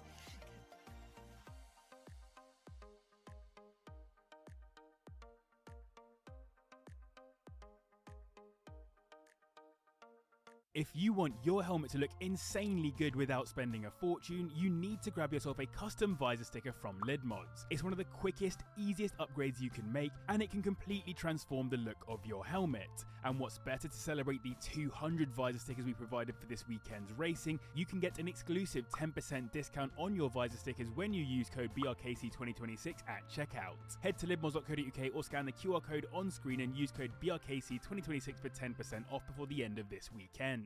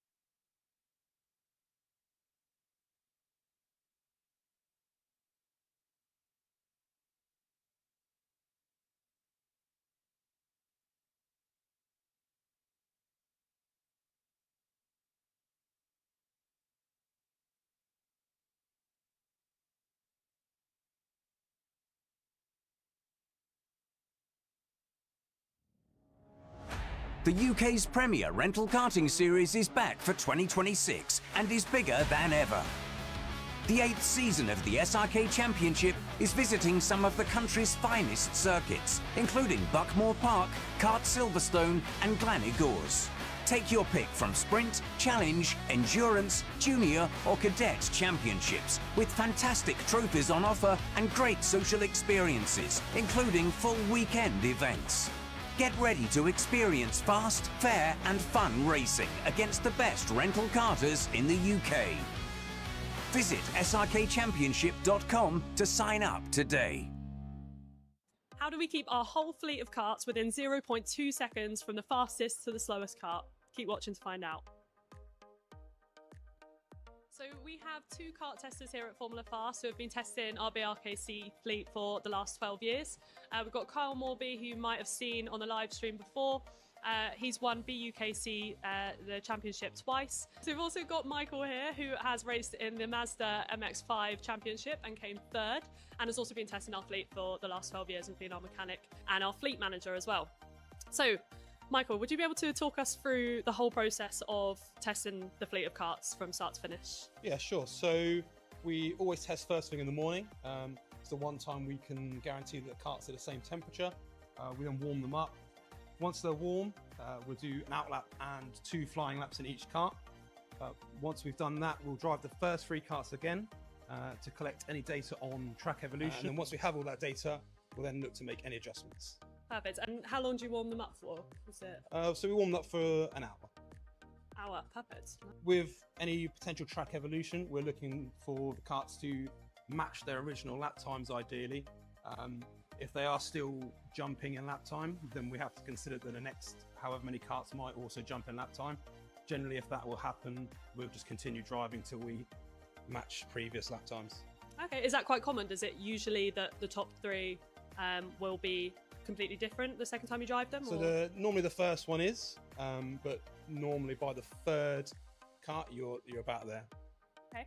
And what variables is it in? Is it temperature, humidity, that sort of thing? Yeah, so track condition, temperature mainly with the floor here, can make it a little bit slippy, but then especially with BRKC, it tends to grip up and you see these issues less and less. So once you've tested the karts, how do you then make them closer together? Like, how do you actually change them? Yeah, so once we're happy that it's solely times that we're adjusting on, we have a restrictor system, and that restricts the airflow from the carb to the engine. Okay. We go up in 0.1 of a mil increments, and each 0.1 normally equates to 1/10 of a second on track. So all the karts will have restrictors on, and then we'll just adjust based on what needs to move into the pack from either side. Yeah, what size they need. Okay, cool. So how do you use the restrictors in line with the test result once you've done it? So once we have a test result, we'll look for the closest group of karts within 0.2 of a second, and then we'll adjust into the pack either up or down depending on what's needed for each test, and we'll choose the increments based on the lap times. Okay. So when you're driving the karts, do you also look out for anything wrong with them, or is it purely just driving them to see what the times will come out as? So when we're driving them, we don't really worry about the times until after. So what we're looking for is any handling or potential grip issues that could affect the times, and then like oversteer and understeer. Yeah, that sort of oversteer and understeer. And once we're happy that none of that comes into play, then we'll look to adjust based on the lap times. Okay. So you basically just want the environment to stay as consistent as possible. We want, when we have the fans on, we want to keep the exact same number of fans on, so that the environment stays exactly the same, because any other extra fans can cause subtle differences, can be 1/2 of a second. Well, let's go have a look at the times and see what we're looking at when we're looking at the timings once the fleet test is done. We've got a couple examples from BRKC tests that we did last year. So this is the first one. We've got all the results here. So how did you go through these and go about changing them? Yeah, so we look for the group of karts that are within 0.2 of a second. So in this first test, it's the top 10 karts, and then anything outside, we'll look to adjust into the pack. So that's karts 11, 8 and 15. Looking for about 0.2 and 0.3 on these two. And then if we go to the next test, you'll see that those adjustments have put 11, 8 and 15 towards the front of the test, but the whole gap now is 0.2. Yes, you can see that's from the fastest kart, that gap there, isn't it? Yes. Yeah. So what was it about the first 10 karts that makes you choose that in this case? So yeah, we choose the closest 10 karts to start the day. On this occasion, it would have been the top 10 because we had a gap of 0.084 to start the day. Right, and that was the Saturday morning of BRKC 2025. This is the Saturday from last year's BRKC. Okay, and you do, is it 2 tests every morning of BRKC? Or? Yeah, so we do 2 tests from Wednesday all the way through to Sunday in the week of BRKC. Wow, okay. Okay, so you just said you did 2 flying laps for each kart. Do you literally just take the best time of the kart? You don't take both laps into account? No, yeah, so just the best lap time from each kart, which is normally the second of the 2. Okay. Okay, so how can they change once you've done the tests throughout the day? Or can they change? Yeah, so we have a good starting point with this at the start of the day, but as the track conditions change and more rubber and more driving time for certain karts, it is possible that they'll stretch their legs a little bit or slightly fall off. So we'll track each driver throughout the whole of the event and make any slight adjustments as we feel we need to. Okay, so you do make adjustments like throughout the weekend in BRKC? Yeah, so we won't necessarily do it instantly, so we'll make sure we've got the correct data and it's not just one driver potentially being quicker or slower. We'll look at a couple heats worth, make sure that that's happening across a couple of heats, and then basically it's not just a one-off. Yeah. Okay. And what sort of things can cause those changes? Is it the same things that change during the test, same variables? Yeah, so just as the karts get warmer, bearings loosen up, things like that. Track conditions, just air temperature. Different driving styles? Different driving styles, different drivers. Some drivers will get more out of a kart than others. The test that you do, you said you do 2 in the morning. Is that you and Kyle both doing 1 test each, or do you mix it up? So I'll test Wednesday to Friday, and then we'll swap to Kyle for Saturday, Sunday. Just a second opinion on karts is always good. We've done a lot of driving together, so we know our crossover is good, and he's also closer to weight.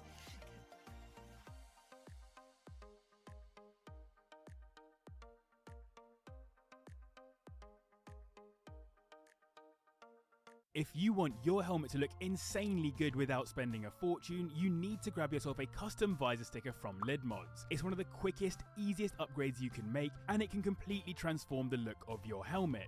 And what's better to celebrate the 200 visor stickers we provided for this weekend's racing, you can get an exclusive 10% discount on your visor stickers when you use code BRKC2026 at checkout. Head to lidmods.co.uk or scan the QR code on screen and use code BRKC2026 for 10% off before the end of this weekend.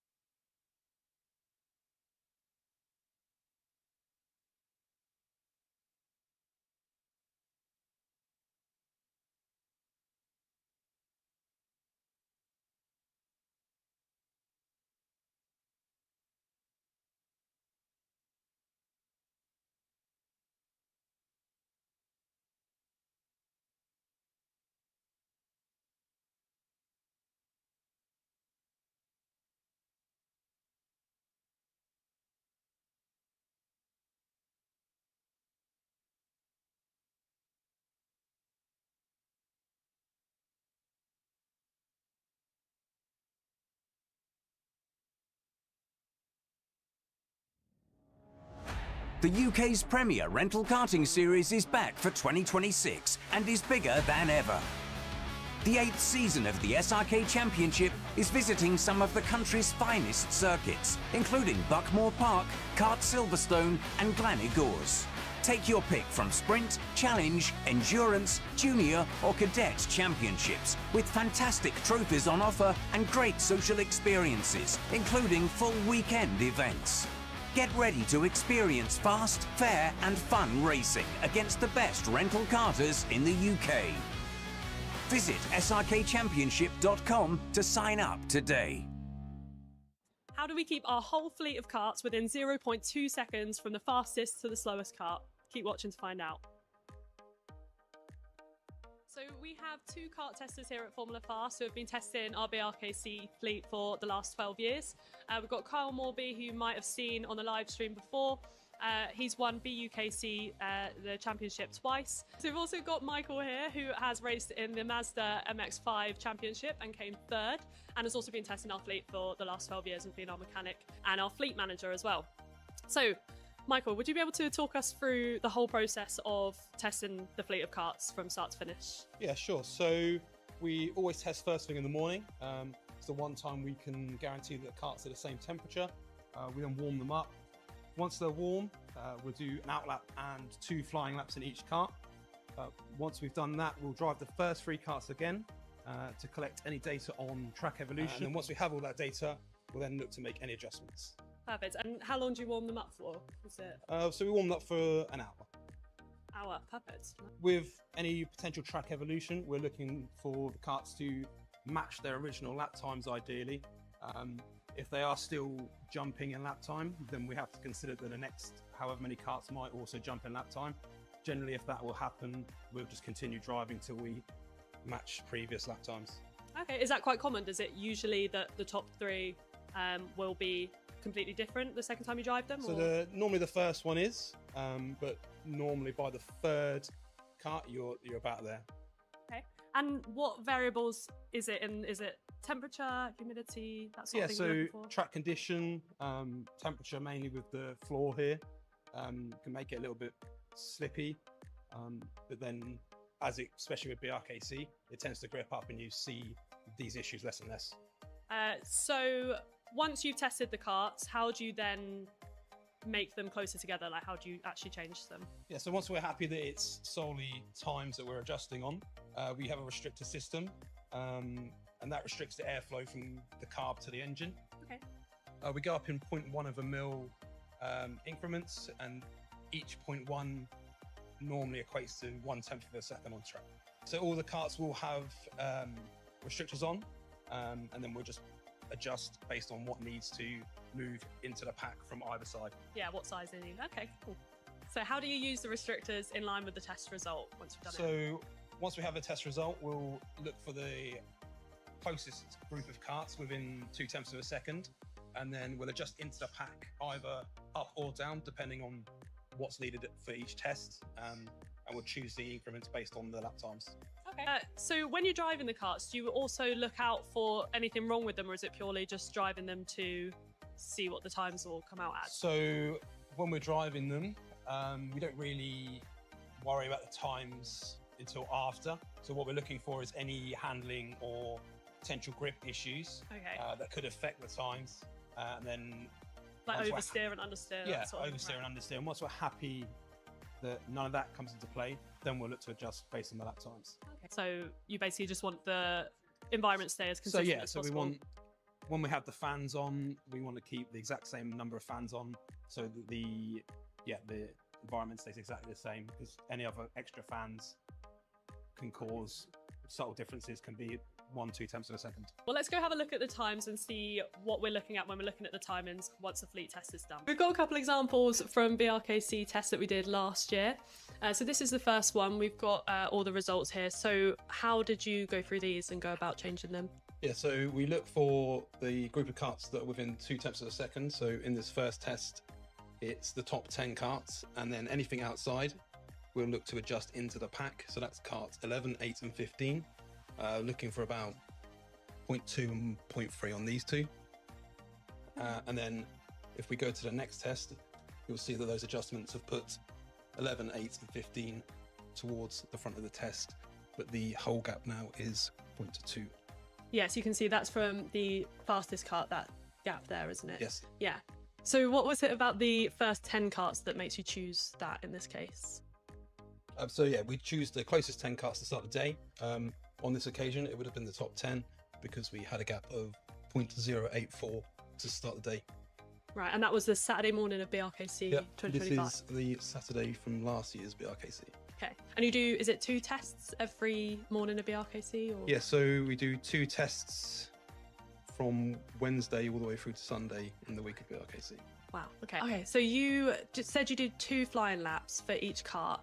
Do you literally just take the best time of the kart? You don't take both laps into account? No, yeah, so just the best lap time from each kart, which is normally the second of the 2. Okay. Okay, so how can they change once you've done the tests throughout the day? Or can they change?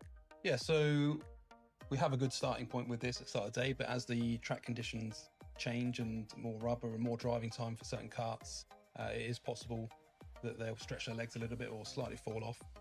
So we'll track each driver throughout the whole of the event and make any slight adjustments as we feel we need to.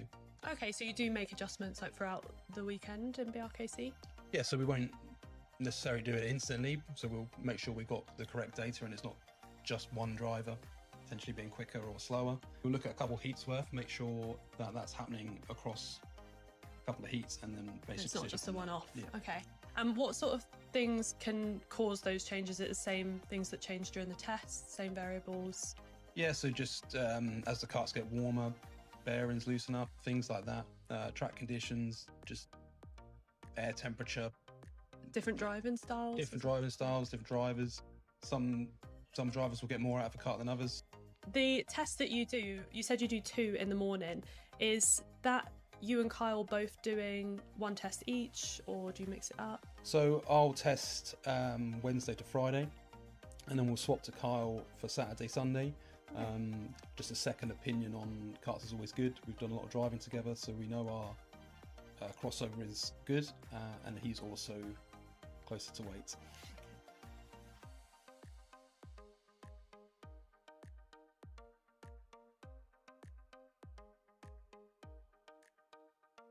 If you want your helmet to look insanely good without spending a fortune, you need to grab yourself a custom visor sticker from Lidmods. It's one of the quickest, easiest upgrades you can make, and it can completely transform the look of your helmet. And what's better to celebrate the 200 visor stickers we provided for this weekend's racing, you can get an exclusive 10% discount on your visor stickers when you use code BRKC2026 at checkout. Head to lidmods.co.uk or scan the QR code on screen and use code BRKC2026 for 10% off before the end of this weekend.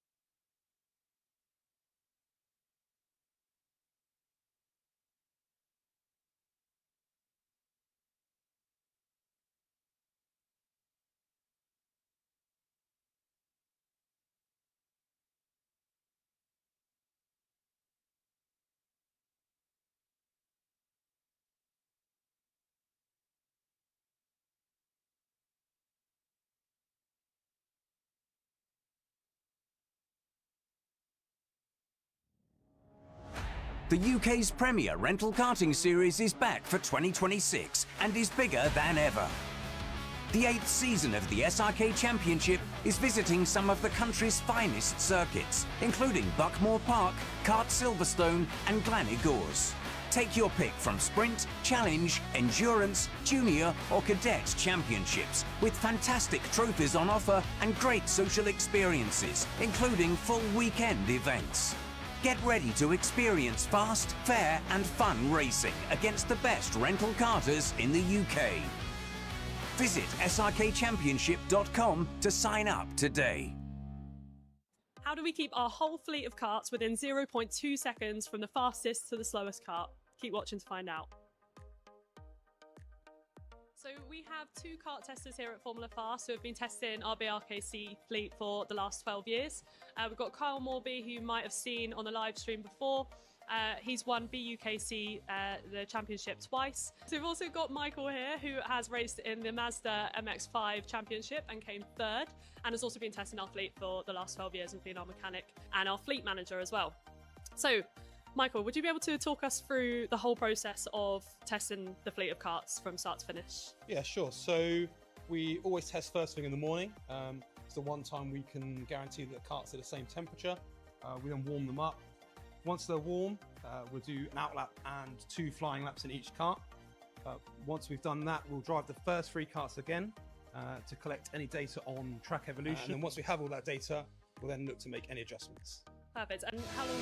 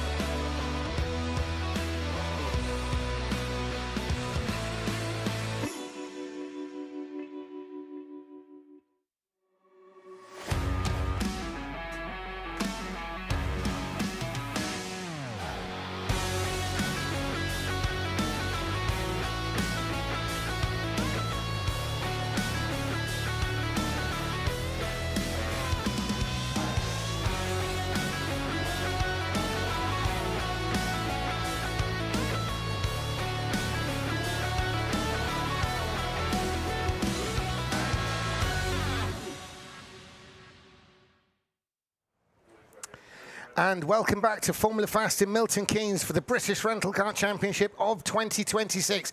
I'm James Ord, Brad Philpott's doing the commentary here with me, and we have Alex Van Gien in the pit lane interviewing drivers and reporting on the pit stops. Now, we're really at the business end of the event. This is the semi-final section of it. We've had 100 drivers driving in 4 rounds of heat races. They've each made 4 races, and the top 30 are making it through to the semi-finals themselves. There are 3 semi-final races. Now, the semi-finals are the right to continue adding to that point score that they built up in the semi-finals. So these are the drivers who are in the first semi-final. We'll go through them in a second, and they're going to continue to score, and then from that, the top 10 go through to the grand final itself with the hope of £1,000 first prize and World Championship entries to the top 3. So here we are for the first heat race. We've got them out to qualify, and they're all starting their qualifying laps, and once they're through, we'll run through the list of entries. We've got certainly got Lee Hackett in this one. We've got Bram van der Ende, Frederick Navarro, Ivan Scharner, Kieran Kennis, Franek Dobka, Tomek Bernadowski, Seb Miller, Ruben Boutons and Tyler Mays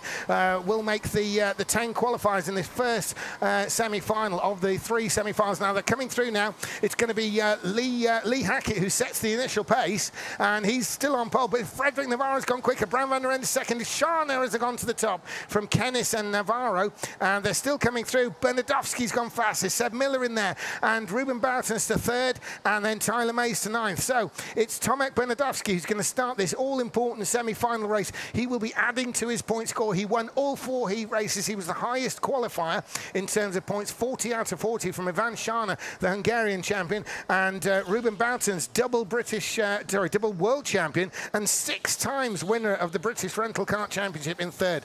Kieran Kennis, a new name for us, but he's in 4th. Seb Miller, the great British hope for this year, is in 5th. He was 2nd overall in the final last year.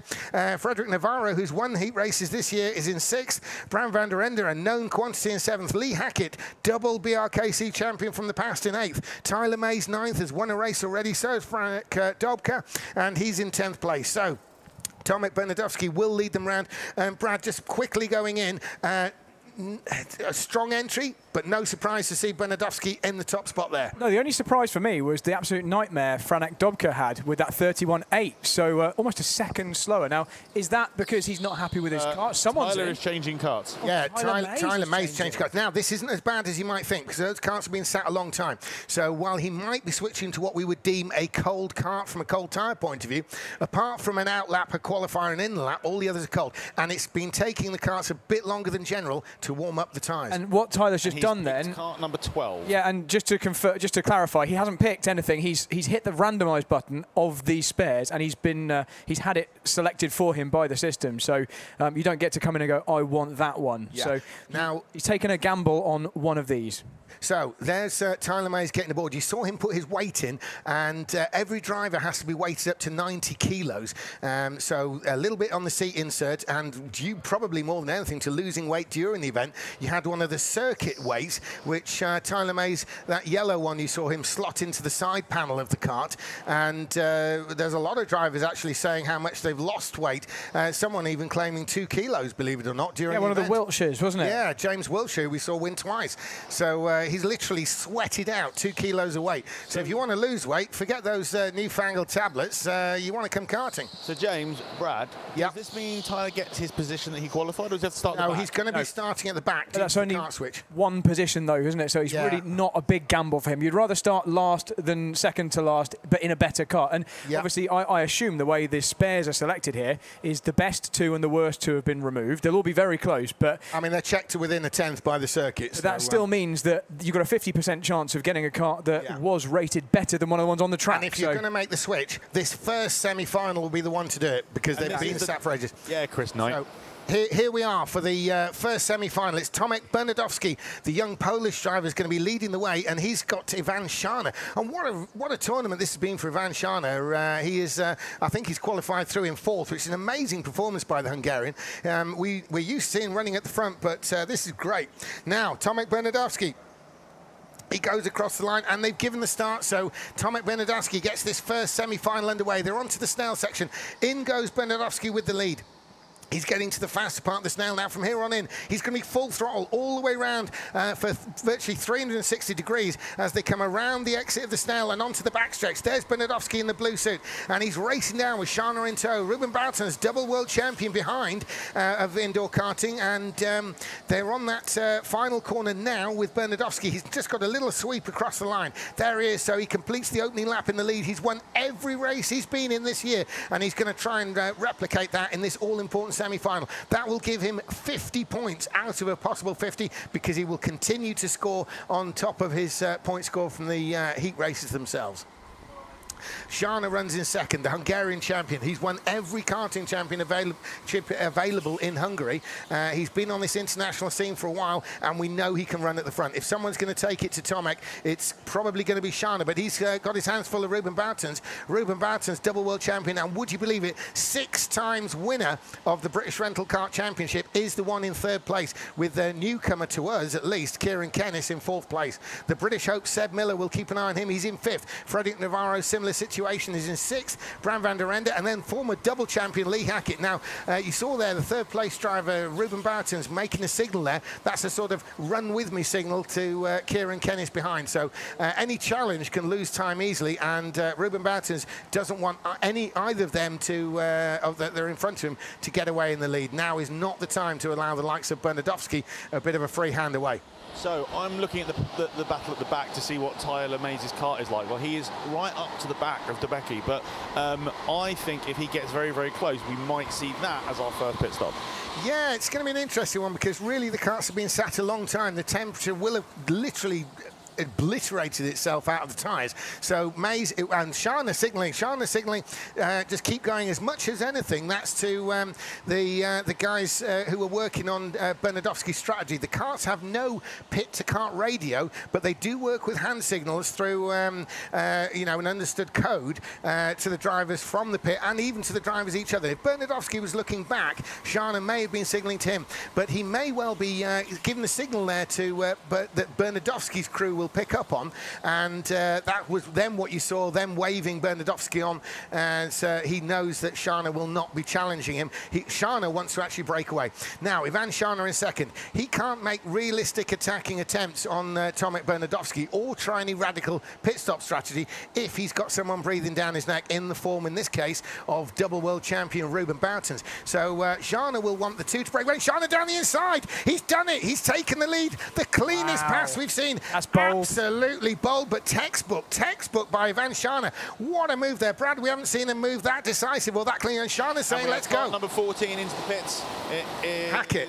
Kennis into the pits as he gets a green and another green, and he is off on his way. First pit stop at 16:45. Yeah, you're right. It was Kieran Kennis, and so he's down in 10th place.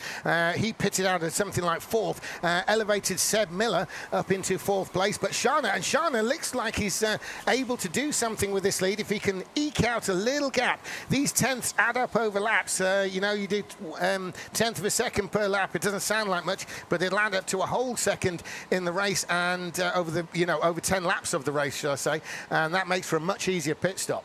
That was a stunning move and some confidence from Shana. I was talking to him just before this race, and he seemed very calm. He seemed like he was ready to just let whatever was going to happen, and that's clearly translated into some serious focus for this race.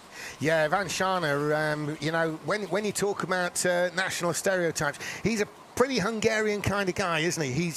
He's outwardly very friendly, but pretty committed to what he's doing. He's always quite, I wouldn't call it self-deprecating, but he's very generous to the opposition, and always one of the more pleasurable people in the paddock. But you put him in a kart, and he'll race you very clean, but he'll race you very solidly, as Bernardowski's found out. So Bernardowski's not been overtaken at all this weekend. So why don't we take a look at that move? We've got it on the replay, so we could just show everyone exactly what happened there. Here we go. So heading down the back straight, he pulls out very early, signals it early. Bernardowski clearly not expecting it or not wanting to cause any kind of drama, gives him more than enough room, and then slots back in behind him.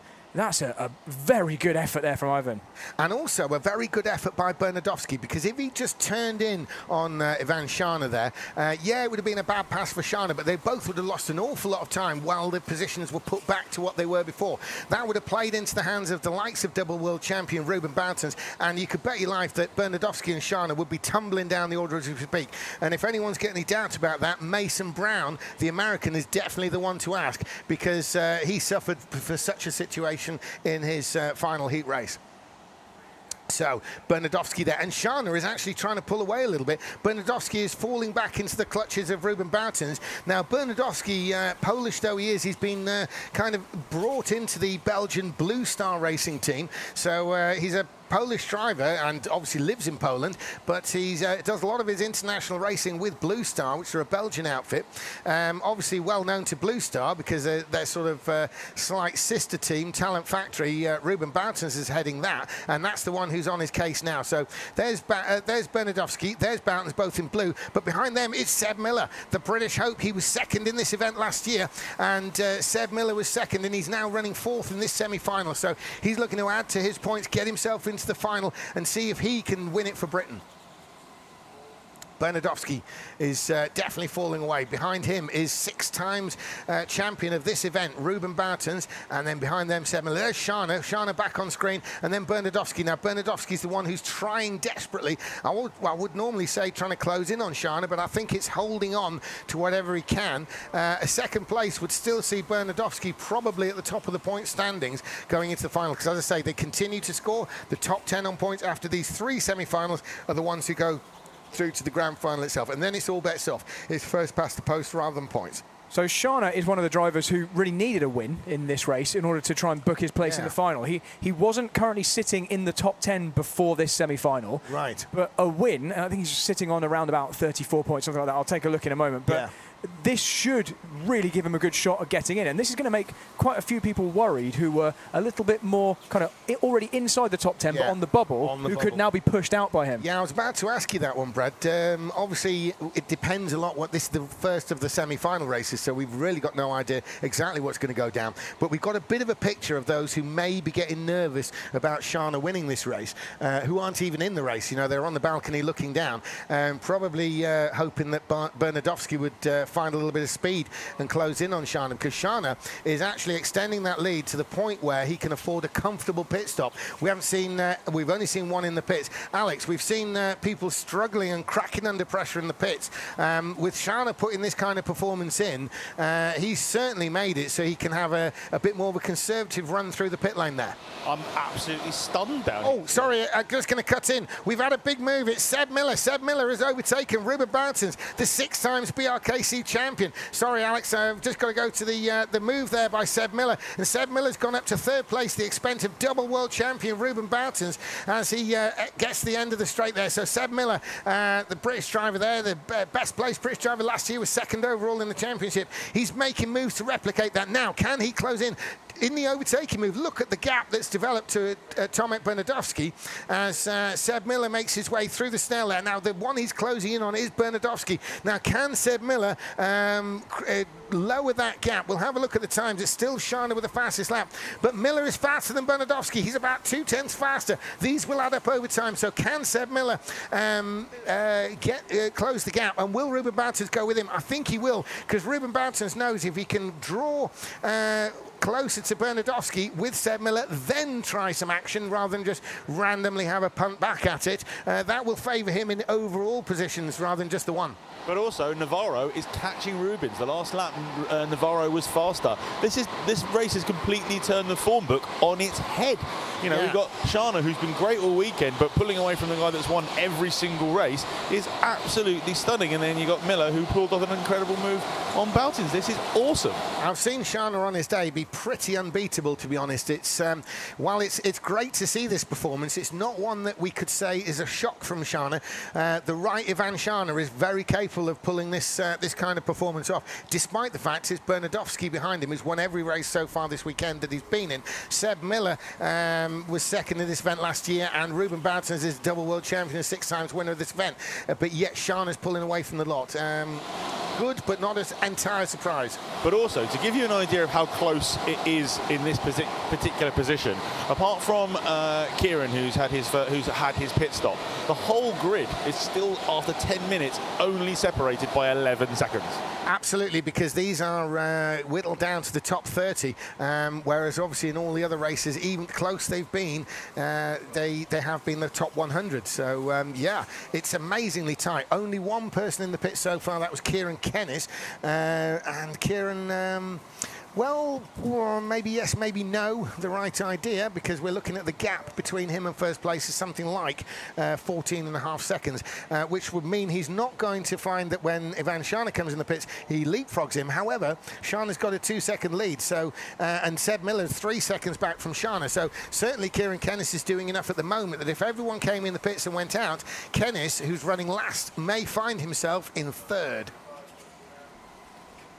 So right now, James, I'm just looking at whether or not there are any likely... Tyler Mays down the inside. Sorry, Brad. Tyler Mays has passed Franek Dobka for 8th place.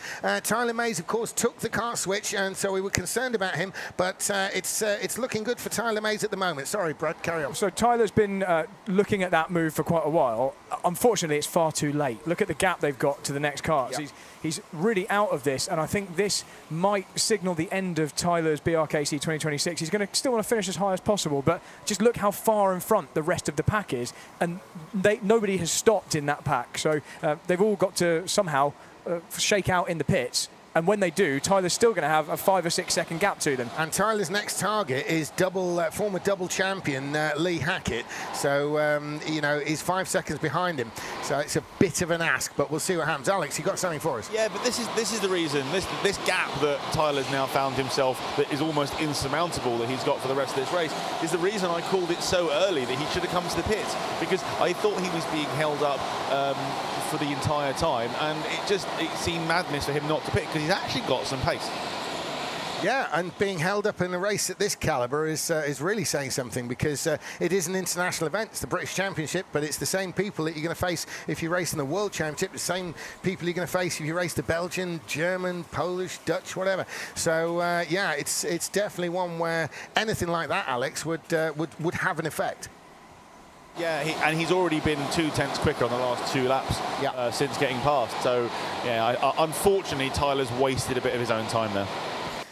Yeah, he's sort of maintaining a gap of that around that 5 seconds to Lee Hackett. We'll see if that does close down. That's the 7th and 8th position, and of course that's another 2/10. Right, and so yes, that's Hackett pulling away, is it? Yeah. No, another 2/10 that Tyler has pulled on Dobka, which is that case of, you know, he's pulled 6/10 in 3 laps. And he's spent half the race behind him. Yeah, I mean, of course, yes, that's showing the relevant pace difference. That pace will only count, though, if you can do something with it. And doing something with it involves closing on the other driver. And it's sticking around this 5.2 seconds, so 5.1, 5.2. Tyler Mays is not able to close in on Hackett at the moment. So now that Mays is through, there's not really anyone tucked up behind anyone else. It's going to be Kennis up behind Dobka shortly. So Dobka really is the driver who's out of contention here. Kennis has already made a pit stop and is already behind him.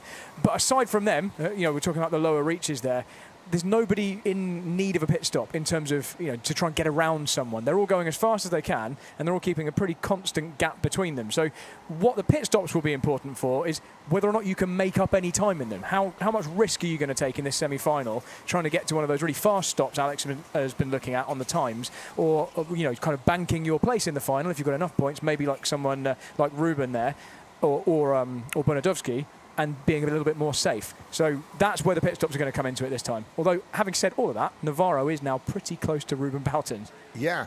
And it has to be said on that subject that an amazing performance by Frederick Navarro, because he has won races this weekend. But, you know, to be fair, there are probably more indoor karters in competition in the world than any other form of motorsport. And for so long, the world #1, if not in terms of the actual championship, which he has won twice, but certainly in terms of everyone's opinion, the top driver in the world has been Ruben Boutons. He's been the world benchmark for so long now. And Frederick Navarro is actually staying with the double world champion. So that's a really strong showing there by Frederick Navarro. Can he, channel a 5th place finish in this race to add to his points to make it into the final itself? Remains to be seen. But certainly Frederick Navarro, incredible performance by the young driver there on the former world champion. Just staying with him is saying a lot. And Miller is starting to put pressure on Bernardowski. Oh, and we have somebody in the pits. Kart number 19 is in the pit. They get a green on the first one, and up to the second one, stops bang on the line, and we are out. And he just comes in behind Tyler Mays, but it's going to be side by side with Kennis. Yeah, that's Bram van der Ende, and Bram van der Ende's got the inside. He's going to make it clear to the Snail. He does. So Bram van der Ende assumes that position in front of Kieran Kennis, and that puts him as the highest place of those who have made a pit stop. There's Ruben Boutens, for so long regarded as the world benchmark. Frederick Navarro absolutely on his tail there, as really a lot. It has to be said, Brad, as we're seeing a little bit maybe of a change. Tyler Mays into the pits. Tyler Mays into the pits, stops bang on his marks. Really good first stop as he comes up to the second line. Wiggles the steering wheel, stops a little bit early. I don't think that wiggle is entirely necessary. It must be a mental thing for people to do as Tyler comes out of the back of the field with a 41.3 as his pit stop time. I've seen the first defence of the entire weekend, I think, from Tomek Bernardowski. So we're going to stop you again. We've got kart number 15 into the pits. We have a green light for Navarro as he comes up to the second white line. Navarro is through and out, and he is out ahead of kart 19, which is Van der Ende. And crucially ahead of, in clear space. Brad. Tomek Bernardowski is aware of Seb Miller behind him. He's looking behind, he's taking narrow lines into the hairpin at the end of the straight, and he's thinking about going defensive. Seb Miller will make a move on him shortly if he doesn't defend. So is Bernardowski going to be happy that he's almost certainly going to be going to the final with the highest number of points as it stands, or is he going to try and fend off Miller? Or does Seb Miller want to pit out the way, because if he starts fighting, they're going to have Ruben on him? We're going to see something we haven't seen before this weekend, because so far this weekend, Tomek Bernardowski's been unchallenged. He's put the kart on pole, he's cracked him on the opening couple of laps and then disappeared. He's not had to fight and really defend. Okay, there was one couple of races ago with Jacob Equal, but this is... Oh, Miller in the pits. As I called it, so Seb is in the pits, bang on his mark. Seb's been one of the best in the pits this weekend. He's absolutely been nailing it, bang, right on the white line yet again, and a green, and he is out into some clean air to pump in some laps. I assume we are going to have Bernardowski in on the next lap. So with Seb Miller coming in, with Frederick Navarro coming in, that means we're going to have to see where Ruben Boutens and Tomek Bernardowski also exit the pits, because we've had two sort of duos battling there up at the front. And as I call it, Bernardowski is in. He comes straight through. Wow, carries some mega speed into that pit stop. We've actually got to see him put a pressure pit stop on as he's willing himself forward in the seat. This is the most under pressure pit stop I've seen him take, and that pit stop was he comes out ahead of Miller, so that's good for him. I didn't see what the lap time was though. As we've got another kart coming into pits, number 17 is in as he stops on his marks to Becky, and another green, and he is away. We're going to get very busy in here. We've got a few more to make stops. Yeah, and only 2 minutes to go, and there's 3 more. And as I say it, we've got Ruben Boutens coming into the pits. Stops bang on his marks, as we would expect from the 6-time champ, and he's coming through, and he's bang on his marks for the second one. Let's see where he is in relation to the other two. They are Navarro. both past. It's Navarro, yeah. We weren't really worried about that too much, because Boutens wasn't there. It was Navarro, and most importantly, Boutens come out right in front of Frederick Navarro, and so he's having to sort of hang on to that. Race leader is in, bang on his marks. Nice calm pit stop. He doesn't need to rush this stop. He can take his time because he's not under any pressure whatsoever. 2 green marks, and he is out with plenty of time to pit, as Lee Hackett then joins him in. Lee again, bang on his marks. Superb consistency from all these guys as Lee screeches to a halt and ends up out of the track and completely and utterly on his own. And that's it for the pit stops. We've got 1.25 minutes and then 1 lap. Now, the crucial thing here is there are some people in this race who are fighting to stay in the competition. We can't really identify them as such now, because it depends where the actual end result is and also the results of the other semi-finals. But Frederick Navarro having a good look there. Ruben Boutens is being kept honest, as we see on screen. There's Bernardowski, there's Miller, and there comes Ruben Boutens and Frederick Navarro. So Bernardowski turns in. Seb Miller's chasing him down, and behind them will be Ruben Bouten's Fred Navarro, but they've got Bram van der Ende with them. So Bram van der Ende has joined the Bouten's Navarro battle. So there's Bernardowski, there's Seb Miller, and as they get on the straight looking back up, we'll see that battle behind Ruben Bouten's Fred Navarro and Bram van der Ende. There they are, and Navarro's on the middle of the track there. He's under pressure. Bram van der Ende looked like he was going to have a go, but couldn't make it work. And there's Bernardowski, there's Seb Miller, and they're closing in. It looks like Seb Miller is being caught by Ruben Bouten's. Maybe there was some overtake there or move that we saw that didn't come off to cost some time, because they're really closing in. It's going to be nose to tail as we've just got 10 seconds before we start the final lap. As 10 seconds before the final lap is called, and then when Shana starts it, that's when it begins. So there's Bernardowski getting very defensive against Miller. This is going to allow Ruben Bouten to close in. It is now a second, third, fourth, fifth, sixth battle, as the back of that has got maybe even Kieran Kennis on it. But 1, 2, 3, yes, it is. It's a 6-kart battle. Going from Tomek Bernardowski right the way down to Kieran Kennis. What a finish is going to be. Shana's surely going to win the race. They're on the last lap. It's going to be do or die down the backstretch. They're coming around the final corner onto the backstretch itself. Looking back up, there's Bernardowski. Everyone's defensive on the inside there. Look at that. The only one is Kennis, but Ivan Shana, an emphatic win as this battle comes through. It's Bernardowski. Bernardowski's going to hold on. Yes, he's done it. From Seb Miller in third, Ruben Bouten's fourth, Frederick Navarro fifth, Bram van der Ende sixth, Kieran Kennis 8th, and where's Lee Hackett? Lee Hackett surely is going to be coming round. Is he ahead or behind of Tyler Mays? I think it could be behind. No, he's ahead. So Lee Hackett has finished in 8th, Tyler Mays 9th, and Franek Dobka into 10th place. But there's the winner, Shana, doing an amazingly quick slowing down lap. So Hungarian champs coming to you now, Alex. Yeah, that was phenomenal. I can't wait to speak to the top 3, but I am going to have a conversation with Ruben Boutens because it very much looked like an incredibly stressful semi-final for him. I don't think I've seen him look over his shoulder as much as I did in that particular one before we talked to the top 3. And they're all coming in, testing out their pit stops. Oh, except for that, Boutens just went flying past, and I'm going to go shove a microphone right in his face. Ruben, that looked like an incredibly stressful race. Tell us what it felt like from your point of view. Yeah, I tried to pull away with Tomek, but then Seb closed the gap. And I hoped that he wouldn't attack too fast, because we were also fighting Kieran, who already pitted. But he decided to go for the move, and it was quite a hard one, so we lost a little bit of time. And from that point, I just tried to defend P4. So. Awesome, no worries. Well, listen, we'll hopefully see you in the final. Right, so let's go grab our winners, well, our top 3, but they are all going to go and weigh. So they're not going to want to talk to me before they weigh, but wow, what a race that was. I mean, the absolute performance from some of those guys was absolutely stunning. Oh, let's get out of the way of McGurr, as he's off to go out for his semi-final. Right, let's go grab Bernardowski. Can I grab you? That looked like your most stressful, difficult race of the weekend. Yeah, it was a tough one. I knew I didn't have to win, so I let Ivan go. He was way too quick.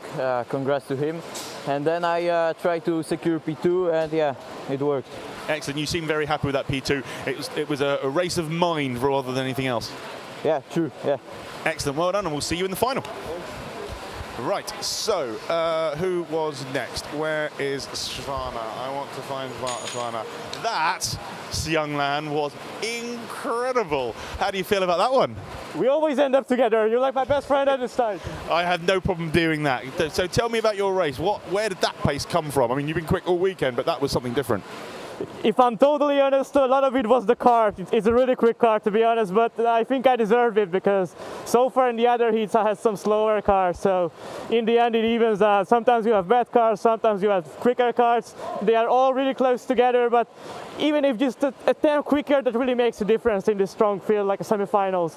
I think it was good because I couldn't practice so much beforehand. I only did like 4 practice sessions, so this was good as a practice, at least for me, because there was not too much action after the overtake. Excellent, that's incredible performance, and I hope to see you in the final. Wow, that's some emotion in there from Shana for that. That was absolutely incredible, and I think Seb Miller has again evaded me. He doesn't like being interviewed, does Seb Miller. He always disappears off. So back to you guys in the comm box. Thanks, Alex.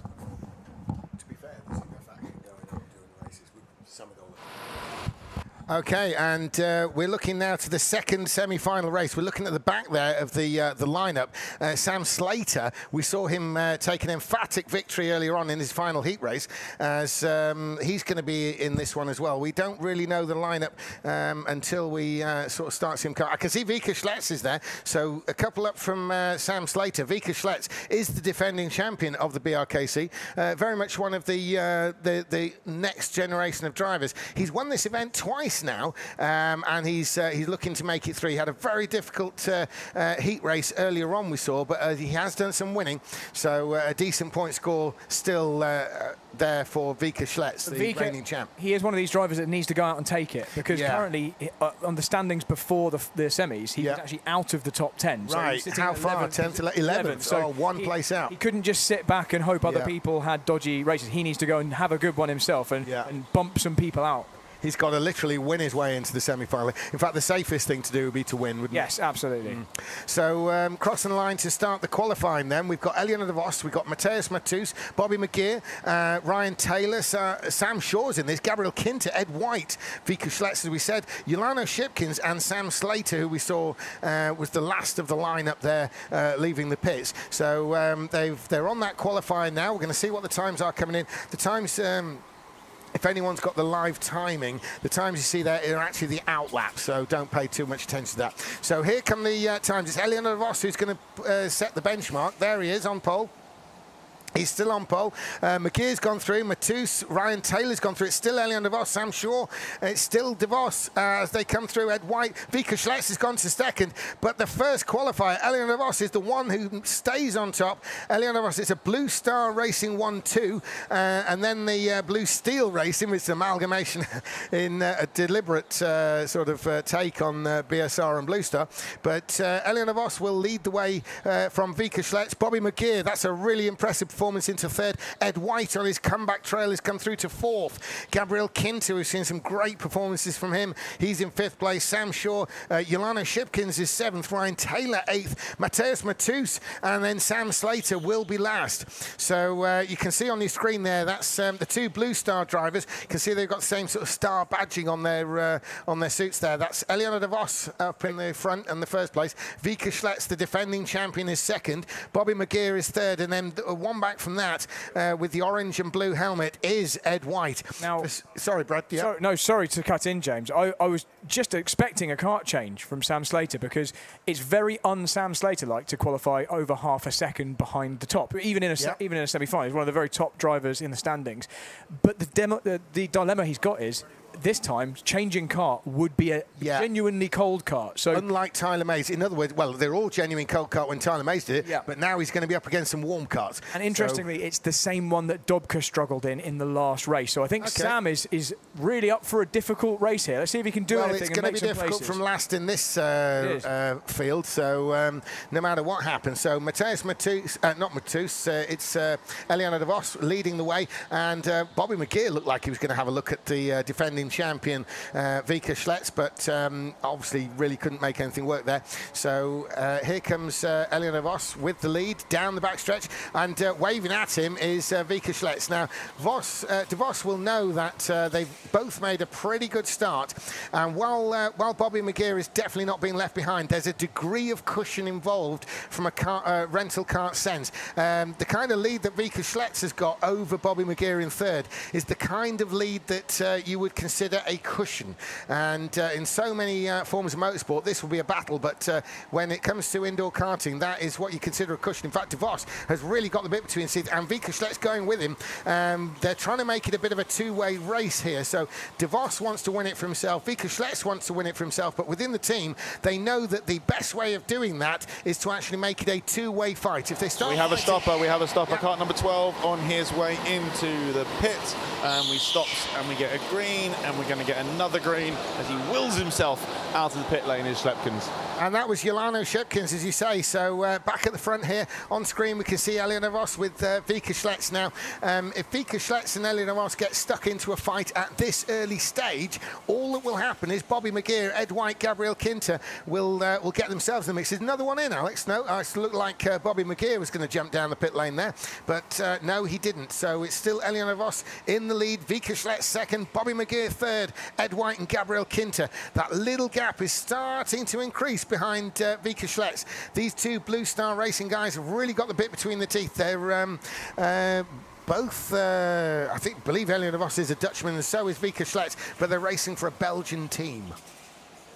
There's McGeer, there's Ed White, two top British drivers at the moment in rental karting and especially indoor as they work their way through. Bobby McGeer is in third place. We've seen him win races so far this championship, and in fact closing on Ed White, that's Gabriel Kinter. Now Gabriel Kinter's had a brilliant tournament this year, and he's joined the back of the Bobby McGeer Ed White group. They're circulating as three. They're not fighting because all that will do will lose time rather than gain time.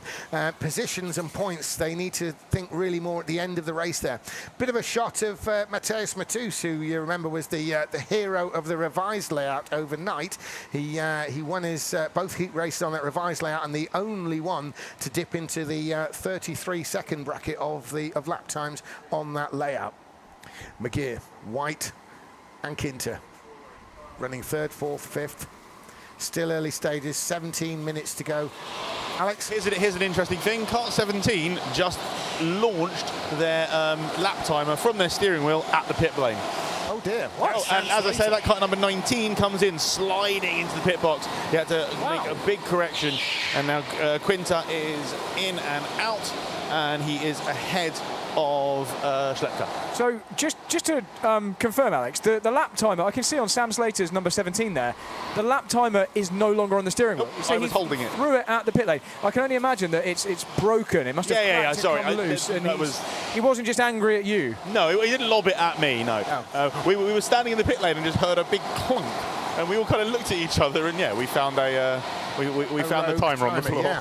So clearly that's come off and landed in Sam's lap, and he's lobbed it into the pit lane when he came past. But what's interesting with that is they are bolted to the steering wheel. There's a bolt that goes through the holder into the steering wheel. So maybe Sam has lost a bolt on the steering wheel as well.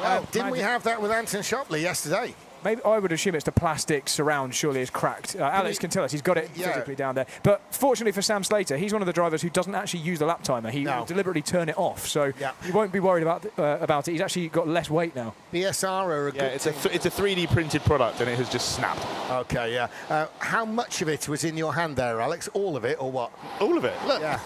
Well, we can't really look. We're still too far away from it. All we can see is you with something black. But there we are. Bobby McGeer, meantime, turns in, and he still continues in third place. There he is on screen with the blue helmet and blue and white. Ed White is still keeping him contained, but the gap. Oh, we have a stopper. Number 13 is into the pits. It's Matisse Matus, who hopefully we can find and see if he's still staring at the barrier like we have been finding afterwards. And he's going to come outside alongside Quinta, but he's lost the place to Quinta. Yeah. Did you ever find out the reason for that barrier staring, Alex? No, because I've realised I don't know what he looks like without his helmet on, so I haven't been able to see him. Yeah. You'll just need to grab him, I suppose, won't you? But there is Ed White. Now, Ed White and Bobby McGeer seem to be dropping Sam Shaw and Ryan Taylor now. And, of course, Sam Slater, who we saw launch the lap timer out of the kart to the pit lane, is the one following that. Now, the question really is in terms of speed and time. So, currently fastest with that last lap, a new fastest lap for this race. Semi-final number 2 is Eliana de Vos from Vika Schlets. But further back, Bobby McGeer, well, the times do drop off as they go further down, but Ryan Taylor is probably second fastest at the moment, or certainly near it, with a 34.4.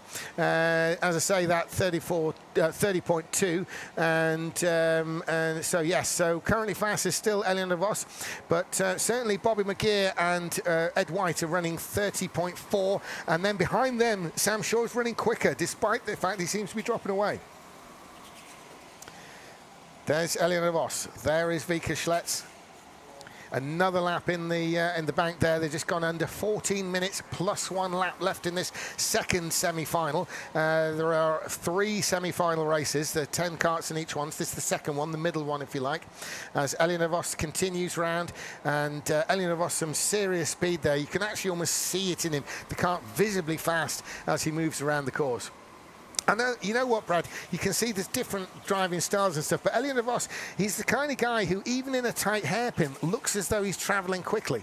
Yep, I don't know how to describe that, but yes, you're right. It's probably because he is travelling quickly all the time, isn't he? He is travelling quickly, but Vika Schlets is running with him. Vika Schlets seems to be sort of more fast, slow, but maybe it's just the stocky nature of Elian Vos. He just seems to have the same speed everywhere around the track. He's one of the more in the middle of a hairpin, drivers. He seems to be going the same speed as down the straight. There's a move. It looks like Matisse on Kinter, Matisse on Kinter into the snail, and he's through. Looks pretty cleanly, actually. Now, both Matisse and Kinter have made a pit stop there. So Matisse, if he was going to take the position, was forced to do it on the track, which is what he's done. He wasn't ever going to pit his way round Kinter there. Hopefully, it hasn't cost the pair of them too much time, because when these pit stops cycle through, they will be in the Sam Shaw, Ryan Taylor area, and with the best will in the world from their point of view, maybe near Ed White, but certainly the Sam Shaw, Ryan Taylor area, and they don't want to be losing time. There's Sam Slater. He's the one who launched the timer off the steering wheel as they go around. We saw somebody have it fixed back on yesterday. That was Anton Schoppler. They're the 2 race leaders on camera now, and it's still Elian Vos being kept good and honest by Vika Schlets. There's Vika Schlets, the reigning champion of this event, and he's in fact a double champion of the BRKC. Elian Vos has been in the final many times, but never actually taken this particular title as he carries on round. Elian Vos has been on this sort of international scene for many years. It's the British Championship, but it's very much an international event. We have a stopper. Kart number 15 of Sam Shaw is into the pits as he stops on the white lines. Nice, simple stop, no issues, no dramas, and he comes out in some clean air. And where's Matisse? Matisse is closing in on Shaw as they enter the snail. He's got momentum, but he's not close enough to make a move. But Mateusz Matisse has actually caught Sam Shaw in the snail as they work around. So I was wondering really where Matisse would come out relative, because he'd been in the pits relative to the Sam Shaw situation. So Sam Shaw was caught but not passed. There on screen, that's Shaw turning in the orange. There's Matisse in black, and there, of course, is Kinter following in orange, BSR driver, as you can see. But there's Sam Shaw on screen. He's been caught by Mateusz Matisse, but catching is one thing, getting past is another. As they've all made their pit stops, Matisse is going to have to do it on the track.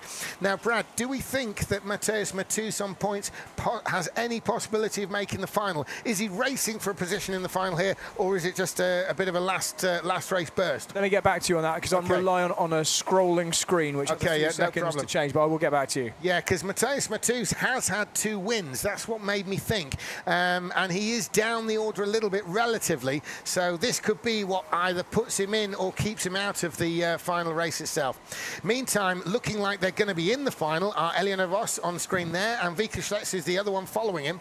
Both Blue Star Racing suits, identical suits there. They've got that big Blue Star emblem on the back. That's the in white, that white element star on the back there, as you can see them working their way through the snail section. This is the approaching the fastest part of the course now, through this very quick left-hander onto the backstretch. This is peak speed around the Formula Fast circuit at this point, and then hard braking for a hairpin. I think Mateusz is in if he stays in his current position. I think he's going to make it. He's currently 8th place, so before the semis, he's in 8th with 35 points. So I think he should be okay, but I don't trust that until I've seen it all shake out after the third semi. Do we think there might be some net involvement with Sam Slater coming in and out of the pits? Net positions, you know, with after the pit stops. So Mateusz has got another. So Mateusz has got another place in him. Once the race is over. If things stay the same. Although I was factoring that in, so I was assuming Mateusz was in 7th. So you're looking at the end result rather than now. Another move into the snail, and it is Mateusz by the looks of it. Mateusz has made up another spot, so he's overtaken Sam Shaw. And that move has allowed Kinter up the inside of Shaw as well. So that's a real bad couple of corners for Kinter there. Right, for Sam Shaw, you mean? Was it not Sam Shaw that made up the place? It looked like Sam Yeah, no, it's Sam Shaw that's lost. Sorry, and Sam Shaw's lost a place then, so that's bad for him. Mateus Matus had put Sam Shaw out of position, and Gabriel Kinter, who was the third kart in that, seems to have taken the advantage. So it looks like yes, it is, it's Kinter. There's Kinter in the, shall we say, less bright orange, and the really bright orange behind him is Sam Shaw. So Sam Shaw's been bundled back. Now, there's someone on the back of Sam Shaw, and who is that? That's Yolano Shepkins. Yolano Shepkins is there, and Sam Shaw's indicated that he's going to have maybe another attack at Kinter, so Shepkins not to challenge him, and Shepkins might go with him, as we saw Kinter go with Mateus Matus on the manoeuvre a lap ago. De Vos continues round. There are 6 karts to take pit stops. 4 have done so. So that's first down to 6, which is Sam Slater. So what we're looking at there is all 4 karts that have made a pit stop are in the same frame on screen. But pulling away there, Mateus Matus is definitely breaking away from the ones behind, Gabriel Kinter, Sam Shaw and Yolano Shepkins. And if they start fighting, he'll break away even more. So there is Kinter. He's holding off Sam Shaw as we speak, with the Yolano Shepkins behind, as Mateus Matus continues to pull away. Now, is that Kinter and co going a little bit slower, or is that Matus finding some speed? We'll have a look on the timings. Well, Matus is doing a 30.4. He's got an outside chance of actually making up another place on Ryan Taylor. Well, he's matching Ed White for speed, more or less. Yeah, I mean, it depends quite how much time he can pull in the next few laps, but currently he's got clear space to do it. If he's going to do it, he's got the possibility. Yeah, currently I think those 2 drivers, Ed White and Ryan Taylor, would pit and come out in front of him, but that does depend on nothing else happening. So let's see if Matus gets his head down now and pumps in some fast laps. There's a chance. He's done a 30.2 as his best. That last one was a 30.398. That is quicker than Ed White and Ryan Taylor. And we have a stopper. It's one of the BSR karts. And here we go. Bang on his mark. This will stop the progress. Taylor gets another good stop. 2 greens, and he is off and out and clearly ahead of Mateus Matus. Yeah, that's Ryan Taylor. So that was that tells us something about Matus. But Matus is right on his tail going into the snail. Coming out the pits there, obviously Taylor had to build up speed. Matus had momentum, and Matus is pretty much within the kart length. There we are seeing on screen. So Ryan Taylor's the one in orange up ahead, and Mateus Matus is in the black suit. There you go. So Ryan Taylor turns in now, and there's Matus right on his tail. So Mateus Matus is looking to make another place up. We've seen him make clean passing moves, more than one. He can't pit stop around Taylor because he's already been in the pit, so it's going to be a pass on the track as we look at Mateus Matus going into the snail, following Ryan Taylor. That's also going to protect Ed White slightly, because Matus can't just drive straight through Ryan Taylor. So assuming that the pace difference was the same as it was before Taylor came into the pit, and especially with a little bit of a defence, as it looked like he was doing down the back straight, Ed White should now have a little bit more breathing room. Yeah, the more robust defence Ryan Taylor makes of this, the more that's going to help Ed White, which, quite frankly, probably Mateus Matus is saying go, go, go. Yeah, I think Mateus, if he can't get close enough or pass him anytime soon, he's going to want to have to duck into the pits, I think. Mateus can't, because he's been in. So he has. Yeah, Mateus Matus has already been in, so that's out of the equation for him. So it's going to have to be a pass. Now he was waving to Taylor to say go, go, go. He's not, as if he's not going to challenge him. So don't get defensive and cost us both time. And then we can take it to Ed White later on when he pits. However, obviously, without eyes in the back of his head, maybe, and he's done it again, Mateus, in the same place. So that's probably a signal as much as anything to the BSR team, and they will translate that at this point of the track. So at this point, obviously, maybe Ryan Taylor's going to get that particular memo that it's just about speed. We'll see. Yes, he's gone defensive, so he hasn't got the memo. Mateus Matus doesn't want this. He's saying, look, just keep going. We don't want it. Now, you see that Mateus Matus closed in, and that's where they're going to lose time to the benefit of Ed White, who is yet to come in the pits. The problem is, if you're in Ryan Taylor's position and Matus says, just keep going, don't fight me, you know full well that the moment he has a sniff of an overtake, he's going to do it. So I've been in both of these positions, and you just know you cannot trust what the other person says. It's a question of faith. Unfortunately, the situation's a bit of DTA. Don't trust anybody. We even saw it in a race earlier today, a slightly controversial moment between Ramon Pinheiro and Van der Ende, where they kind of agreed agreed to work together, and immediately an overtake happened at the next corner. Yeah, it did. But there's Mateusz Mateusz. He's getting pretty serious about it. I would actually at this point say this is probably genuine. And Ryan Taylor would do actually better if he wasn't defending. See, he's in the middle of the road there, and that is going to be the slower route. So if Ryan Taylor can just, it's worth the faith. I think at this point it's worth the faith. He's more likely to come into attack. See, he's really making the point there, Mateusz Mateusz. I actually believe Mateusz at this point. And Ryan Taylor, if he can just settle down a bit, and then they can both catch Ed White. So we have about 6 laps left before the pit stop, before the pit lane is going to close. So we've still got 5 people who need to pit. So it's going to start to get very busy down here again. Yeah, because you've got less than 4 minutes, and that's the total time. So remember, the last chance the pit board comes 1 minute before the end of the race. And we've got the real heavy hitters to take that pit stop. The pit stops are not generally down the order. It's all the front runners, the front runners like Ellen de Vos, Schlitz, Bobby McGeer. They've not been anywhere near the pit lane, nor looking likely to.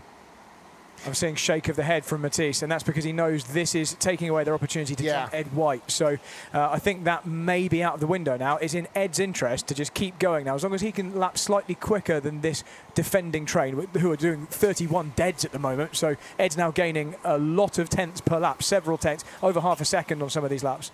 And at what point will we see Mateusz Mateusz really get racy on Taylor? Because obviously there's a risk of a bad pass, and because now they've all been closed in, it's a 5-kart battle. Anything that involves a bad pass will mean bundling Taylor out the way, which means he may lose an extra position. So Mateusz Mateusz giving the positions back could lose even more, and it's just going to go to pieces. Anyone doubting that needs to have a chat with And in comes Ed White for his pit stop. Nice, calm stop, as you would. Oh, it's yellow! No! It's yellow! It's not, it's yellow. Oh, Ed. Unfortunately for Ed, that is going to put him into Sam Slater's view. And that means Matisse will overtake Ed White. So and it's not just Matisse, because that battle is now a 5-kart train we're seeing on screen. So Ed White's going to get freight. Champ is in, the champ is in, onto his marks, very nice. He takes it calmly, no problem. Schlitz knows he can just bank this second place. There is no rush, and he is off and on his way. Oh, as we've had Bobby McGeer come in as well. I didn't see if his first one was green, but he's not smashing the helmet, and everyone's saying it's okay. So he made his way through. Now Sam Slater is in. I'm not certain he really cares if he puts a good pit stop in, because this has been an absolute disaster for him. This kart has not been something he wanted, but he is off and on his way.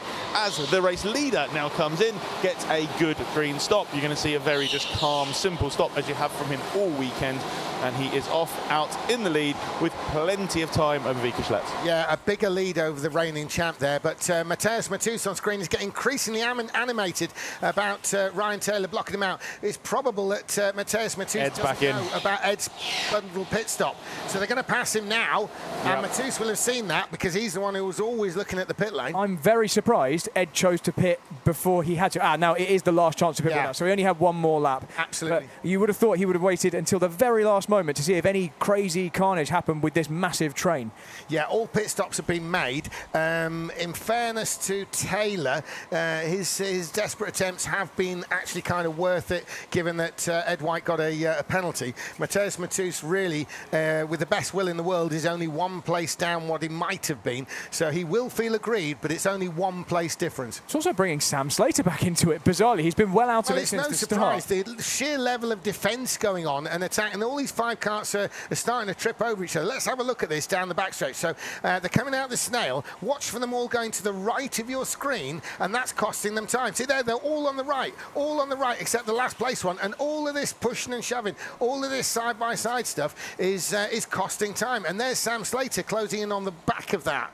So there's the back there, which is actually Jolana Shipkins, and then we'll see flash of Sam Slater.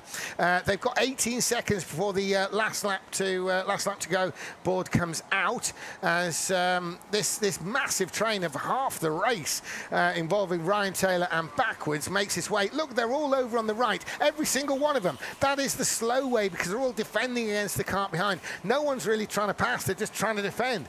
And because if you get put out wide in that hairpin, you'll lose to everybody, particularly if at the front. One thing that is of note is that single position Sam Slater's gained from Ed White's pit stop mistake could prove crucial in terms of giving him enough points to get into the final. Because right now, Sam Slater is still sitting in final contention. He's going to take 2 points from this. That'll put him on 40. that might be enough to do it still. You know what? If it does, it'd be incredible. Because to think, I mean, how often do we ever say at the BRKC someone comes in 9th, second to last in the semi-final, and makes the final? We'll find out after this race when it updates. Even if it had been Tomek Bernadowski doing that with, 4 wins going in, you still would think he would be at risk. But that's going to be a very interesting thing to have a look at, Brett. And here he comes. Eliana Vos wins semi-final 2. So Eliana Vos is the winner, and Vika Schlitz, the reigning champ, will come through in second place. Surely that's enough for the pair of them. And this massive train is going to kick off. Is it? And it is. No, it's still gone the way of Ryan Taylor. Ryan Taylor in 4th. Bobby McGear's come through to finish 3rd. And, oh gosh, it looked like someone was going to go on the last corner, but they are crossing the line in the order we've been watching. So Taylor from Matus, Kinter, Shipkin, Sam Slater has overtaken Sam Shaw. Is that team tactics? That must be. Sam Shaw's sacrificed a place again to give another position to Sam Slater. Yeah. Very, very intelligent work from BSR. Can I draw your attention to the fastest lap, please? Yes, please. Vika Schlitz. Ross. Wow. Almost a 29. That's an insane lap time.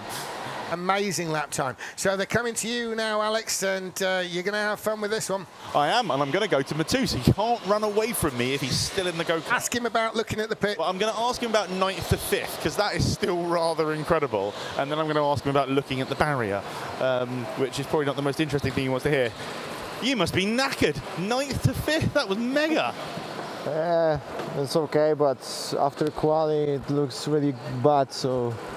Do you think you still got? Do we still think you got a chance for the final? Again? Do we still think you got a chance for the final? To be honest, I don't know. I don't know. We will see, but we have to wait for the third semi-final. Okay. I have one other question. Every time you come around the last corner, you look at the barrier. Why? Yeah, I know. To be honest, I don't know. It's like my thing. I don't know why, but it's helping me to, I don't know, find the limit or something. Perfect. That's what we wanted to hear. That's what I thought. All good. Right, see, we've answered the question. No one can take me outside and beat me up now. Let's go grab Eliana de Vos, because what a stunning performance and that absolutely incredible lap time. So I'm going to bring him over here. Oh, I'm going to get in the way of the cameraman. Eliano. My man, that was incredible. Have you seen your lap time? Yeah. How was that race for you? Because you were pushed very hard in that race. But yeah, absolutely stunning performance. This kart was, I think, the best kart, and it was like a really good one. My quali was also really good, but I saw when I had my teammate behind me, it was going to be a hard race. But yeah, I needed to push like really hard, but I'm really happy with this result. It feels like that was your toughest race, and that's firmly cemented you in a decent position for the final. Yeah, indeed, it was my toughest race, I think. But I think the kart makes also the difference, especially this one. But yeah, it was really close, and Vika was also like really fast, I think. So, but I'm still really happy with my result. So excellent, super pleased for you. Look forward to seeing you in the final. I don't know where Vika is, but I want to grab Bobby McGear. Bobby, stunning performance, another podium, P3 in the semi-final. For me, you're my driver of the weekend. I think you've been fantastic. How was that race for you? Yeah, it was good. You know, the quali was good. I managed to put decent laps together. Just didn't quite have the pace of the top guys, but just enough to keep P3.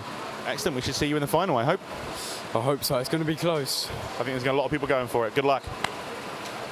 Vika. Champ, that looked like it was hard work. Yeah, it was for me a good final of a semi-final. I couldn't follow Eliano, the kart was just too fast, but I'm really happy with P2 with that kart. Excellent, we should hopefully see you in the final. We should be the Super Pole. So when we do Super Pole for the actual final, you all get to drive the same kart, so there's going to be no benefit to anybody in a better car. Do you think that suits you? Yeah, but here it's like we see the last 2-3 years that whenever you are first in your lap, you are faster than the guy who's the last to do a lap. So I don't know how it will be, but for me, I personally always like it because you can compare, but the circumstances are not always the same, so it's difficult. Excellent. Well, listen, well done, and we'll see you in the final. Back to you guys in the commentary box. Or not in the commentary box, and I'm going to go interview somebody. I'm going to interview Jim Rivera. Jim Rivera, as we're waiting for the Combucks to come back to us, how are you feeling about this race coming up? I don't know what I can expect, to be honest. I mean, from what I saw, this kart is quite okay when it's cold, but So that is good because we're standing. So I'm happy, but yeah, we will see. Give me a prediction. Where are you going to finish? I don't want to tell. Fine, no problem. Good luck. Best of luck in the race. Who else can we go speak to? Let's go speak to Bobby Moore. Bobby. Big Bob, how are we getting on? You know, so far so good, right? I've only got one mindset, and that's do well in this race and get into the final. Excellent, good luck.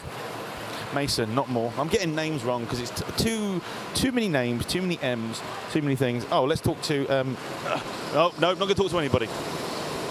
Yeah, they're heading out, Alex, and we're going to get the qualifying underway. This is the third of the 3 semi-final races, and in this we've got Matt Barsh, Patrick Neroda, Levi. Sorry, just Blocks. one quick thing, Yeah. James. Sorry, Holler has changed his kart. Dennis Holler's made a kart change. That's interesting. Did he select number 17 by chance? No, he got number 11. Interesting. Okay, so well, that's his choice, isn't it? He's got a cold one. Yeah. So Barsh, Neroda, Blocks, Vera, Gabor, Ratford, James Wilshire, Mason Brown, Jacob Equal and Dennis Huller are in this race, and they're qualifying now, so they're on their qualifying lap, and it looks, just looking out the window here, as though it's Matt Barsh who's leading the way, so he's the one who's going to set the benchmark time. If you're watching on the timing, if you've got the live timing up at home on your computer, then those times are not qualifying. That's the outlap that you've seen there. So they're coming down. They're on their qualifying now, so we're going to get a result as they come through. First one to set a time is Matt Barsh. So Barsh comes through, and he's gone fastest, obviously. He's still fastest from the road. He's still fastest. Blocks, Vera, no one can beat him. No one still can beat him. They've only got 3 to go now, and Barsh is still on top from Charlie Ratford, Patrick Neroda. Second fastest, Mason Brown. Second fastest, Jacob Equal through to 5th. But it's going to be Matt Barsh starting on the pole position for the semi-final. So Matt Barsh could well be pushing his way into the final if he can turn a result from here from pole position. Mason Brown into 2nd, Charlie Ratford 3rd, Patrick Neroda 4th, Equal 5th, Block 6th, Vera, Zimovic Vera is in 7th place, James Wilshire is in 8th, Thibaut Gabor is 9th, and Dennis Holler is 10th. And predictably in 10th because he took that cold car, and I was right, it was the number 17 that he chose, and then obviously then swapped into 11, so I misunderstood what Alex was saying there. Off the back. Yeah, so he's decided to go for that because he's watched 2 drivers not able to do anything with it. He reckons he can drag a cold kart to quicker than he was going to be able to do in his previous one. Well, so that's a pretty confident approach when you consider who he's in there with, although you could argue he's got nothing to lose. He's relying on there being battles. He basically needs people to fight, slow each other down whilst he warms his car up, and then who knows, anything could happen. So as we look on screen there, that's Matt Barsh from Poland. He's ahead of Mason Brown, the American, although driving with a Welsh team, Razio Drag, this year. And then it's Charlie Ratford behind, and then Neroda. Now, I think we've had some action with Ratford Neroda already this weekend, so we'll see what happens here. But certainly Matt Barsh, he's been around a long time. He knows how to make a start in one of these international competitions, and they give it good, and it's very even spacing. That was a textbook start there from Matt Barsh in terms of dragging the field round as well, making a very even start. So Matt Barsh exiting the Snell section. There he is with the yellow on his helmet, leading the way. There's Mason Brown in 2nd place. Now, Mason Brown had a really tough heat race earlier on, and very phlegmatic about the situation. He realised he wasn't blaming everything. He just knew that a whole bunch of things went together against him. In one situation, they might have cost him places, but everything was going wrong in the early heat race, so he'll be delighted to have made it into this semi-final, and more importantly, he's still able to score well and possibly book himself into the final. It's the top 10 drivers on points from the 3 semi-finals. They're adding to the score they already got in the heat races. So there's Matt Barsh, and he's trying to check out. He's trying to do what we saw from Tomek Bernadowski all weekend with checking out from the front. He's got Mason Brown coming for him and Charlie Ratford. Already, though, there's about a 2 or 3 car length lead, which is half a second here in rental karting. That's nice, a nice gap for this stage of the race.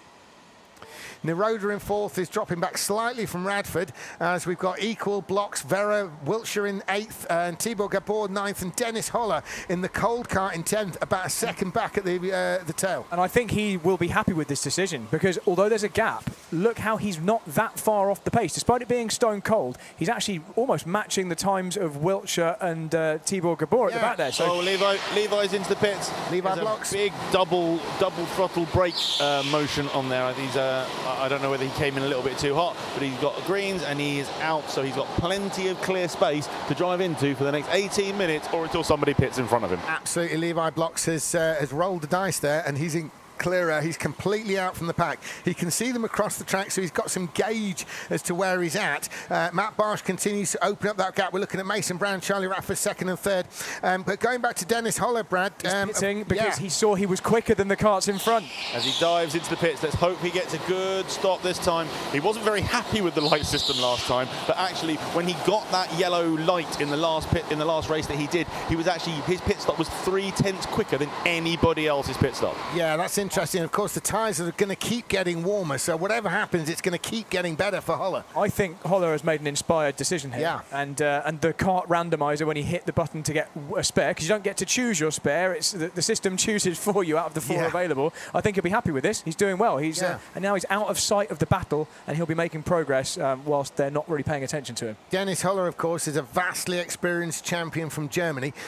He knows exactly how to play these percentages. In fairness, he's a good thinker. If anyone can sort of think their way around this situation, it's probably Dennis Holler is going to be one of the top ones. So Dennis there, he's listed in last place, but take your eyes off him at your peril if you're in competition. So he was in last place when he pitted, or he was certainly at the back of a queue of karts, but if he can make any kind of progress now, if he can lap faster than that queue of karts, it will be no time at all before he's jumping them virtually one by one. So we're looking at that kind of Niroda onwards. So Niroda, Wiltshire and Tibor Gabor. Yeah, absolutely. I think you're right there. That's it's going to look very interesting when this cycles through. As we're looking on screen at Mason Brown, definitely one of the newer generation of racers who's he flies over to Europe for all the major European championships and the World Championship as well. So he is he does live in America, and he will be travelling out for all the various races contesting. He's got Charlie Ratford behind him.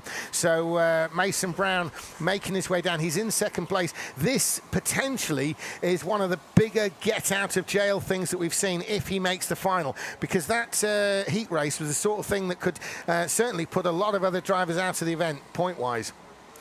Meantime, Matt Barsh has opened up that lead to a 2.5 seconds. So the flying Polish driver, Matt Barsh, vastly experienced Matt Barsh. As I said about Mason Brown being one of the new generation, Matt Barsh is now increasingly one of the older generation of drivers, as we're looking at definitely one of the newcomers on the international scene, but with amazing performances. That's Zimmervit Vera. We've seen him win a couple of races already this weekend. There's Zimmervit Vera, one of the young Poles making a name for himself. He's got Tibor Gabor from Hungary behind him. And we have a stopper. I think that's Patrick Niroda as he comes in, gets a nice green light and bang on the white line.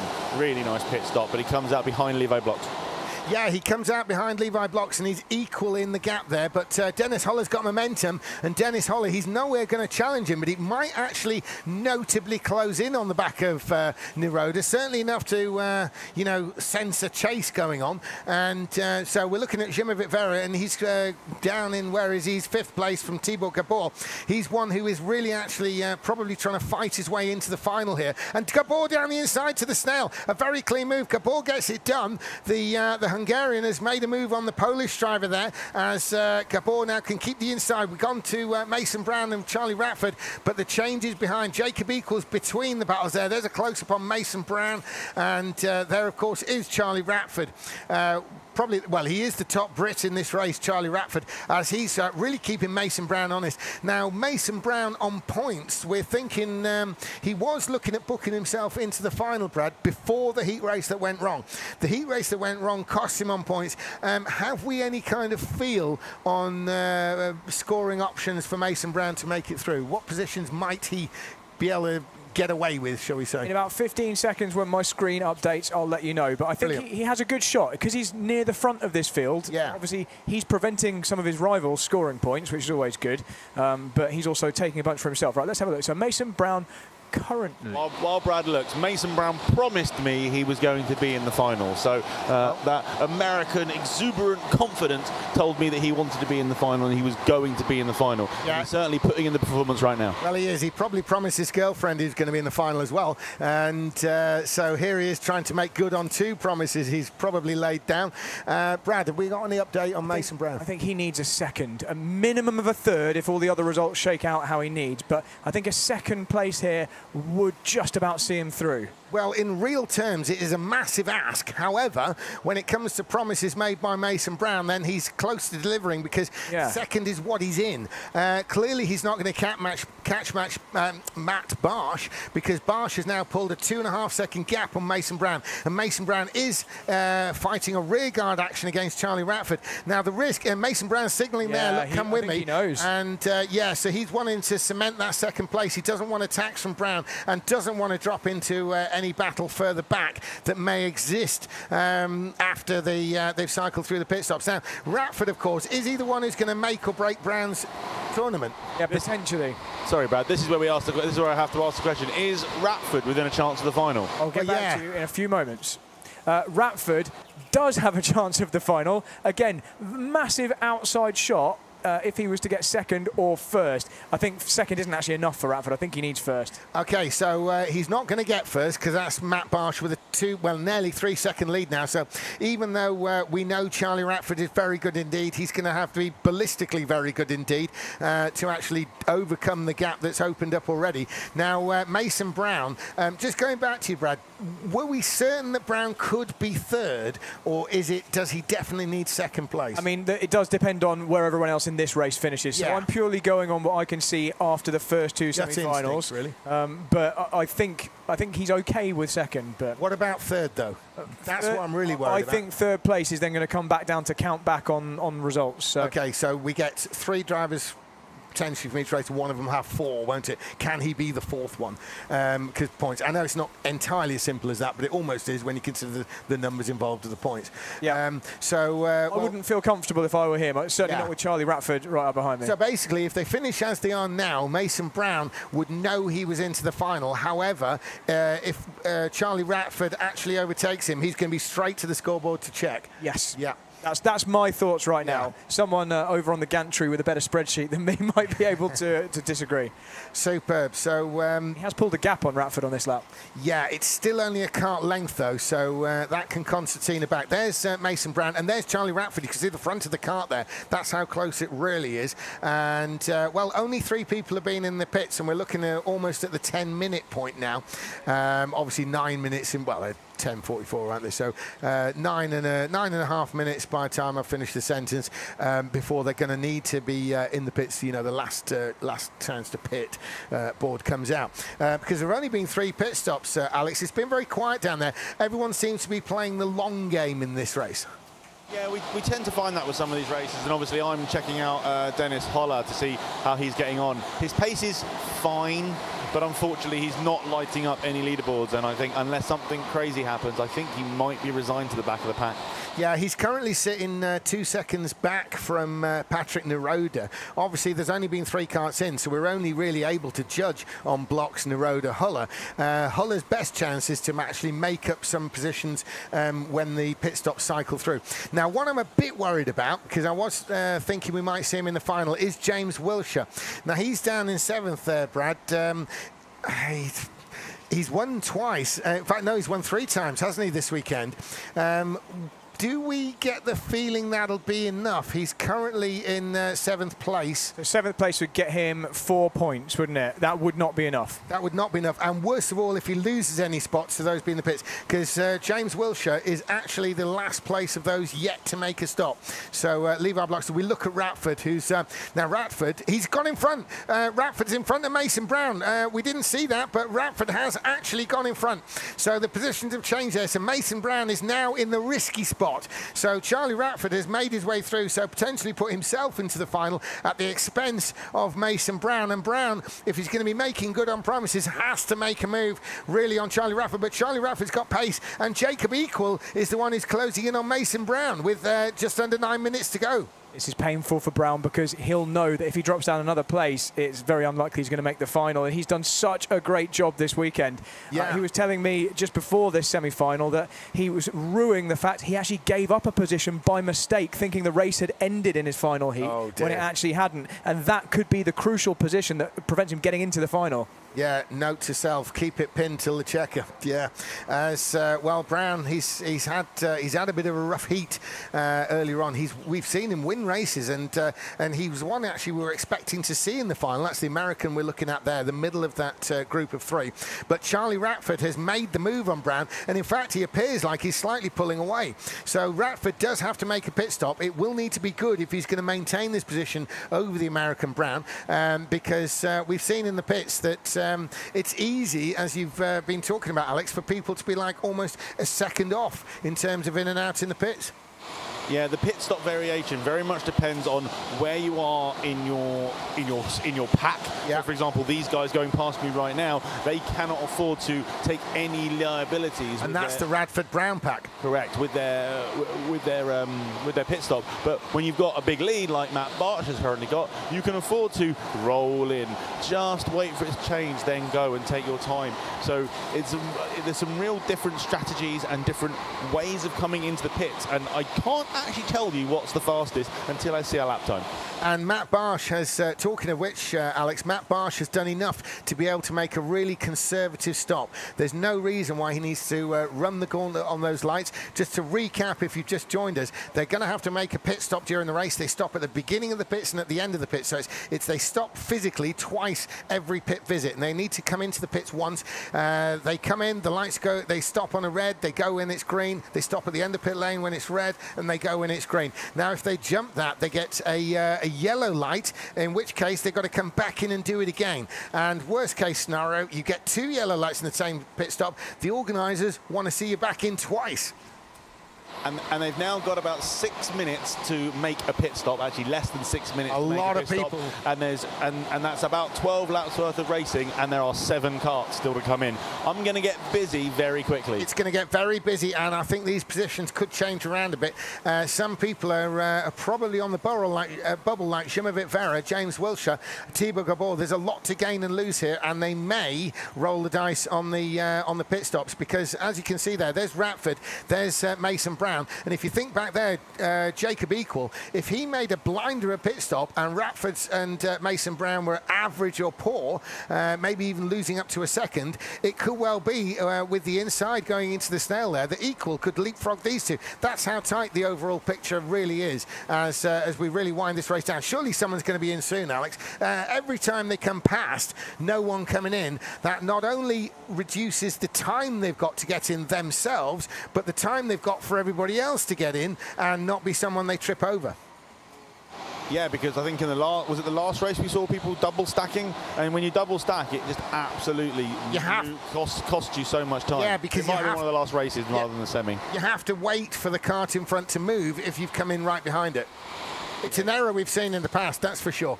But here comes Ratford. Is he coming in this time? No, he's not. Nor is Mason Brown. Nor is Jacob Equal. So every lap they do, they concertina that opportunity down, not just for themselves, but vis-a-vis all the other drivers. Because, the time's coming away. There's like 4 minutes, which is 8 laps, and 7 karts to come in. Still nobody in. This is what we call squeaky bum time, I think, yes. Which is like, who's going to be the first to... How about Matt Barch? No, not Matt Barch. He's come past the window here. And what about Charlie Ratford? He's on screen. Is he coming in? No, nor is Mason Brown. What about Jay? No, they're still not coming in. Zimovit Vera is, though. Vera's in. Vera's in, rounds the corner, bang on the white line. I think he's been the most accurate. Oh, and we got number 12 in as well. I think that's one of the Wiltshire brothers. And that is all good. And he hits his marks, and we get... Oh, no! Yellow. Oh, Wilshire's got a yellow, unfortunately, so he's going to have to come back in.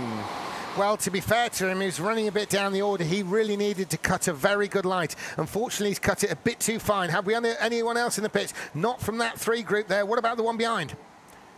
No, Gabor stays out. No one yet. Everyone's staying out. Now, this is going to get nasty, because if anyone's going to catch each other out in the pit lane, it's a close group like this. We've got Levi Blocks right on the back of Zimovit Vera.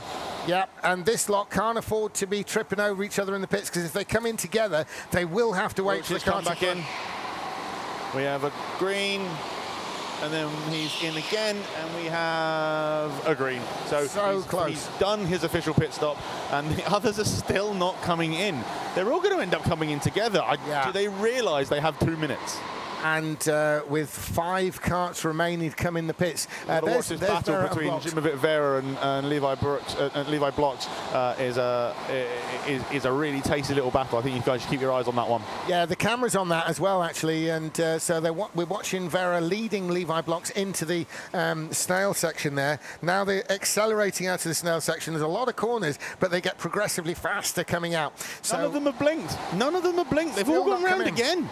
They're going to have to come in together. 3 minutes on the timer, and away from Levi Blocks to tell Vera to keep going, because if these lot trip up in front of them, these are the two who will benefit. So Jimovic Vera and Levi Blocks have been in the pits, and they will benefit if Ratford Brown equal Tibor Gabor fall over each other. Barch is signalling. Barch is coming into the pits. Yeah, that's the race leader. So we have him bang on his marks. There's a red light, there's a green light, and they've all driven past again. Oh no, someone else is coming in. I can't see him, so I'm checking on Matt Barch at the moment. Number 15 has come in. He's got a green light on his first one. Is it equals, is it? Yeah. And he's got a green light as well, so that is good.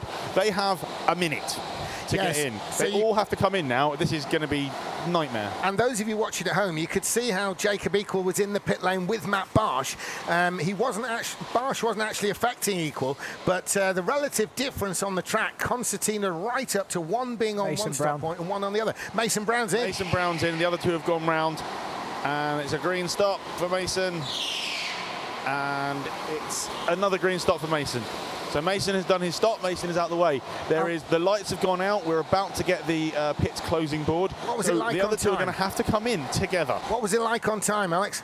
I can't see from where I am. Okay, no worries. Don't worry about it. It's because they're going to be coming in right away. So it was a 39.9 as a blooming that's super ridiculously fast quick. Here comes Ratford. Now Ratford's going to have his work cut out here. Hits his marks. We get a red. We get a green. We get a red. And we get a green. Here comes Mason Brown. Nice start, but here comes Mason.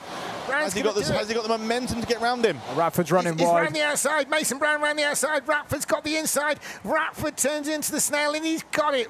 Charlie Ratford has got in front of, has kept that position. They were going right the way around the snail. Mason Brown had momentum, and Charlie Ratford had position. And we're going to have Thibaut Gabor coming in right now, because he has no other opportunity. Otherwise he gets a penalty. And we have a green light. Now maybe because they were fighting, he might have made up some time on them, and we get another green light. And he's going to come out with them, but I think he's just missed out. But what about Jacob Equal? Behind him? Jacob Equal is now alongside Tibor Gabor. Ramsdale, no, he's tucked in behind. So, and Jacob Equal to the outside, but he cannot make anything work there. Tibor Gabor in the black suit, and there's Jacob Equal in the orange behind. So there's Charlie Ratford on screen, and there is Mason Brown behind them. And who's in front? There's somebody sort of in the middle there somewhere. Anyway, let's just have a look at Charlie Ratford. So Charlie Ratford, Mason Brown crossing the line now. They're back in the positions they were in before. It is second and third for these two on the road, and everybody's been in the pits now. Matt Barsh has got a 5.9, 6 seconds really, lead over these guys, so he's got it home and dry. But Charlie Ratford's the one on the pressure point with Mason Brown behind him. Do we have any maths for who in this is potentially in the final? Yeah, with 8 seconds to go, Brad, what do we got? I can't tell you. We need to see. We need to see when the system updates it all. I can't do maths on all these 10 karts. This is the. Is that right? But I got to talk to people and tell them whether they're in or not. Oh no! Brad, I'm relying on you. Once all the results are official, once everyone's crossed the line, a few seconds after that, I'll get the update. They're not relying on you for that, though, Alex. No. So don't worry about it. But certainly Tibor Gabor is holding off Jacob Equal, so that will probably mean Jacob Equals out the event at the end of this. But now a move. Mason Brown's gone the outside of Radford. Can he hang on? No, he can't. They were side by side going into the hairpin in the end. There is Charlie Radford, there is Mason Brown, and they're on the last lap now. So Matt Barsh has started the last lap. This is it. So we're looking at Charlie Radford, Mason Brown, and the rest on the final lap. Mason Brown may be fighting to stay in the tournament. So's Charlie Radford. We think that it could be whoever finishes second out of these two is in, and the other one could be out. And I'm saying could because I don't want to speak too soon because we need the maths. None of us have a big enough calculator for this as Matt Barsh comes through and takes the win. win. He's done it. What a result there by Matt Barsh. And second is going to be, is it going to be Ratford? Yes, it is. Ratford hangs on across the line from Mason Brown. Tibor Gabor was fourth and Jacob Equal fifth. Jimmy Vera is sixth. That may not be enough to stay in the event. Levi Blocks is seventh. Patrick Neroda eighth. Dennis Holler has come through to ninth with James Wilshire. The unfortunate James Wilshire had to do a double pit stop because of a light infringement on the first one. He was too quick getting underway, didn't wait for the green, and it was yellow, and he had to come back and do it again. Alex, an amazing race down there in the pit lane, and there's going to be some people worrying about their continuation in the tournament into the final itself. That was exhausting. I think I'm going to speak to Tibor because he's the one that's just missed out on being P3, but that was an incredible race. Tibor, that looked like a lot of fun out there. How did you feel? How did it feel from your point of view? It was a very fantastic race. Before the race, I have a very, very bad qualifying lap, so I have to nothing lose. So it was a fantastic race. Excellent. You had a good weekend. It was a little bit nice, but a little bit sad. So. Are we going to see you next year? Yeah, I will. Excellent. Look forward to it, man. Well done. I've got our finalists. I've got the finalists based on the pre-confirmation. Go get Wade. Go get Wade. And Mason Brown made it. So I need to find Matt Barsh. Alex, we've got some finalists. Hang on, I want to go grab Matt Barsh. Matt! Someone grab Matt. Well, since Alex is AWOL, I'm going to talk through what I can see on my list, and I think Mason Brown did just do enough, based on the maths of the system before any checks. So we got Mason Brown here. We think he might be an Alex. Mason, I have unofficial news that we think you might have made the final. You promised me you would, so we have unofficial, this is based on Brad maths, that you have made the final. But on a different note, that was an incredibly exciting race from the pit lane. How did you find it? Yeah, I mean, it was a good race overall. I did everything I possibly could, short of blocking Charlie, but I had a feeling that if I started blocking too early, that Equal would become a problem, and maybe even Levy on the other side of the track. So in the end, I think I did everything I could, and if I'm in by the skin of my teeth, and I'll be in the final for fun. So I can't be mad at it. I can confirm, Alex, Awesome. from my system, we'll hopefully see you in the final. There are 3 other people with equal points to Mason who didn't make it in. That's how tight it was. Matt Barsh, hello again. What a phenomenal performance. Again, absolute perfection. There was no carnage in this race. It was quite calm, quite collected, and you just serenely drove off into the distance. Is that what it felt like from your point of view? Yeah, first of all, I'm lucky man because I drove the fastest kart, so it's very important.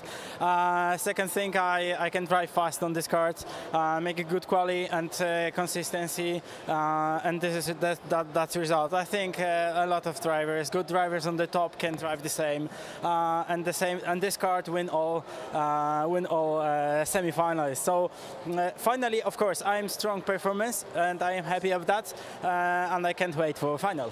Excellent, well done, man. Absolutely stunning performance all weekend.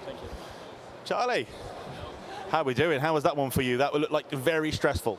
Nah, it was all right. I sort of knew no matter what I'd done, I couldn't have got in the final, so it was just a sort of like a fun race. And I was quite quick, to be fair. I thought you were very quick. You weren't quite quick. You're in the semi-final of BRKC. Alex, yeah, he's on the bubble. It was all right. He's on the bubble. Obviously, I wanted to get to the final, but... So, I'm being told in my ear you're on the bubble. Well, no, so... There's a whole bunch of people on the bubble, and you are involved in that little bubble. So, we'll wait till everything is official before I say anything that gets your hopes up too high. But there is a whole bunch of people on the bubble, and I don't know how it's all going to be decided. So, keep your eyes on the screen. Thank you, but I don't think I'm there. I haven't got a win, so I think I'm with everyone on 41 points. I think I'm at the bottom. But he's right. He's exactly right. Enjoyed it this year. It's good. Excellent. Well, listen, hopefully we see you next year.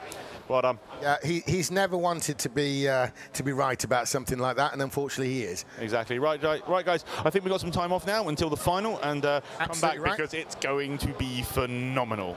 So, Brad, have you anything to add before we go? Just that we've got an amazing final coming up, and I think everyone that's in there deserves to be in there. A bunch of people who aren't in there also deserve to be in there, but at least they get to watch what's going to be an amazing race. And to everyone at home, there's a lot of people in our live stream who have never watched a BRKC BRKC event before. Stay tuned. You're about to see some fireworks in Super Pole qualifying. Absolutely. It's this is the big one now. It's one race left in the tournament. It's the grand final itself. The top three will be getting the World Championship entries. The first place wins £1,000 cash prize. So absolutely amazing prizes to race for there. We'll be back at around about 7:30 to start the qualifying. The qualifying is going to be a single kart qualifying, so it's quite an interesting thing with that. So please, if you're enjoying the action at home, do rejoin us. We're expecting to get underway at about 7:30, and we'll be bringing the action from the qualifying of the grand final itself. See you in a bit. The UK's premier rental karting series is back for 2026 and is bigger than ever. The 8th season of the SRK Championship is visiting some of the country's finest circuits, including Buckmore Park, Kart Silverstone and Gleneagles. Take your pick from Sprint, Challenge, Endurance, Junior or Cadet Championships, with fantastic trophies on offer and great social experiences, including full weekend events. Get ready to experience fast, fair and fun racing against the best rental karters in the UK. Visit srkchampionship.com to sign up today. How do we keep our whole fleet of karts within 0.2 seconds from the fastest to the slowest kart? Keep watching to find out. So we have 2 kart testers here at Formula Fast who have been testing our BRKC fleet for the last 12 years. We've got Kyle Morby, who you might have seen on the live stream before. He's won BUKC, the championship, twice. So we've also got Michael here, who has raced in the Mazda MX-5 championship and came 3rd, and has also been testing our fleet for the last 12 years and been our mechanic and our fleet manager as well. So, Michael, would you be able to talk us through the whole process of testing the fleet of karts from start to finish? Yeah, sure. So we always test first thing in the morning. It's the one time we can guarantee that the karts are the same temperature. We then warm them up. Once they're warm, we'll do an outlap and 2 flying laps in each kart. Once we've done that, we'll drive the first 3 karts again to collect any data on track evolution. And then once we have all that data, we'll then look to make any adjustments. Perfect. And how long do you warm them up for? Was it So we warm them up for an hour. hour? Perfect. With any potential track evolution, we're looking for the karts to match their original lap times ideally. If they are still jumping in lap time, then we have to consider that the next however many karts might also jump in lap time. Generally, if that will happen, we'll just continue driving till we match previous lap times. Okay, is that quite common? Does it usually that the top 3 will be completely different the second time you drive them? So normally the first one is, but normally by the 3rd kart, you're about there. Okay. And what variables is it in? Is it temperature, humidity, that sort of thing? Yeah, so track condition, temperature mainly with the floor here, can make it a little bit slippy, but then especially with BRKC, it tends to grip up and you see these issues less and less. So once you've tested the karts, how do you then make them closer together? Like, how do you actually change them? Yeah, so once we're happy that it's solely times that we're adjusting on, we have a restrictor system, and that restricts the airflow from the carb to the engine. Okay. We go up in 0.1 of a mil increments, and each 0.1 normally equates to 1/10 of a second on track. So all the karts will have restrictors on, and then we'll just adjust based on what needs to move into the pack from either side. Yeah, what size they need. Okay, cool. So how do you use the restrictors in line with the test result once you've done it? So once we have a test result, we'll look for the closest group of karts within 0.2 of a second, and then we'll adjust into the pack either up or down depending on what's needed for each test, and we'll choose the increments based on the lap times. Okay. So when you're driving the karts, do you also look out for anything wrong with them, or is it purely just driving them to see what the times will come out at? So when we're driving them, we don't really worry about the times until after. So what we're looking for is any handling or potential grip issues that could affect the times, and then like oversteer and understeer. Yeah, oversteer and understeer. And once we're happy that none of that comes into play, then we'll look to adjust based on the lap times. Okay. So you basically just want the environment to stay as consistent as possible. We want, when we have the fans on, we want to keep the exact same number of fans on, so that the environment stays exactly the same, because any other extra fans can cause subtle differences, can be 1-2 tenths of a second. Well, let's go have a look at the times and see what we're looking at when we're looking at the timings once the fleet test is done. We've got a couple examples from BRKC tests that we did last year. So this is the first one. We've got all the results here. So how did you go through these and go about changing them? Yeah, so we look for the group of karts that are within 2 tenths of a second. So in this first test, it's the top 10 karts, and then anything outside, we'll look to adjust into the pack. So that's karts 11, 8 and 15. Looking for about 0.2 and 0.3 on these two. And then if we go to the next test, you'll see that those adjustments have put 11, 8 and 15 towards the front of the test, but the whole gap now is 0.2. Yes, you can see that's from the fastest kart, that gap there, isn't it? Yes. Yeah. So what was it about the first 10 karts that makes you choose that in this case? So yeah, we choose the closest 10 karts to start the day. On this occasion, it would have been the top 10 because we had a gap of 0.084 to start the day. Right, and that was the Saturday morning of BRKC 2025? This is the Saturday from last year's BRKC. Okay, and you do, is it 2 tests every morning of BRKC? Or? Yeah, so we do 2 tests from Wednesday all the way through to Sunday in the week of BRKC. Wow, okay. Okay, so you just said you did 2 flying laps for each kart. Do you literally just take the best time of the kart? You don't take both laps into account?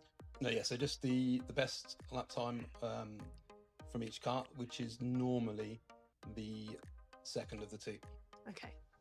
Okay, so how can they change once you've done the tests throughout the day? Or can they change? Yeah, so we have a good starting point with this at the start of the day, but as the track conditions change and more rubber and more driving time for certain karts, it is possible that they'll stretch their legs a little bit or slightly fall off. So we'll track each driver throughout the whole of the event and make any slight adjustments as we feel we need to. Okay, so you do make adjustments like throughout the weekend in BRKC?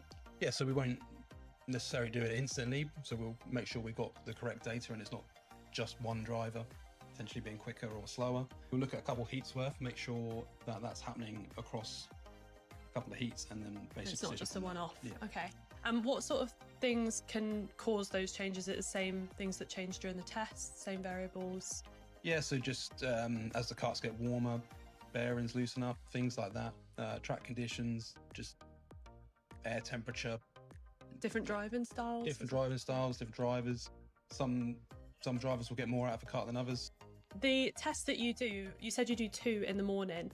Is that you and Kyle both doing 1 test each, or do you mix it up? So I'll test Wednesday to Friday, and then we'll swap to Kyle for Saturday, Sunday.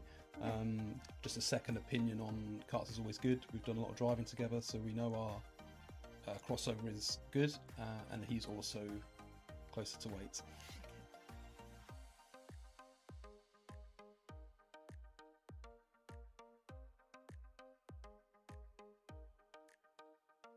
If you want your helmet to look insanely good without spending a fortune, you need to grab yourself a custom visor sticker from LidMods. It's one of the quickest, easiest upgrades you can make, and it can completely transform the look of your helmet. And what's better to celebrate the 200 visor stickers we provided for this weekend's racing, you can get an exclusive 10% discount on your visor stickers when you use code BRKC2026 at checkout. Head to lidmods.co.uk or scan the QR code on screen and use code BRKC2026 for 10% off before the end of this weekend.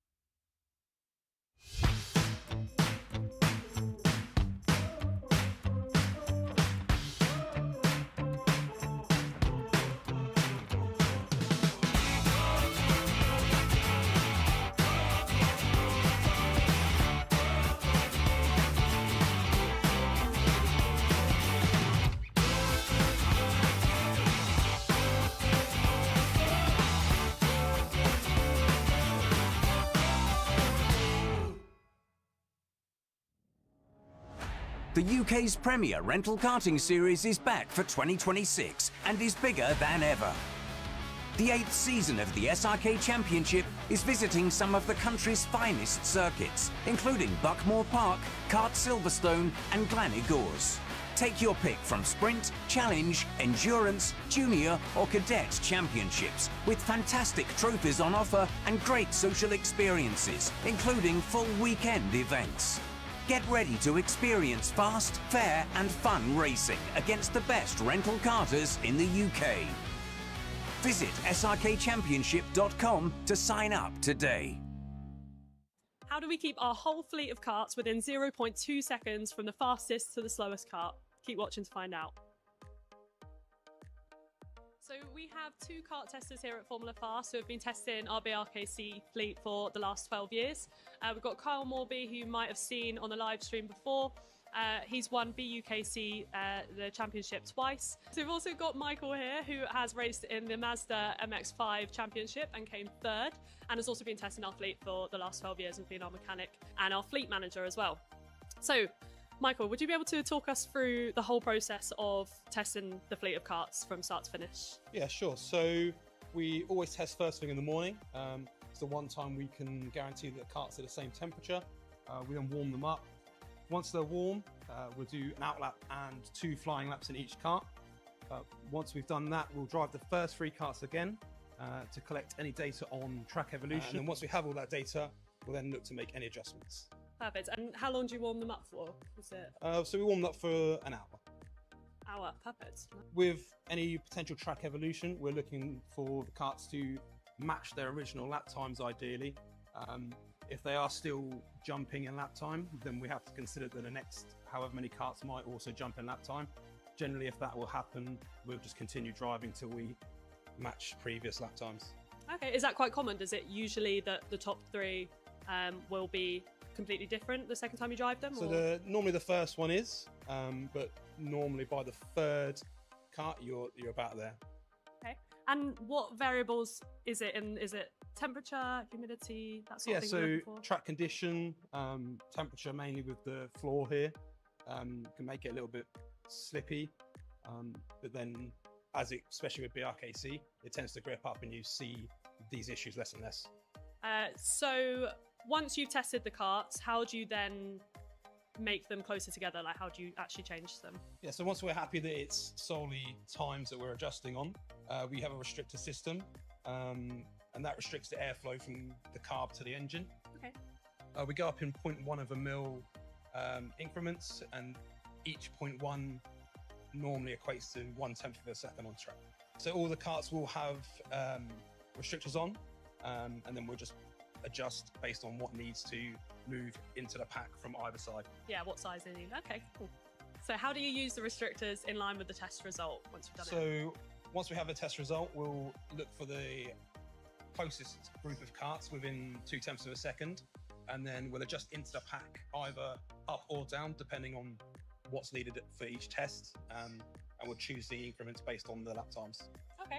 So when you're driving the karts, do you also look out for anything wrong with them, or is it purely just driving them to see what the times will come out as? So when we're driving them, we don't really worry about the times until after. So what we're looking for is any handling or potential grip issues that could affect the times, and then like oversteer and understeer. Yeah, that sort of oversteer and understeer. And once we're happy that none of that comes into play, then we'll look to adjust based on the lap times. Okay. So you basically just want the environment to stay as consistent as possible. We want, when we have the fans on, we want to keep the exact same number of fans on, so that the environment stays exactly the same, because any other extra fans can cause subtle differences, can be 1/2 of a second. Well, let's go have a look at the times and see what we're looking at when we're looking at the timings once the fleet test is done. We've got a couple examples from BRKC tests that we did last year. So this is the first one. We've got all the results here. So how did you go through these and go about changing them? Yeah, so we look for the group of karts that are within 0.2 of a second. So in this first test, it's the top 10 karts, and then anything outside, we'll look to adjust into the pack. So that's karts 11, 8 and 15. Looking for about 0.2 and 0.3 on these two. And then if we go to the next test, you'll see that those adjustments have put 11, 8 and 15 towards the front of the test, but the whole gap now is 0.2. Yes, you can see that's from the fastest kart, that gap there, isn't it? Yes. Yeah. So what was it about the first 10 karts that makes you choose that in this case? So yeah, we choose the closest 10 karts to start the day. On this occasion, it would have been the top 10 because we had a gap of 0.084 to start the day. Right, and that was the Saturday morning of BRKC 2025? This is the Saturday from last year's BRKC. Okay. And you do, is it 2 tests every morning of BRKC? Or? Yeah, so we do 2 tests from Wednesday all the way through to Sunday in the week of BRKC. Wow, okay. Okay, so you just said you did 2 flying laps for each kart. Do you literally just take the best time of the kart? You don't take both laps into account?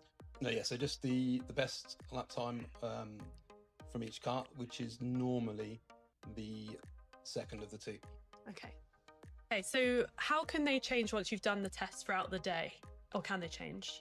Yeah, so we have a good starting point with this at the start of the day, but as the track conditions change and more rubber and more driving time for certain karts, it is possible that they'll stretch their legs a little bit or slightly fall off. So we'll track each driver throughout the whole of the event and make any slight adjustments as we feel we need to. Okay, so you do make adjustments like throughout the weekend in BRKC? Yeah, so we won't necessarily do it instantly, so we'll make sure we've got the correct data and it's not just one driver potentially being quicker or slower. We'll look at a couple heats worth, make sure that that's happening across a couple of heats, and then basically it's not just a one-off. Yeah. Okay. And what sort of things can cause those changes? Is it the same things that change during the test, same variables? Yeah, so just as the karts get warmer, bearings loosen up, things like that. Track conditions, just air temperature. Different driving styles? Different driving styles, different drivers. Some drivers will get more out of a kart than others. The test that you do, you said you do 2 in the morning. Is that you and Kyle both doing 1 test each, or do you mix it up? So I'll test Wednesday to Friday, and then we'll swap to Kyle for Saturday, Sunday. Just a second opinion on karts is always good. We've done a lot of driving together, so we know our crossover is good, and he's also closer to weight.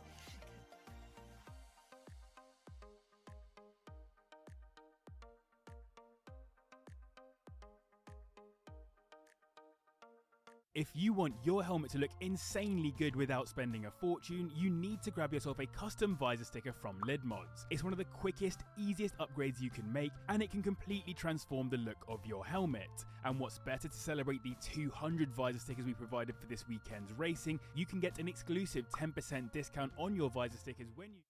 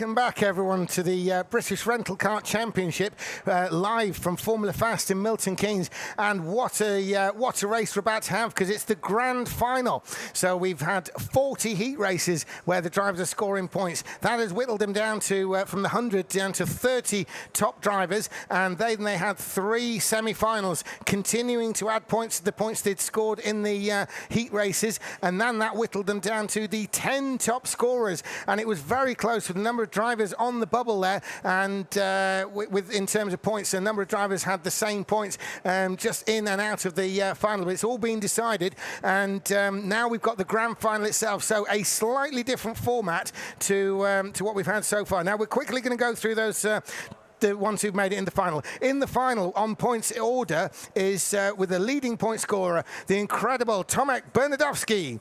And he's lined up against Eliana de Vos, Matt Barsh, Ivan Shana, British Hope, Seb Miller, Vika Schlitz, Zimowit Vera, Ruben Boutons, double world champion, Sam Slater, another British Hope, and the American Mason Brown has scraped his way in 10th place. So a great showing by those drivers to make the grand final. They're now going to battle it out in the qualifying and then the race itself, and they're racing for a number of awards, including the free entries to the World Championship and the £1,000 first place cash prize itself. So a lot to race for here. Now, a slightly different format to what we've been used to so far in the competition, so it changes a little bit. First of all, we're going to see which order they're going to actually qualify in, whether they qualify fastest to slowest, or highest points to lowest points, or in reverse of that, and that will go down to Tomek Bernadowski making that choice as the top point scorer, and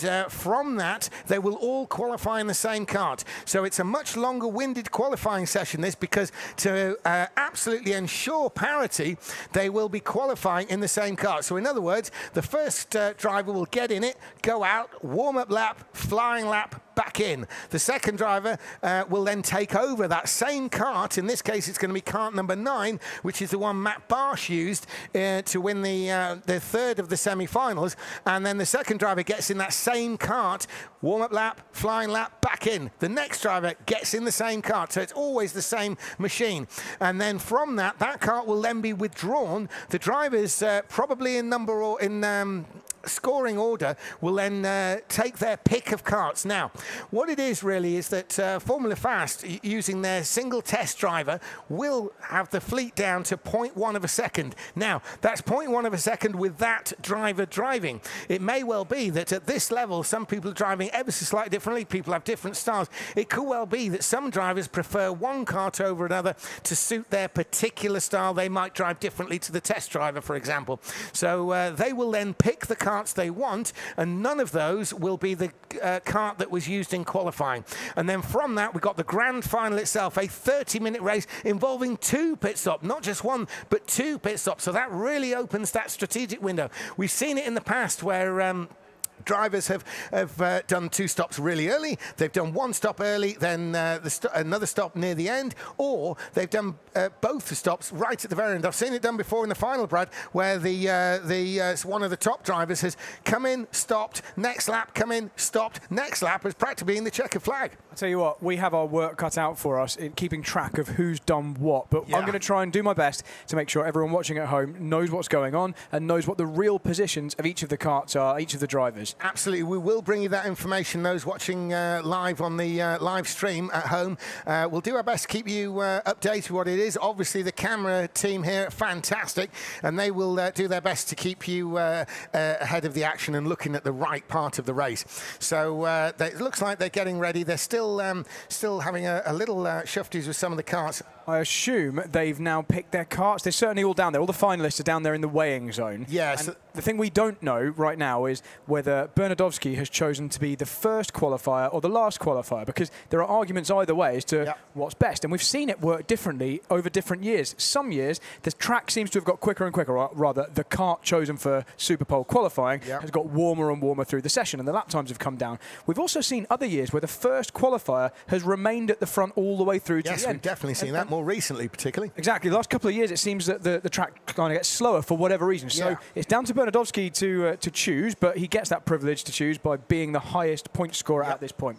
and then he, of course, will have chosen the kart that he's going to race in first, so he will get the top pick. So it may well be that even, let's say, for instance, Tomek Bernadowski qualified comparatively low in, say, 7th or 8th place. Even though he's qualified low, he will have the kart that he, above all, wants. And for no real reason except over all the practice days, over all the testing he's done, particularly on Friday, and the races he's done this weekend, he may by now have a particular favourite, and he will want to see his bum in that kart during the final itself. Absolutely, and we believe that it's fairer to let the drivers take that responsibility. Yep. You know, they've put themselves in certain positions by scoring well throughout the heats and the semi-finals, so they get the privilege of choosing that car in point scoring order, and so there can be no complaints at the end when the final result is exactly. And one of the benefits to Tomek Bernadowski of doing very well and winning all those races is the fact that as the top point scorer, he does get to make that call. So theoretically, the happiest person with their choice should be him. And you could also argue that regardless of the qualifying position, you'd probably rather be in that kart you want, as long as it's not right at the back and you've not qualified last. You'd rather think, you know what, I've got the machinery under me, 30 minutes to do the job, 2 pit stops worth of strategy to get myself around those other karts, and that's obviously without even overtaking anyone on track. Absolutely. You back yourself to maybe do the job in your kart that you like. Exactly. It's about the fairest way you could ever think of doing it, really, without it getting overly complicated. Alex, you're down in the pit lane there for us. What's the feeling down there at the moment? It feels very tense down here. Yeah. There are lots of people, more people than have been down here all day. Some have got their helmets on, some haven't got their helmets on, and it's everyone's kind of feeling each other out. There are no big smiles. Everybody looks quite a little bit nervous. And the thing I am definitely noticing from my last time down in this paddock, it's a heck of a lot younger. Yeah, I feel like the old man. I'm pretty certain one of the competitors called me Dad earlier in the weekend. Well, just wait till it's Grandad, Alex. You know, you still got your hair colour, haven't you? So, but anyway, we're thinking that there is a sort of new wave. You know, you're looking at the Tomek Bernadowski, the Zimowit Vera, a lot of young racers coming through, and has Tomek Bernadowski made the call? Is he going first or last? I think he has, because Brown is helmeted up, and Brown is the 10th highest scorer. So I think Brown is going out first, which means Bernadowski's chosen to go last. They've also changed the quali kart. Right, so then we've got quali kart is kart 8 that hasn't run at all today. Right then, so that's very interesting. Kart 9 has been put at the back, and I'm assuming they won't get a chance to choose it because actually it won all 3 semi-finals. Okay, well, let's have a look here. So Mason Brown is going to be the first one out to qualify. Now, Mason Brown has actually been pretty good on pace. Of course, he's against the 10 best in the whole tournament, so this is, by definition, the fiercest opposition he's taken. But he's usually been able to qualify quite well. There was the one anomaly, but I mean, obviously all of these guys in the final have been able to qualify very well. But certainly Mason Brown is someone we've seen a lot of at or near the front. So if he will be a good benchmark time-wise to begin with. So it looks like Bernadowski's made the call, and it's going to be first out for Mason Brown. James, I'm so happy to be up here with you watching this, because, you know, as much as you'd love to be in this race, as much as you'd love to be good enough to have made it this far, it's a lot less stressful and a lot more fun standing up here watching these guys do the hard work. So do you guys want to hear about drivers complaining? Of course. Well, no, not necessarily, to be honest, because this should be a great event, not something the filled with rubbish. reason the qualifying kart has been changed is because 3 people have driven it. Okay. So they know how that kart works. They know how that such are the margins. Such are the margins. So what they've done is they picked kart 8 for the qualifying kart, which has not been used all weekend. No one's driven it today, so it takes away any advantage. Well, and that's actually, a very it makes good. sense. Number 9 is stuck at the back and never going out again. Okay, so number 9 has been completely withdrawn from the meeting. 8 that hasn't been used yet will be the qualifier. Well, that's interesting because nobody has any experience of the number 8 this weekend. So it will have been out in the testing on Friday, I'm sure, but that will be the last point of reference in which people have probably forgotten anyway. So we've got some people in the chat saying, I hope nobody deliberately drives offline. So there are rules against that. So excessive offline on your in-lap is a problem. So obviously we've mentioned the dust, the tyre dust and dirt offline, and we've got a very, very clean racing line, having had a lot of good drivers driving similar lines for the entire day. 13 races since we switched the back to the regular layout, But there'll be a lot of tyre dust offline, and because of that, yes, there is a rule that says you must drive back to the pits on the racing line and at a reasonable pace. Yes. We are about to see the qualifying kart go out and do some laps just to get it warm, so that the person who gets into the kart first, which looks like it's going to be Mason, doesn't have to get into an absolutely stone cold kart. So those watching on the live stream now, you're seeing the circuit tester. So this is Formula Fast's test driver, nice and anonymous in a black suit and white helmet. Although it is very Mateusz Matus-like, so it's probably not Mateusz himself out there. This will be one of the tester for Formula Fast, and they will run some laps to get some heat into that kart. Once they're happy that the kart is up to a point which it's going to stay at in terms of performance, then obviously they're going to bring that thing in. And when they do, actually, Mason Brown is probably going to be pretty keen to get straight in and straight on. He's not going to want to see that kart sitting around too long with its tyres cooling off. It's a concrete floor, so it's going to sink heat pretty well. And Mason Brown's going to probably want to get aboard and get on his way fairly too sweet once that kart has come in off the warm-up laps being driven by the Formula Fast tester. So I've got a few people in the chat here also asking what the test driver's lap times are. The timing system's not switched on at the moment, so we can't see, unfortunately. But I would like to suggest that they'll be quite fast. I think he'd be pretty rapid. He's done a lot of laps around Formula Fast over the years and does an excellent job at helping. Or if I was going to give, if I was a Formula Fast employee and I was going to give a corporate answer, I would say within 0.1 of any other kart. I would say so too. So the tester's still out there. In fact, no tester's come in now. So the tester's happy with the heat and everything else of the kart. Mason Brown pretty much throwing his kit in there. He's quite fast. You can see he's laying it up with weights. They have to weigh in at 90 kilos. That's coming back in. So Mason Brown, obviously he himself is less than 90 kilos. He loads the kart up with his own personal lead to get up to the exact level of weight. He knows he's going to lose weight during the race, so he'll be slightly overweight going in. Now there's Mason Brown getting a bit of a feel for the kart. He's driven the circuit but not the kart. So there's Mason Brown. He's coming out of the Snell section. So this is it. This is Mason Brown on his actual warm-up lap. So once he crosses the line, he will be on his qualifier. Mason Brown down the backstretch. He's really trying to pull some speed there from that machine. He's theoretically got a feel for it now. He cannot be giving anything away. Too much work with the wheel costs time, as he knows. So crossing the line, and Mason Brown's on his qualifier. So across the line goes Mason Brown. Pay no attention. That time ticker at the top there, that doesn't really mean anything at this stage. It's just really marking a session time. So Mason Brown now is on his qualifier. He's looking good out the Snell section. He's keeping it tight, lets it go wide, coming tight again. And he's actually a bit more tight through there. Not so much the Lewis Manley line of running out on the exit of the Snail there, which we were talking about before, but coming around the final corner. So this is it. What is Mason Brown's ballpark time, the baseline time going to be? It is 31.3. That's a pretty decent time, I think, for a stone cold kart. Not bad at all. Yeah, although the Formula Fast tester warmed it up. So 31.3 is Mason Brown. So that's the initial benchmark lap time. So the American driver, he was made it into the final with the least number of points. The highest point scorer, Tomek Bernadowski, has elected to go last. Therefore, that means Mason Brown, as the lowest point scorer, is going first, and it will go up the order of point scorers. So Brown is in, and so he's now bringing it to a stop. And Sam Slater, one of the two British drivers, who's in the final of the British Rental Kart Championship. As you can see, it's a very international event. So loading it up with his weights to get to the 90 kilo, a seat insert in, and then in drops Sam Slater himself. And he'll want to get underway pretty quick while those tyres still have the most heat in them. So one of the two British hopes, Sam Slater, takes to the track, and he's going to start his warm-up lap. Sam Slater, we know, Brad, is capable of putting this thing on pole. He absolutely is. And it's just kind of dawned on me, James. We were talking about how this is an international event. Yep. The British Rental Kart Championship, with more Brits than any other nationality, only have 2 British drivers out of the 10 that have made the final. Because all these international drivers go around Europe, including the likes of Sam Slater and Seb Miller, who's also made the final,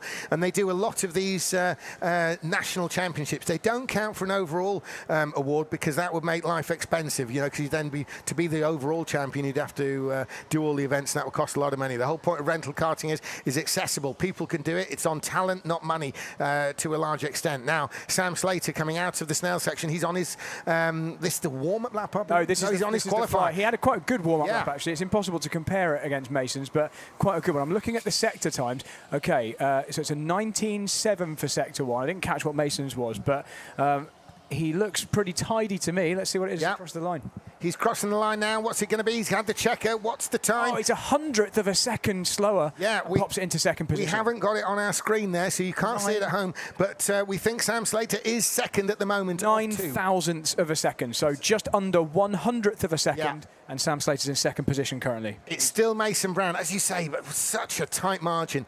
And, 100th of a second in it. And Sam Slater finds himself in second.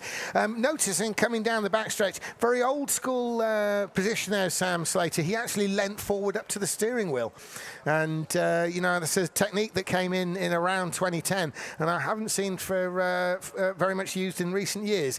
So anyway, Sam Slater now will bring the car to a stop. He'll jump out. Next one in, who will that be? Is it Ivan Sharnet? No, who's that? Who's next up? I will tell you. Now let me get onto my little list. So next up is Ruben Boughton. Oh, it's Ruben Boughton, double world champion, and more importantly, from our point of view, is a 6 times champion of the BRKC. So I do have to tell you something. Yeah. So the marshal put his weight in. He then checked where the weight was, opened it up, and moved it to a different part of the weight of where the weight goes in the box. Oh, that's how precise Ruben Boughton's has to be about where the weight is in his kart. Absolutely, literally wants no excuses. It's as simple as that, Alex.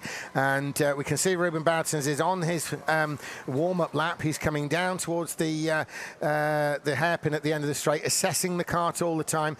How does it turn in, things like this. And he's now going to start his qualifier. So Ruben Boughton's on his qualifier. This is the 6 times BRKC champion. No one has had as much success around here as Ruben Boughton's in terms of the overall championship. As Ruben Boughton's now out of the Snell section, he's going to be building up speed. He's going to be full throttle till the end of the straight on the back part there. And he's on that straight now. And then when he gets to the end, he's going to be braking, turning in smoothly, does it, rolling the kart into the corner, maintaining momentum. Crucial in a rental kart. Final corner now. What's it going to be for the 6 times BRKC champion?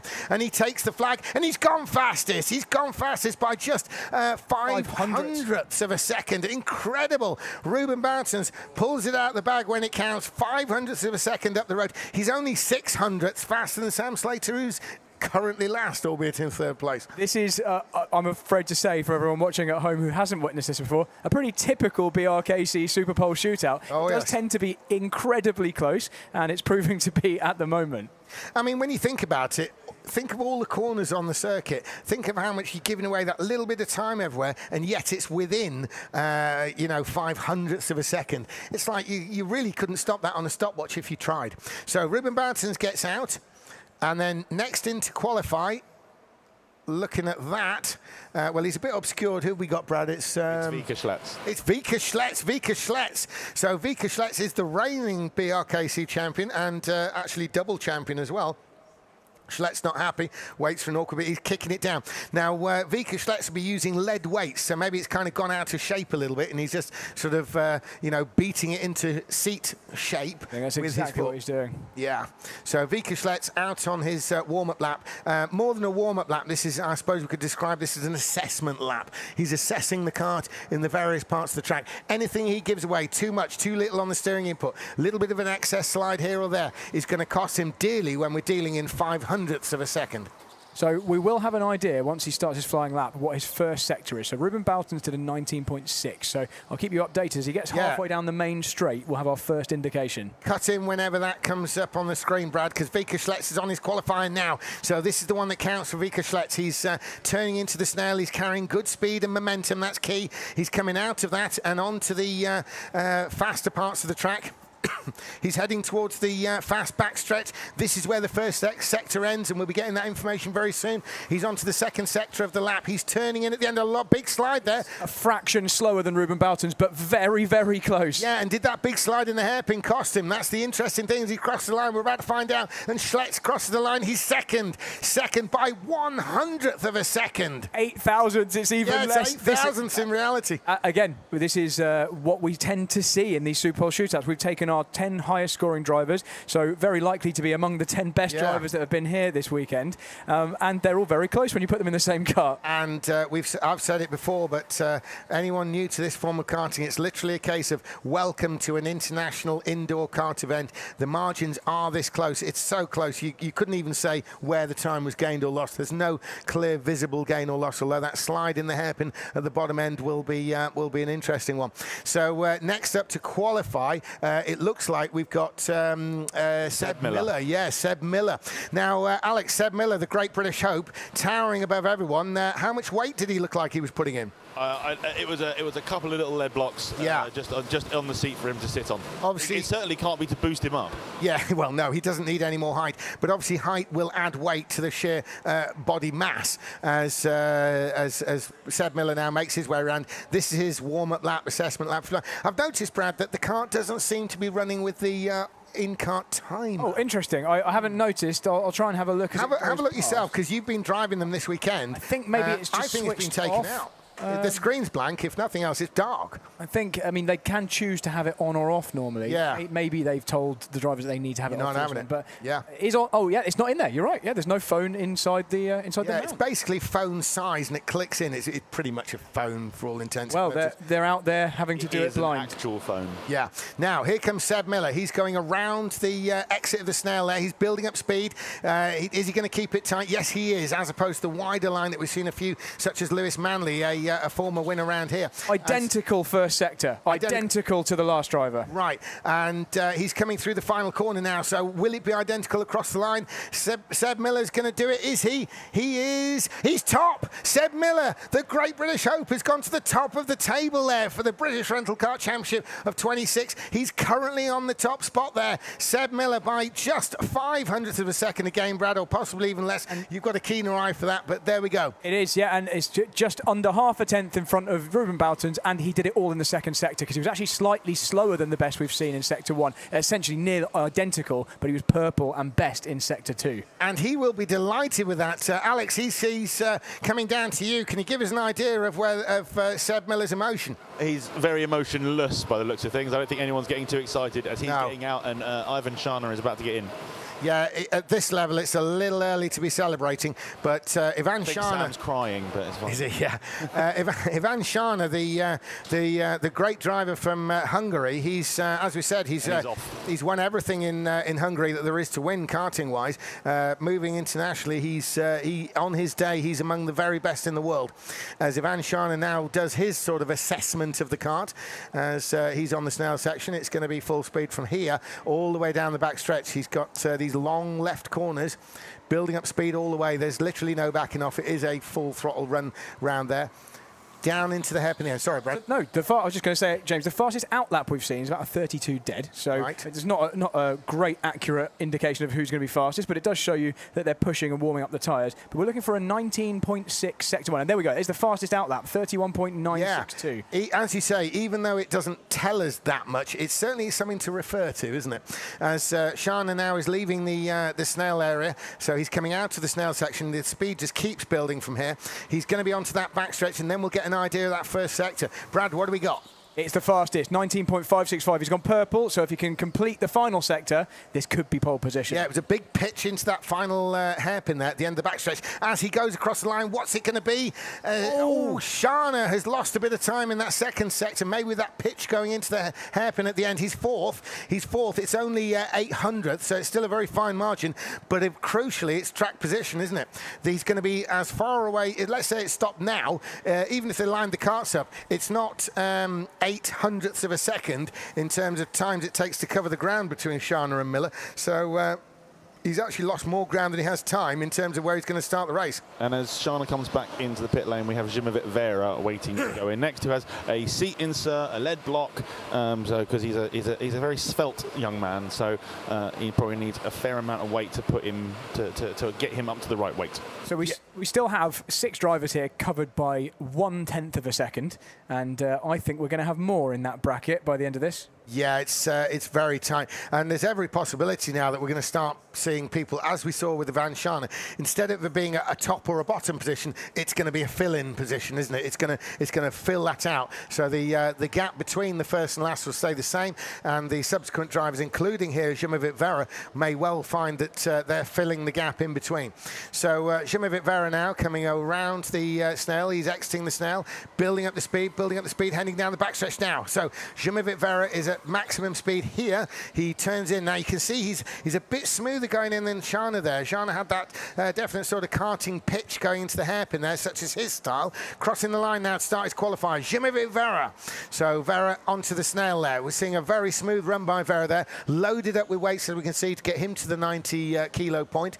That means the weight is lower. Brad, do you think that may play a part? Potentially. He's done a very good out lap. We're about to find out how good the first half of his flying lap was, though, as he crosses the line now. And it is the fastest, fractionally faster than Schaane. And so if he can complete the final sector better than Schaane, he should be going to the top. Very smooth turn at the hairpin. Here's the final corner. What's Vera got for us? And Vera comes out. Is it going to be quick? Yes, it is. He's top of the table. Zimmervit Vera, in fact, that's really quick. He's almost a 10th faster. Zimmervit Vera, 900ths of a second. So, you know, that was quite a jump there. We were thinking that Zimmervit Vera and subsequent would actually be filling the gaps, but not so.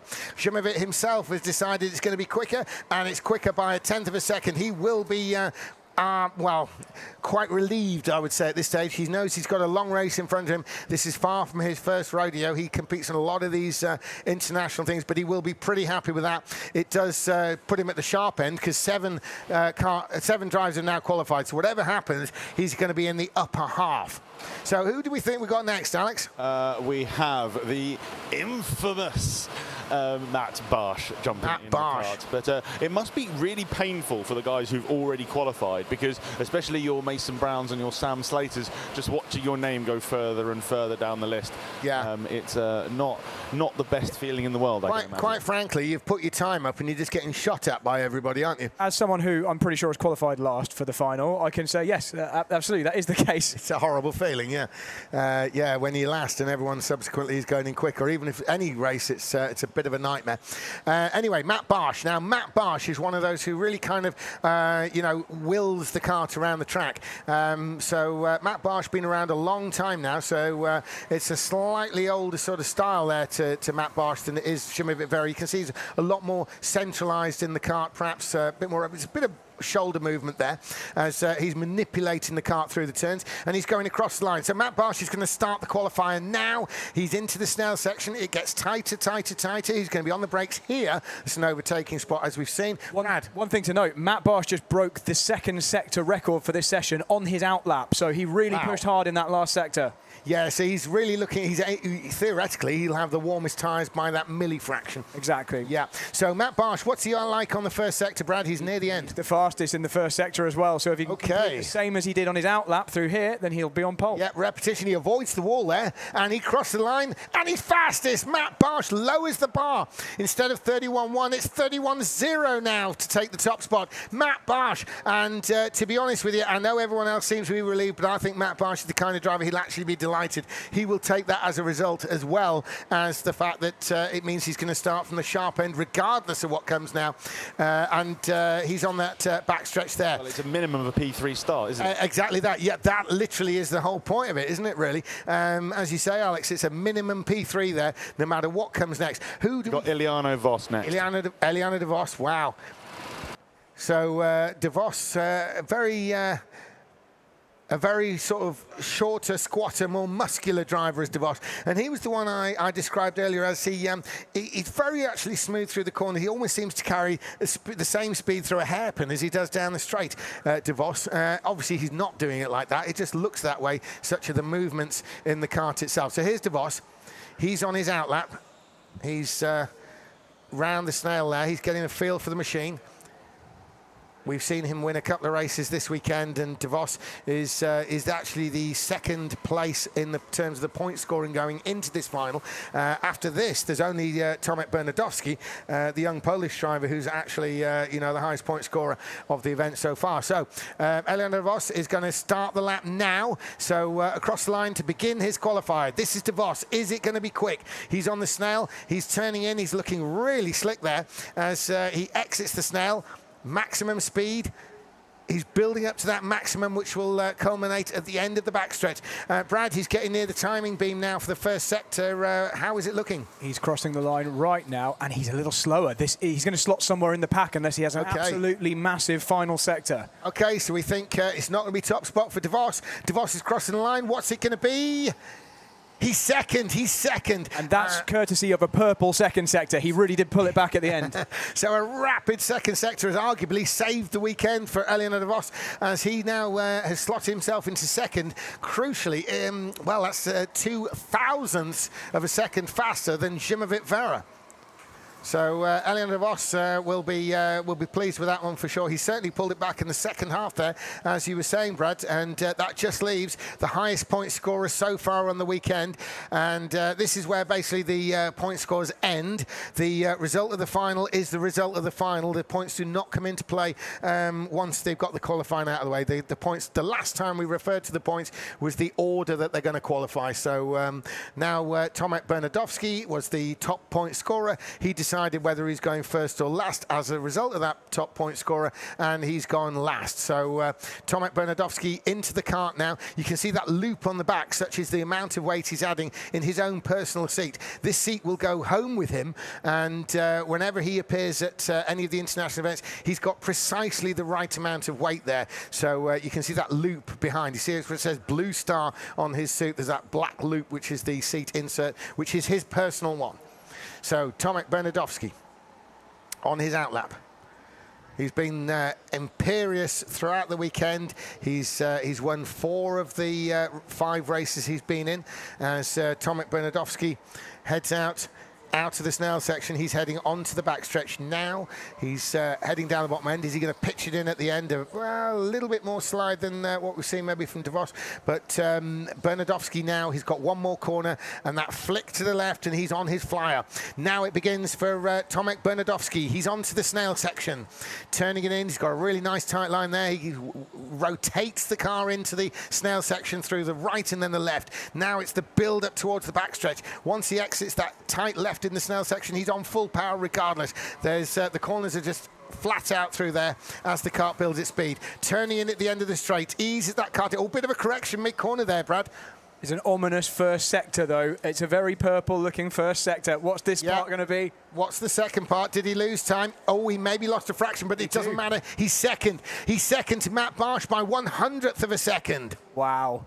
So what an outstanding qualifying then for the final of the British Rental Kart Championship 2026. We're going to confirm that now as a pole position for the grand final for Matt Barsh. And second is Tomek Bernardowski. Third, the vastly experienced Eliana De Vos. And Zimovit Vera, another of the newcomers, into fourth. Seb Miller, more established as the top British driver, once again is in fifth place. Ruben Barton's double world champion, 6-time British Rental Kart champion, is in 6th place. Vika Schletz, twice British Rental Kart champion, is in 7th, and the reigning champion.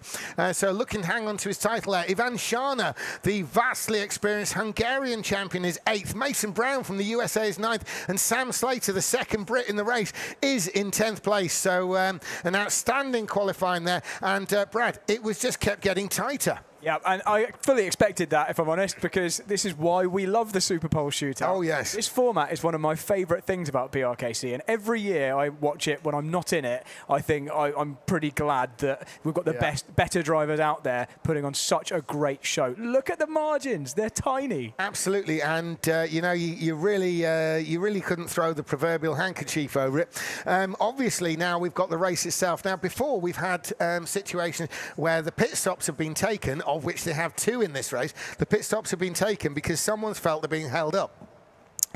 how on earth in this group here do you feel like you're being held up? They've got the kart choice, although maybe, for instance, if Bernadowski's got the first kart choice, everyone might want Bernadowski's choice. So if you get down to Mason Brown, there's a good chance that he may have thought, you know, I want the whatever number kart. He won't get that because someone else has already picked it. Well, let's have a look at who's out of position in terms of their kart choice. Well, that's a pretty...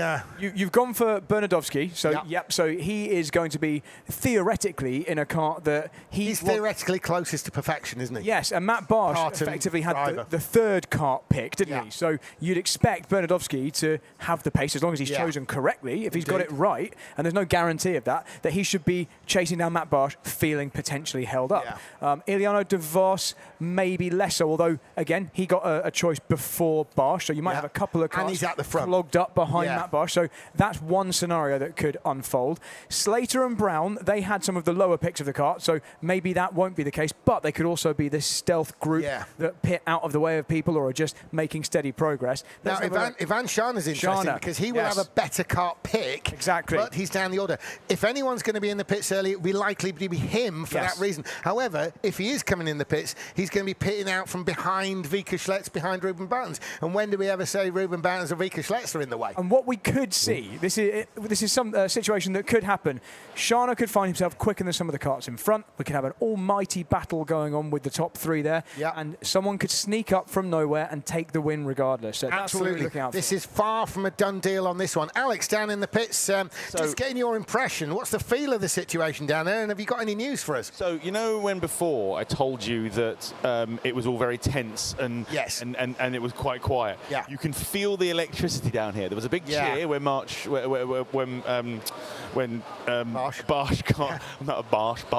got pole. To be fair, he's my emotional favourite. I had Bernadowski down as a win, but he's my emotional favourite. He's very popular in the paddock, isn't he? He's a very popular driver, Matt Barsh. He really, really is. So it's all of a sudden the energy has really started to kick off in here. The adrenaline is starting to kick off, and as a fan of this series, I am massively looking forward to this, and I get to have a front row seat and call it. Indeed, and not only that, but you've got double the number of pit stops to entertain us with, Alex. Well, yeah, what happens in some cases is some people will go and do two pit stops straight out of the box and then just drive the rest of the half an hour of the final by themselves. So it's going to be a really interesting format on what people decide to do with their strategies. I mean, I haven't watched I haven't paid much attention in the last couple of years. What have the kind of strategies tended to be that win these kind of events? It's not been clear-cut, although we have had some success with people pitting right at the end. So it's been like pit, lap later, pit, 2 laps, win. You know, we've seen that sort of thing work out before, but there's too many variables in it, and obviously adding another pit stop adds a variable to your personal strategy, but it also adds a variable to everybody else's strategy in turn. So you know it really multiplies out into so many directions that there's no real clear favoured idea. I think a lot depends on. We're looking, for instance, say Ivan Shana. Ivan Shana, we know is going to start. He was one of the faster point scorers or the upper point scorers, so he's going to get the more preferential kart pick theoretically, but he is further down the order. So if anyone's going to feel he's in a better kart but out of place to suit him, then it might be Ivan Shana. So therefore, early pit stop, things like that. Obviously, Matt Barsh, we may see him do the later stops, and certainly. Wherever we've got, where's Bernadowski? He's second. So Bernadowski's got the most favourable kart pick of all, and he's starting second. James, I want to test your knowledge. Do you remember what Vika's winning strategy was last year? No. Fine. Oh, that's not very good information. We want to know what the strategy was. We thought you were going to tell us, Alex. Why would Alex, I know? Alex, can I just ask a question? You're in the pit lane, right? Yes. Why don't you go ask Vika what is it? So use your brain and go. Let's go ask Vika Schlitz. Yeah, don't ask me. I've slept since then. There's no way Vika is going to give away his strategy to the entire live. Give away the strategy. What was last year's? I think that's the whole thing. Yeah. Vika. He's going to blame us, isn't he, Brad? Vika, can I have a conversation with you before you go out? Is that all right? I just want we're having a discussion in the pit box. Do you remember what your strategy was last season?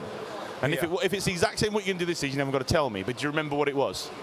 I think I pitted early because guys were defending in front, and then I just drove my own ways. Yeah, when was But his I can't second remember. stop? It was not that exciting. I could nuke to Miller. That was the only thing what I could do. What position at that did he time. start last year, Alex? We're being asked, what position did you start last year? 6th. So everything is possible. Wow, so he started 6th last year and won. So yeah, literally anything is possible. And thank you, this Vika. year Have a he good is race. starting 7th. So Vika Schlitz, by his own definition there, is certainly within a shout from that 7th place. He They're going out for the 6th last photo, year. I think. And yeah, a quick picture there with all the finalists together before they fall out. And so Alex, basically what we've got is Vika Schlitz saying about an early pit stop. So we don't, the second pit stop possibly less relevant in that initial strategy. The key being is he didn't run all the way to the end and then bang in the 2 at the end. It was an early pit stop for Vika Schlitz, and he actually ran through from 6th to win the event.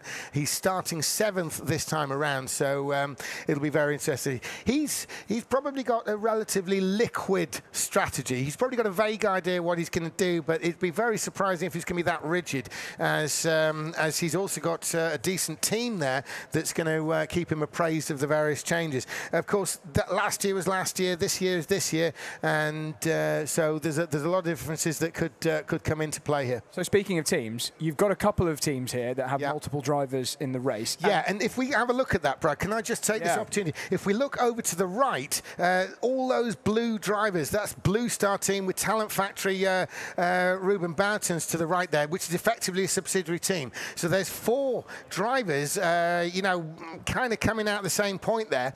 And we've got Mason Brown, he's in Razio Drags, he's alone in this one. We've got a single two BSR entries, I believe. What's Matt Barsh? He's BSR this weekend, isn't he? Yeah, so we've got Shepherd dragged him in. We've got Seb Miller and Sam Slater. And Matt Barsh is down as BSR Black, Right. so he's not in the same team technically, although the team championship is over now. No. That's already been decided before the final. Normally the points for the teams calculated after the semi-final. Yeah. But anyway, they're all kind of under the same umbrella for sure. So the 3 on the left there are effectively BSRs. They'll certainly come under a BSR directive in the race. The ones on the right are Blue Star and Talent Factory. So even though Ruben Boutons is with Talent Factory, not Blue Star, there's an affiliation there. So they will be likely to sort of be more favoured. What about Ivan Shana? Do we know who he's with? Is he on his own? Yeah. So Ivan Shana is running independent. So he's independent. Okay. And any other? Have we got a single? Razio Drag. Although it wasn't. They've got a drive. Of course, it's Mason Brown. It's the American. Of course, I actually already mentioned that. What am I talking about? So Razio Drag from Wales, they have a single kart into it, and very well done by them. They've managed to pull in one of the foreign entrants, which is Mason Brown. He has in turn rewarded them with a place in the final.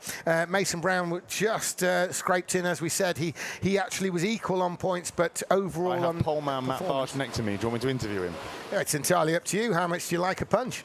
Matt, how are you feeling about this race? Pole man for BRKC 2026. Yeah, I feel good.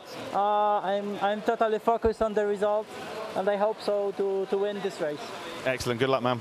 So it's notable that Matt's his CV that was entered. All the drivers have to enter Barsh's CVs. CV goes back about 3,000 years, doesn't it? So when you apply to race in BRKC, so as I'm sure most people watching know, the 100 drivers were handpicked based on their racing credentials. There was a whole committee that had to vote to get the 100 in. And you had to submit your most notable racing achievements. And Matt Barsh's said something like, legendary BRKC driver, and that was it. That's all it said. And he just expected us to know the rest. Yeah. Fortunately, we did. Wasn't it somebody like Michelangelo? I think when he got to paint the Sistine Chapel, it might be a bit of an urban myth, but all the other painters of the time were offering up and saying, "Yes, I've done this great painting," and he turned up and drew a perfect circle and got it on that. So that's a bit like a Barsh input there, isn't it? Yeah. So Matt Barsh.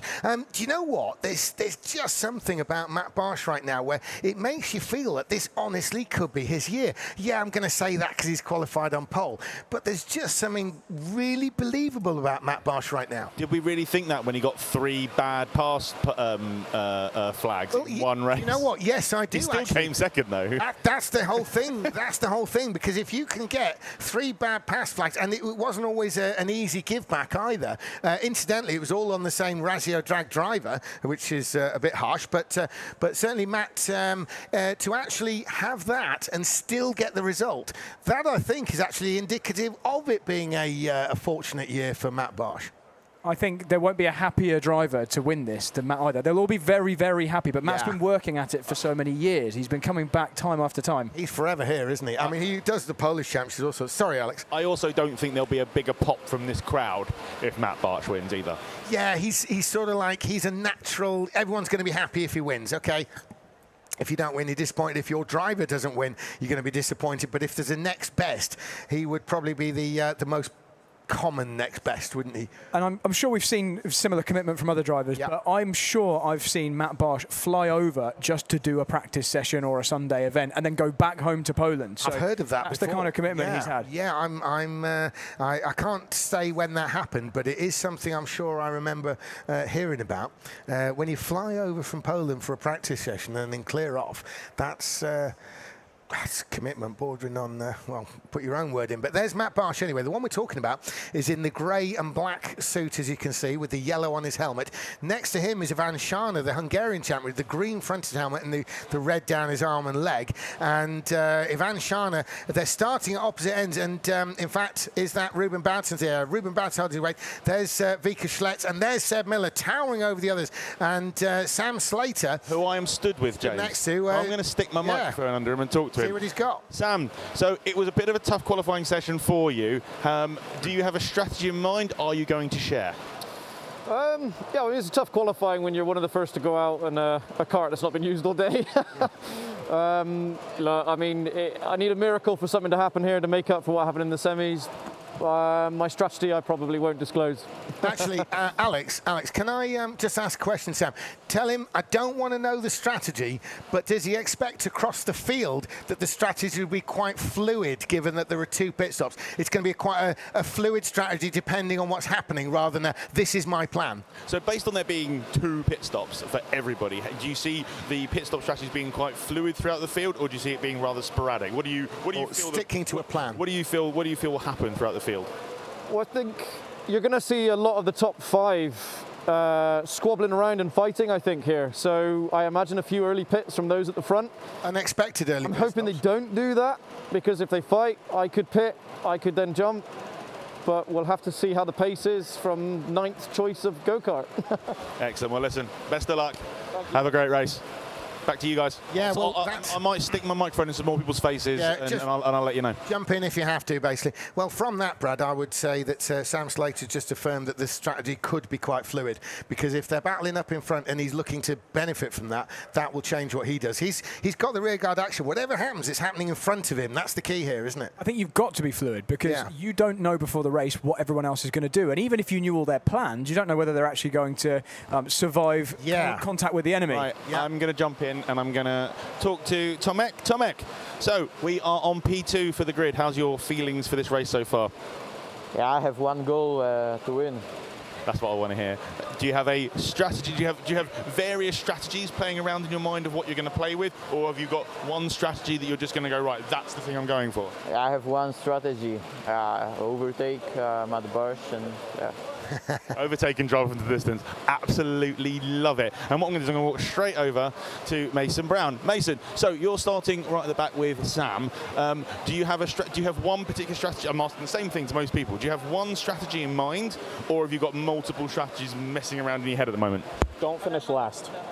That's a really good strategy. Don't finish last. Realistically, I'm hoping that they fight up front, and I'm going to run long, hoping that they pit and cover each other and then keep fighting.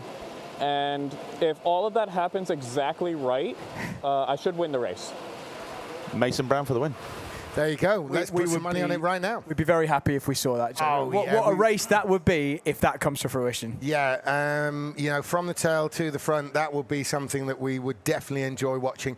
Certainly from a neutral position, you know, yes, we've got 2 Brits in there. We will support them as it's the British Rental Kart Championship. However, it is an international event, and we're pretty even-handed up here, to be fair, Brad.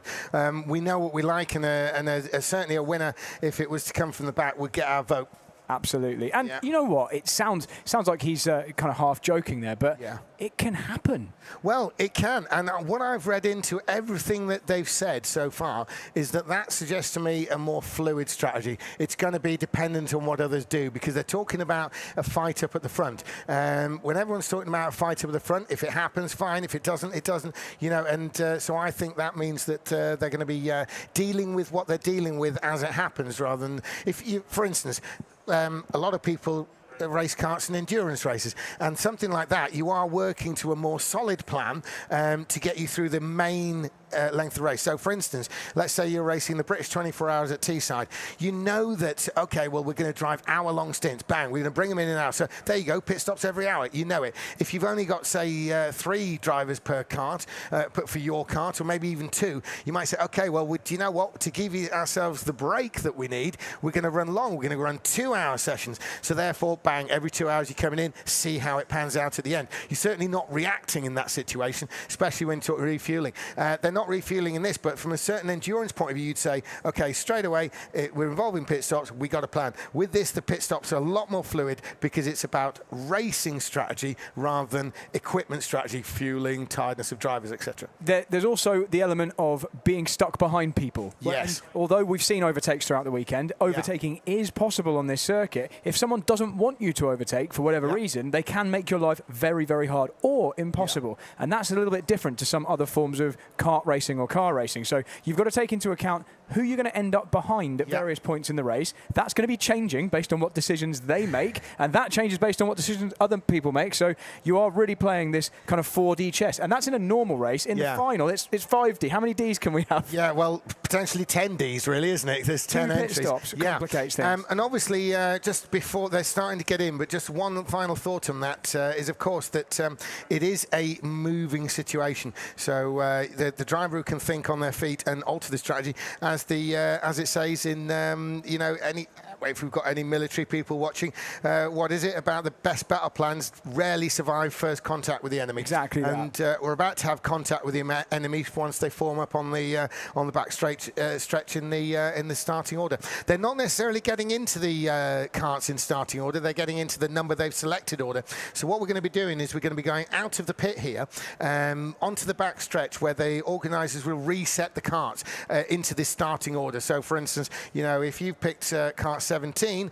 for example, it might be 3rd in the lineup, but you're starting 7th, so it's got to be reorganised there. So that kind of thing comes into play. But we are looking down as the drivers are getting into the start. There's going to be a half-hour race. We've got £1,000 on the line here, and Matt Barsh is the one who's going to be first in line to potentially take that. We've got Ivan Shana with his arm in the air. He's got a question mark going on. Is it something to do with the timing system?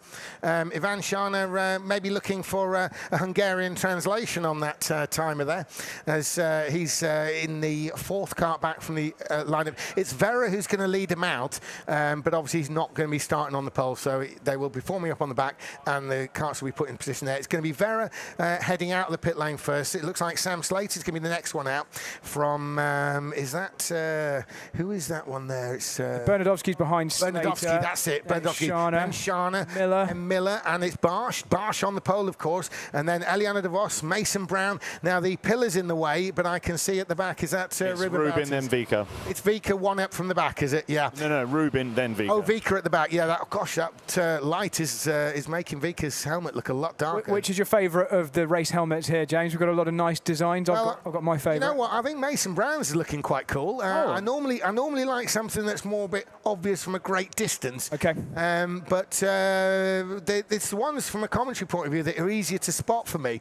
So I think Vika Schletz is very cool because it's got that like silver overlay over it. I think Frederick Navarro's got that even more so. But I would go with I quite like Mason Brown. Matt Barsh is pretty good. It's very distinctive, that green front of Ivan Shana. I can't really pick one, to be honest. So Who's yours? Just out of shot for you, because he's behind the pillar, is Ruben Boutons. And I like that helmet because he's managed to somehow incorporate very chrome, shiny helmet, but also with some bright neon colours, which really pop from a distance. I like Vika's. I think Vika's is awesome. Yeah. While we see here, we've got Vika's helmet. Looks quite dark to us. With the lights where you are, Alex, it's going to seem quite bright. Well, yeah, there's loads of neon yellow in it, and he's underneath the fluorescent light. So yeah, I really like it. Good job it's not flashing fluorescent light then, isn't it? So anyway, so they're heading out. They're just going to pull around to the backstretch there. Šimavit Vera warming up his tires. Really, he's almost made contact there. Sam Slater and Šimavit Vera. Vera really swerving to warm up the tires, and Sam Slater nearly got clobbered as they head around the snail. Nearly an instant before the race even began. These karts are stone cold. They've been sitting there for ages now, and everyone's doing the most aggressive tyre warming I've seen all weekend.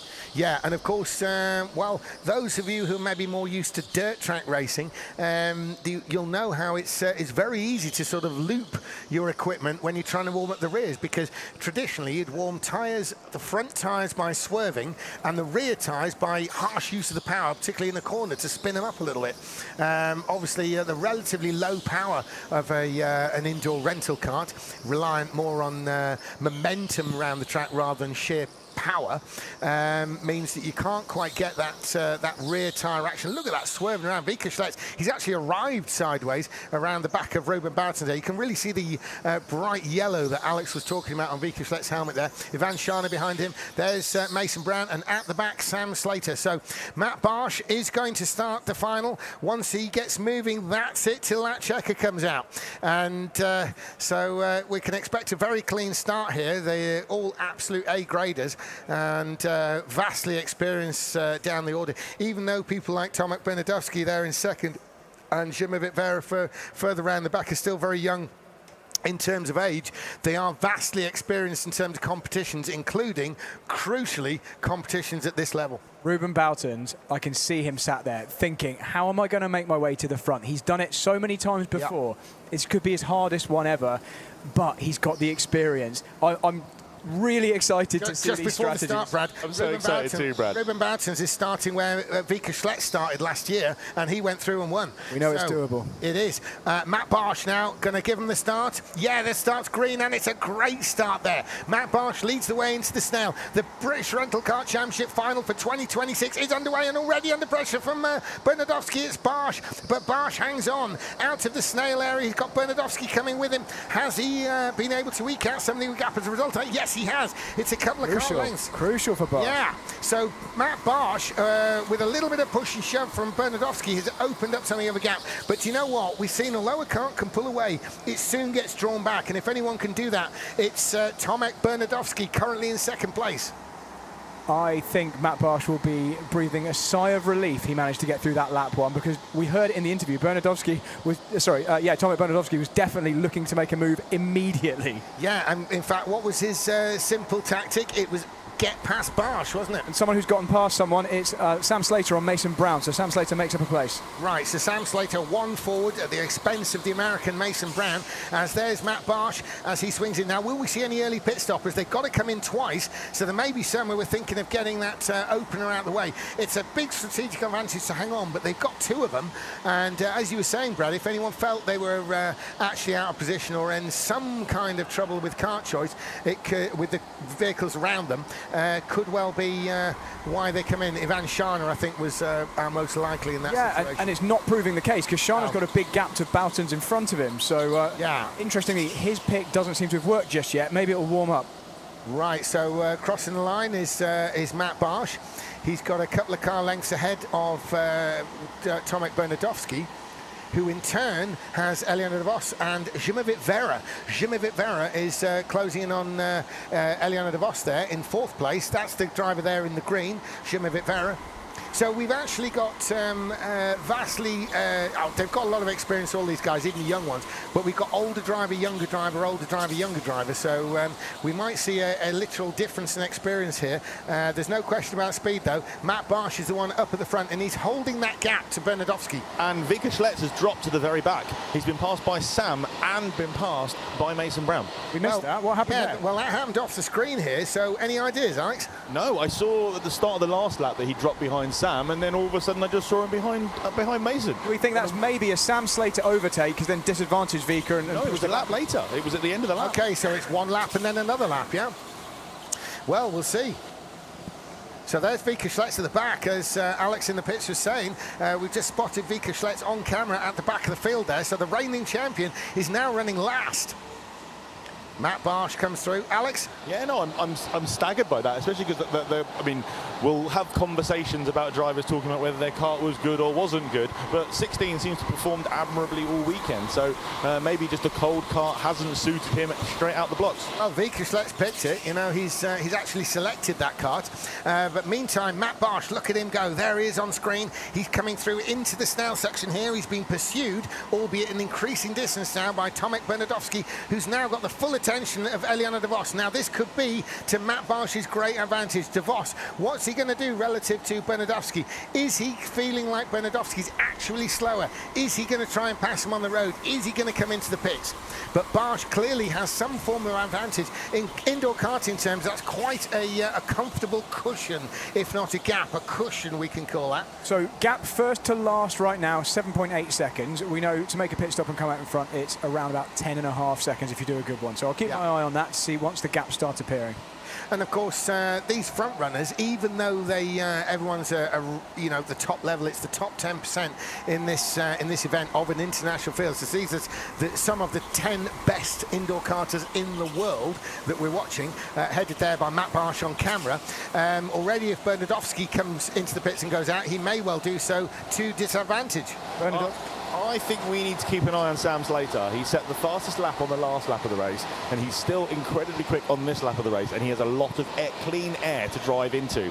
I think Sam could be on the move. Slater's not out of the picture, but just being picky, Tomek Bernadowski has literally, on that lap, taken the fastest lap of the race back. And that's very inconvenient for my information that I gave you. By definition, he's now closing in on Barsh, obviously, so things at the front are starting to hot up. Yeah, he's definitely closed the gap now. It's down to about 1 car length. It's visual. Look at that on screen there. So you can see Tomek Bernadowski, the flying young Polish driver. Not only that, it must be him who's done it. It's not Matt Barsh who's slowing down, because he's actually pulled slightly on Eliana De Vos, just at half a kart length, and in doing so, he's closed in on Barsh, the leader. So that gap is less than it was a couple of laps ago, for sure. And it does seem to be a bit of a breakaway for the first 3 is starting to appear. Zimmervit Vera is certainly not being dropped, but there's a bigger gap now between the 3rd place De Vos and the 4th place Zimmervit Vera. Matt Barsh continuing on his way with the ever-closing Tomek Bernadowski. It's getting closer all the time into the tight bits. Will it open up coming out? Bernadowski's well within half a kart length. Yeah, he's definitely well within half a kart length. This is the closest we've seen him since the very start itself. So Bernadowski is now starting to close in on race leader Matt Barsh into the corner at the end of the straight. Barsh turns in, Bernadowski right on his tail. They're in the same picture. Right, this is what's going to start to cause the strategy to begin to play out. Remember, in this 30-minute race, they've got to somehow get 2 pit stops in, so it's up to them to choose when to do that. And if the karts in front start battling, you're going to start thinking seriously about when to make your stop. Absolutely, 5 minutes in, so we've got 5 minutes into, we're below 5, more than 5 minutes into the race now, so it's realistic to expect some form of stopping.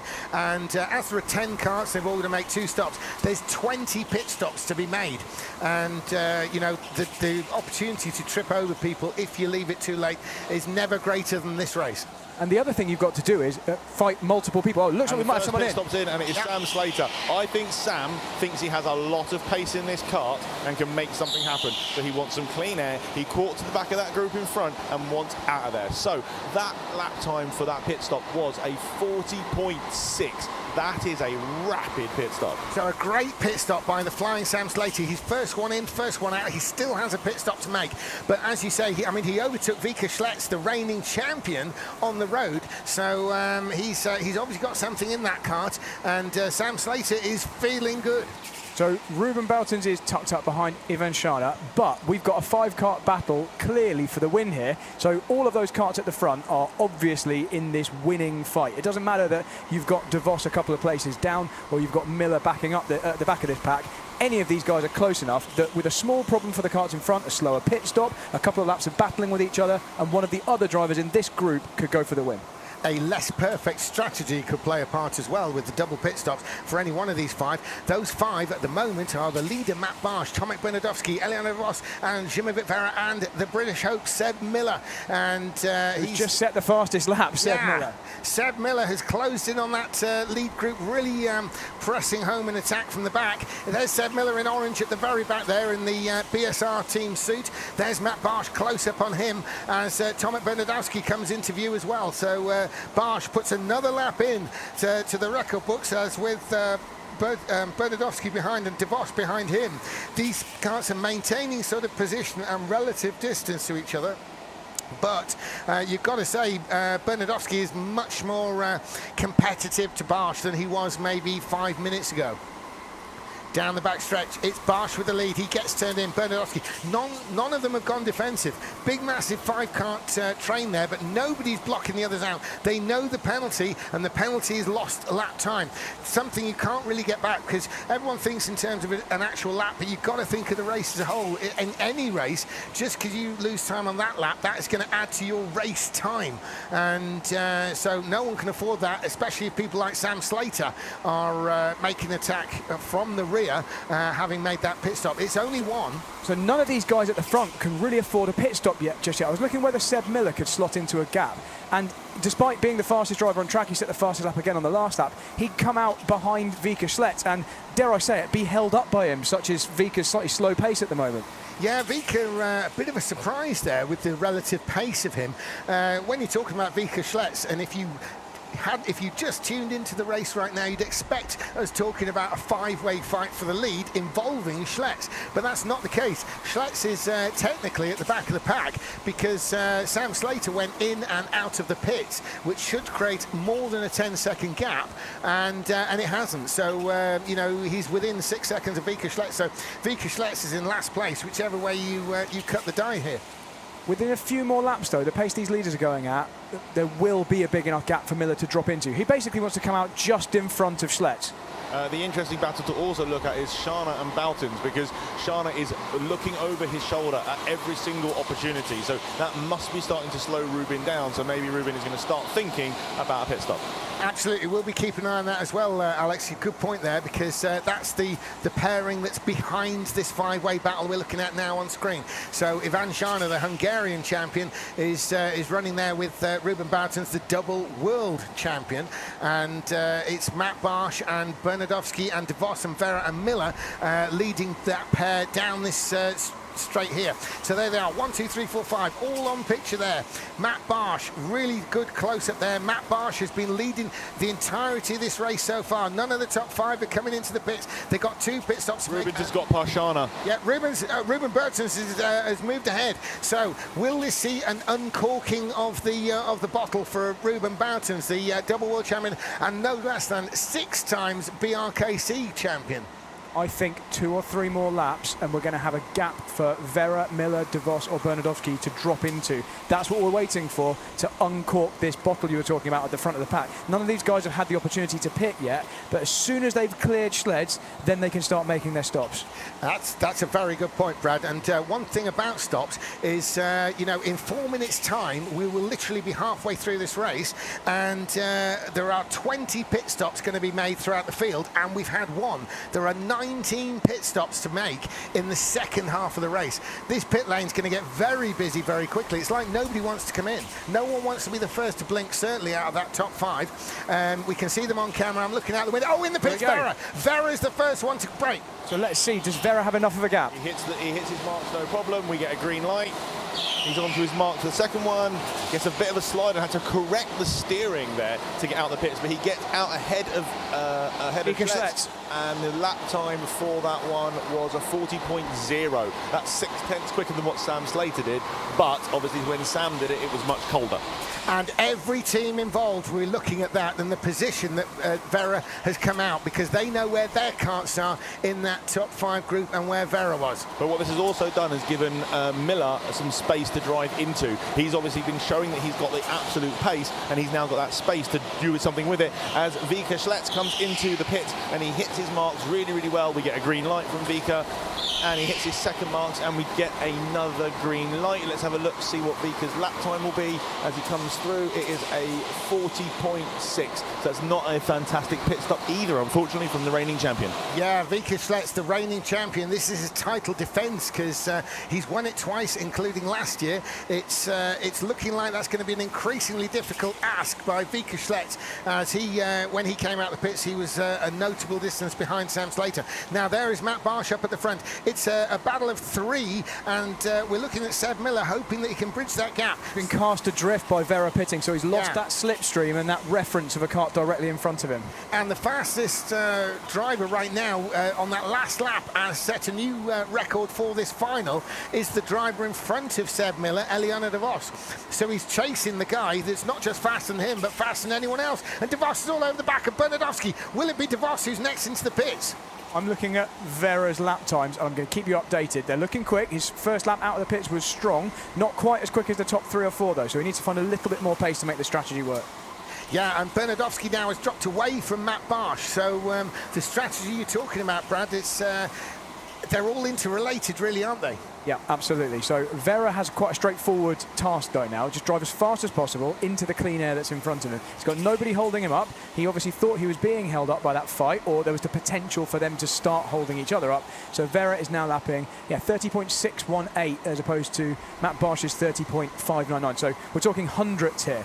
And so difficult is it to read in the heat of the moment as a competitor that poor old Šimović Vera, as soon as he's in, the very next lap, Eliana De Vos, the one that he believes might have been held up by, if that's the case, went and set the fastest lap of the race. So things change very quickly. Yeah, that's the last thing you want, but there's obviously the potential for these guys to start battling. We know Matt Barsh won't want Bernardowski to come past him. If they start looking for a gap, then they'll obviously start losing time. At the moment, though, there's a nice clear gap between P1 and P2. Yeah, one thing I'm finding very interesting as we look at the leading trio now, close up on Bernardowski, it's him I'm paying attention to.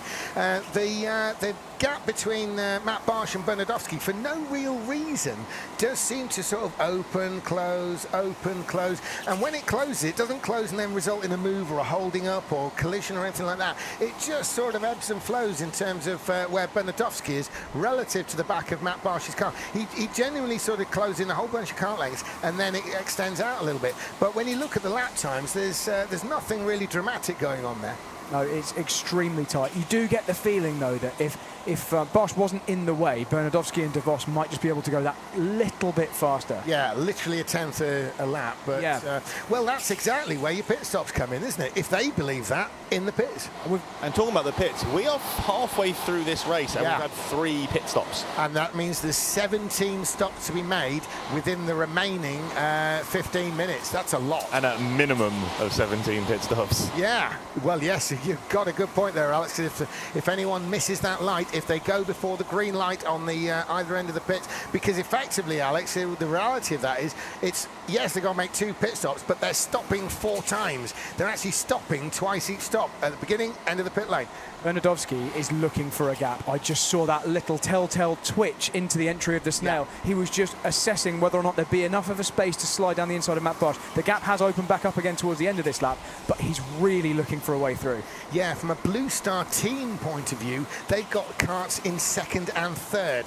So that's Bernardowski and Eliana De Vos. So it may well be that they might think about trying one thing with one driver and another thing with another, given there's 2 pit stops. Well, Brad, if you think Bernardowski's having a look at Barsh, it's certainly not putting him off because he just put his personal best lap time in.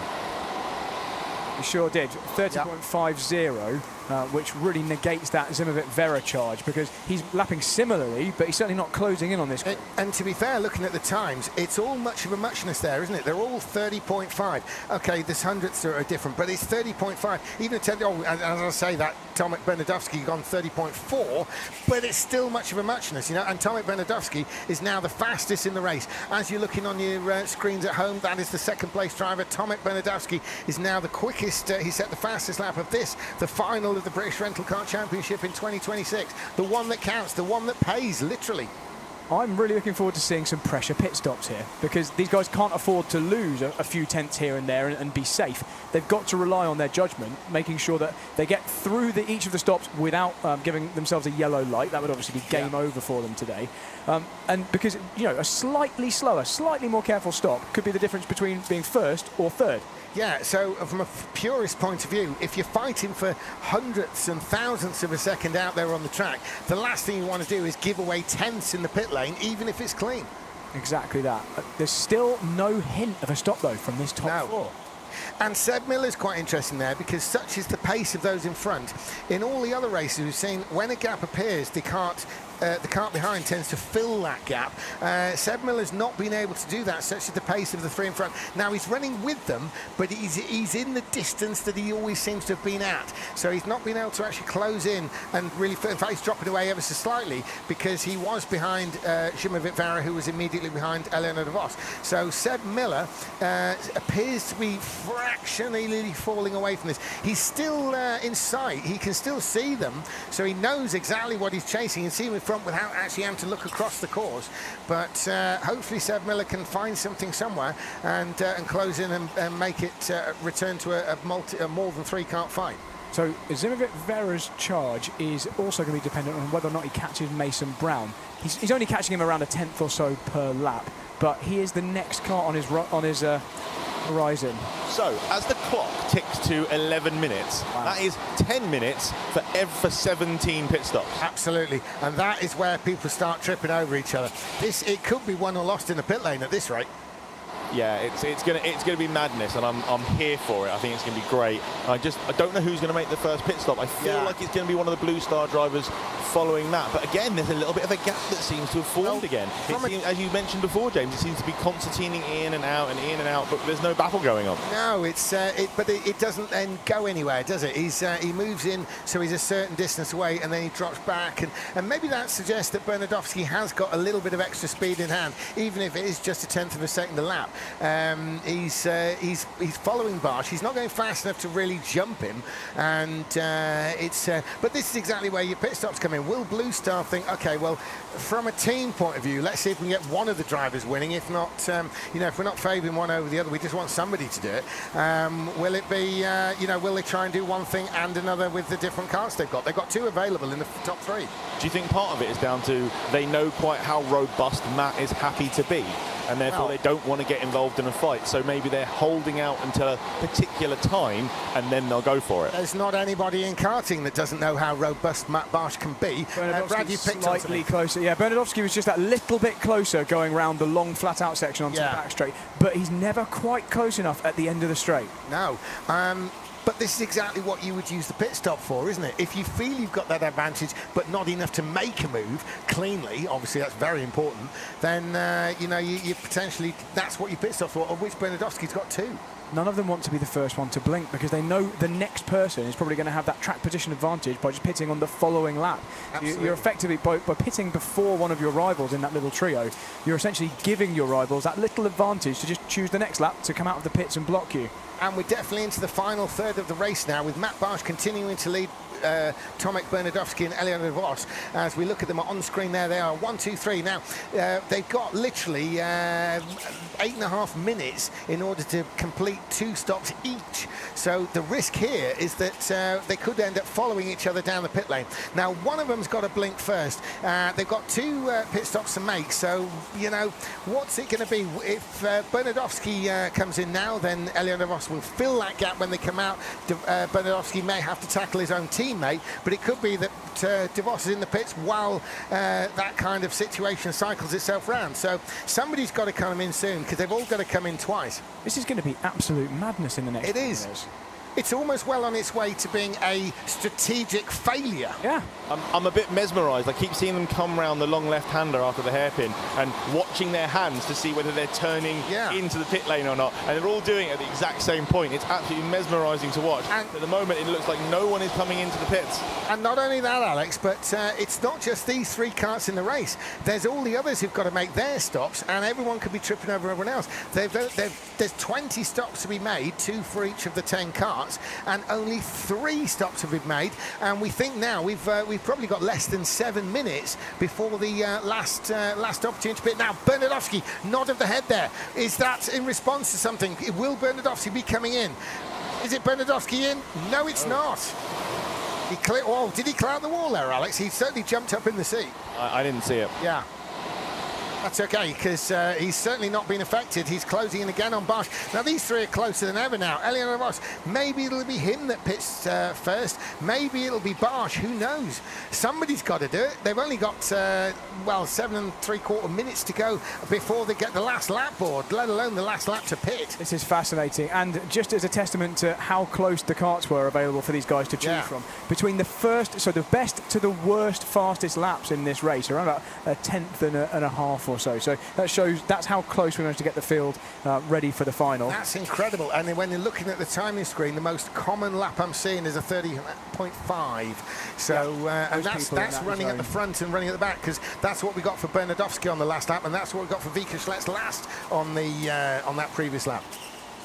In fact, one of the slower times, although he's got the fast lap overall on that last lap, was Matt Bosch, the leader.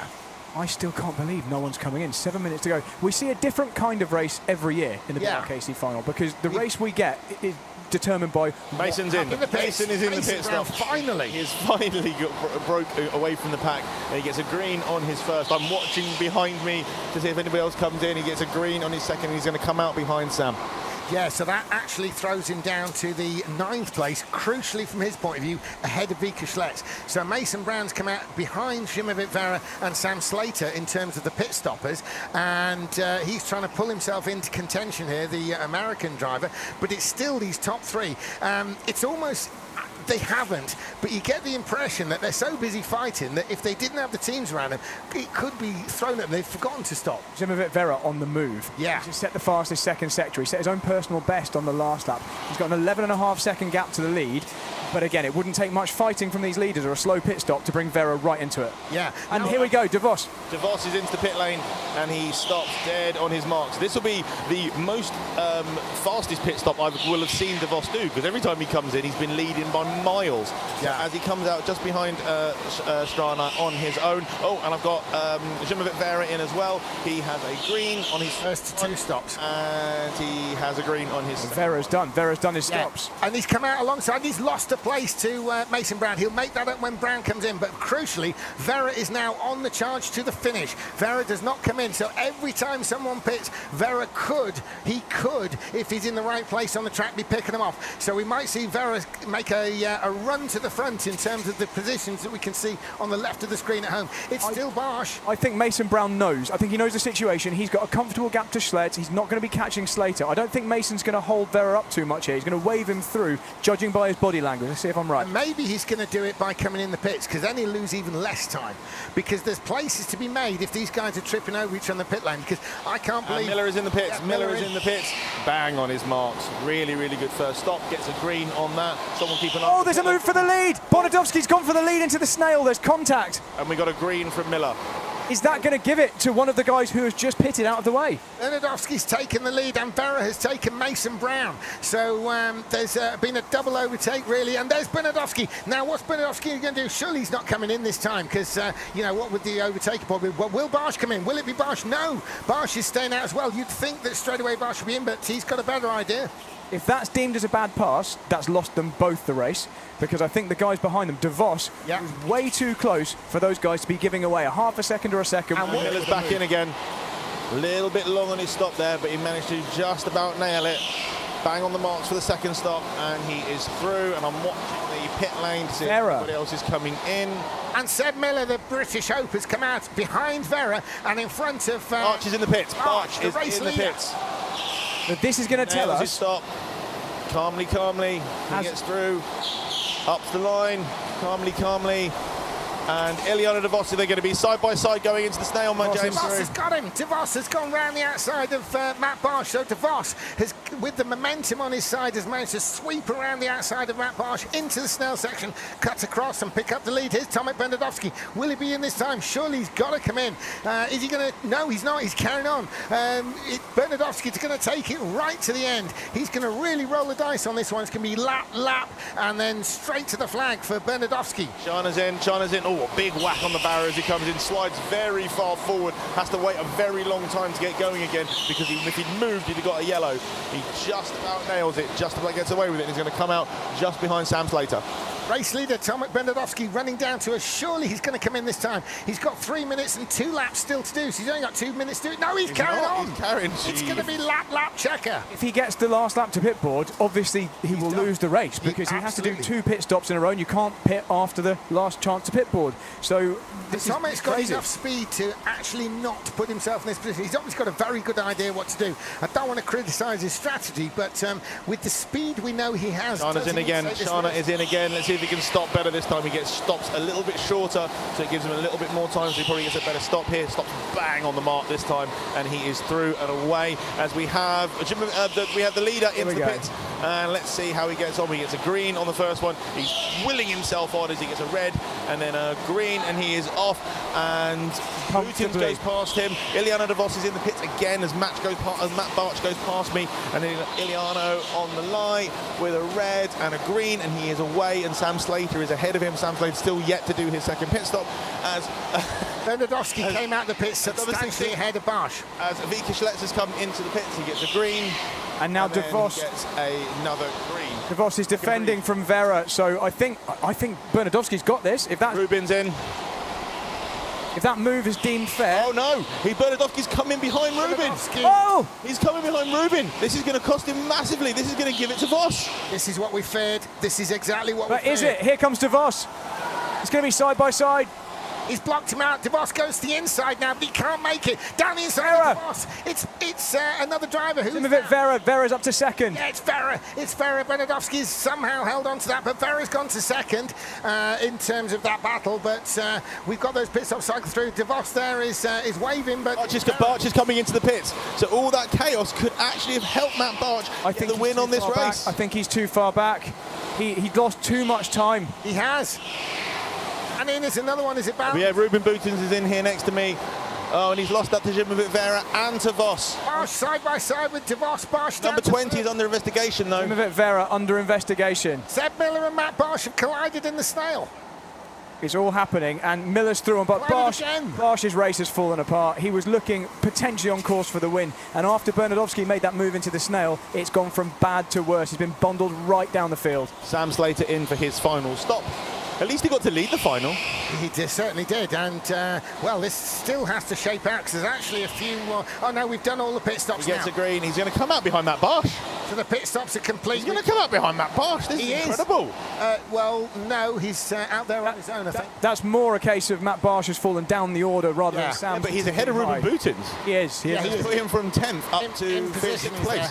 And now the race has settled down. We've got Tomek Bernardowski. All the pit stops have been done, so all the pit stops have been completed. We're on to the last lap. Now, Bernardowski, where's he going to cross the line? He's crossed the line with 2 seconds to spare, so it's 2 laps to go. They're on 2 laps to go now. It's Bernardowski from the incredible Zimmervit Vera. Iliano De Vos. Seb Miller has gone up a position. Matt Barch to 5th. Sam Slater to 6th. Ruben Barton to 7th. Van Schana 8th. Mason Brown 9th. And Vika Schlitz defending champion in 10th. But it's Bernardowski leading there from Vera. So there's Bernardowski on your screen. There's Vera behind in second. There's Iliano De Vos closing in on Vera for second. Can they close in on race leader Tomek Bernardowski? Bernardowski's now going to start the last lap. He starts it now. There's 1 lap to go for Tomek Bernardowski. There he is turning in. The young Polish driver is going to make it. Surely he's got enough of a lead.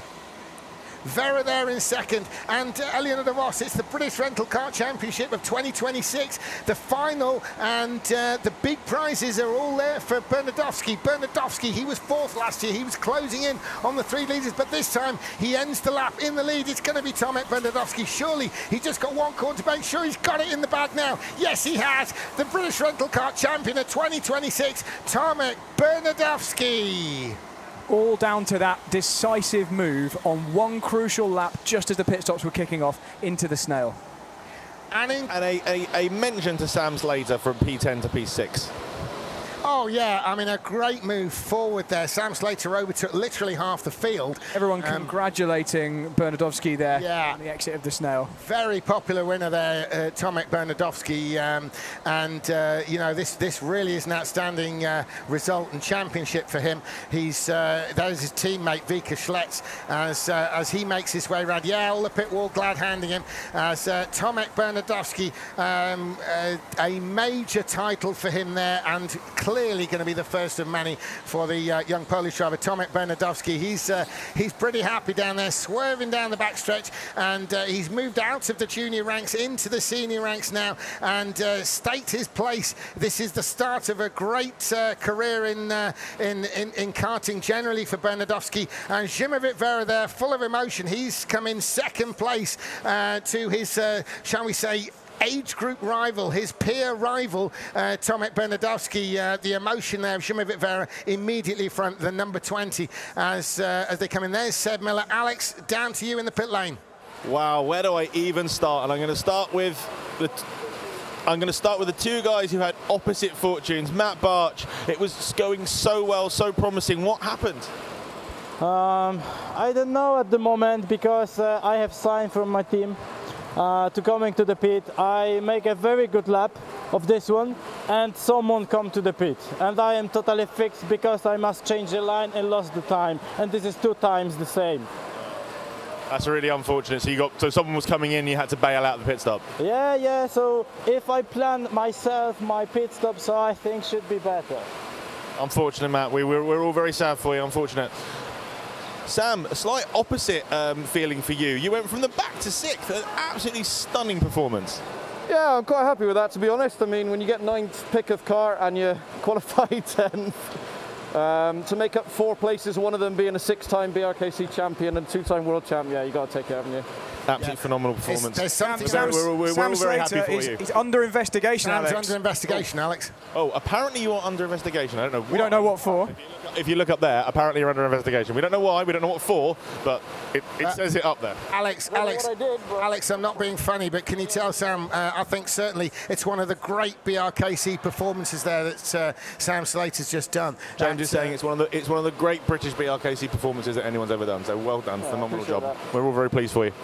Yeah, right. In the final itself, to come up through half the field, that's saying something. Vikas Let's did it last year, but he won the whole thing, didn't he? Do we know what's going on with Zimowit Vera? Is he still under investigation? Is our podium confirmed? The 21's the one that's under No, investigation. Zimowit Vera also. Vera. Yeah, so we don't know yet. We are near race control, so Fine. once All we right. have an answer, Well, I'm going to go grab the winner, if I can find him. Where is he?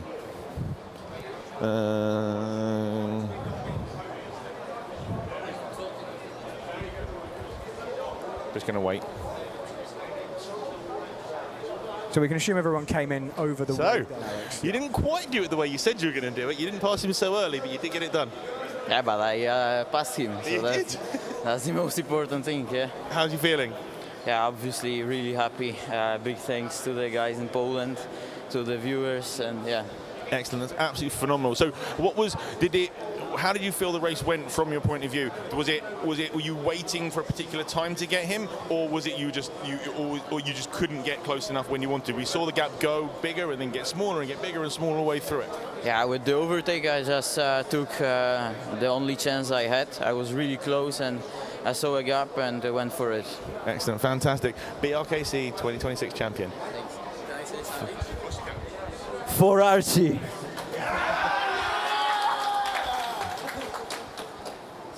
Do you want to tell us what that means, or you're not allowed to tell us what that means? Okay, not allowed to tell us what that means. Excellent. So let's grab Eliano de Vos. Eliano, fantastic performance all the way through this weekend. How do you feel about 3rd place in the 26th BRKC? Yeah, I think I'm really happy with this, but we will see after this final decision, because the action here was an investigation for a P2, so we will see it, but overall I'm happy. Excellent. Yeah, we did see that there was something for Zimowit Vera. Can you tell us what happened? Tomek was coming out of the pits, and I was coming on the track, so I bumped him on his back, Tomek, and through the corner to the right, Vera gave me a little push, and then I lost the position there. So with Vera's push, that's what cost you 2nd place. Yeah, probably yes, but yeah, we will see it later. So. Well, we got to hope that race control can come to us with it very soon. But excellent, you've been fantastic all weekend. Really, really, really great result. Let's find Zimowit Vera and see what his idea of it was. I think he's run away. I think he might have gone off to go and find out what actually happened. So let's grab Sam Miller while we're standing here. Sebastian Miller, sorry. How was that race for you, sir? Very tough, sweaty, but no, it was fun. I had a good quali lap, got 5th, and then came 4th in the end. So yeah, I think it was pretty much the most I could do. So I'm pretty happy.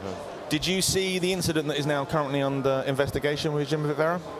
No, can you enlighten? So apparently there was an incident between the top 3 which cost Vos P2, and that is currently under investigation. I think it'll be a switch of positions, but you didn't get to see what happened. Yeah, I think they probably just switched positions. So yeah. Well, hopefully it might we might get an answer very, very soon. Otherwise, we're going to stand here for quite a while speculating on what we're going to actually do. So as I'm waiting, as soon as we hear, well, I'll let you know. Yeah, I've got Brad in my ear telling me as soon as we hear, we'll get down to it. Mason, you said you didn't want to come last, and you didn't come last. I did not. No, race successful. Excellent. How was your weekend as a whole feel? How are you going to go home, flying back to America, feeling about this weekend?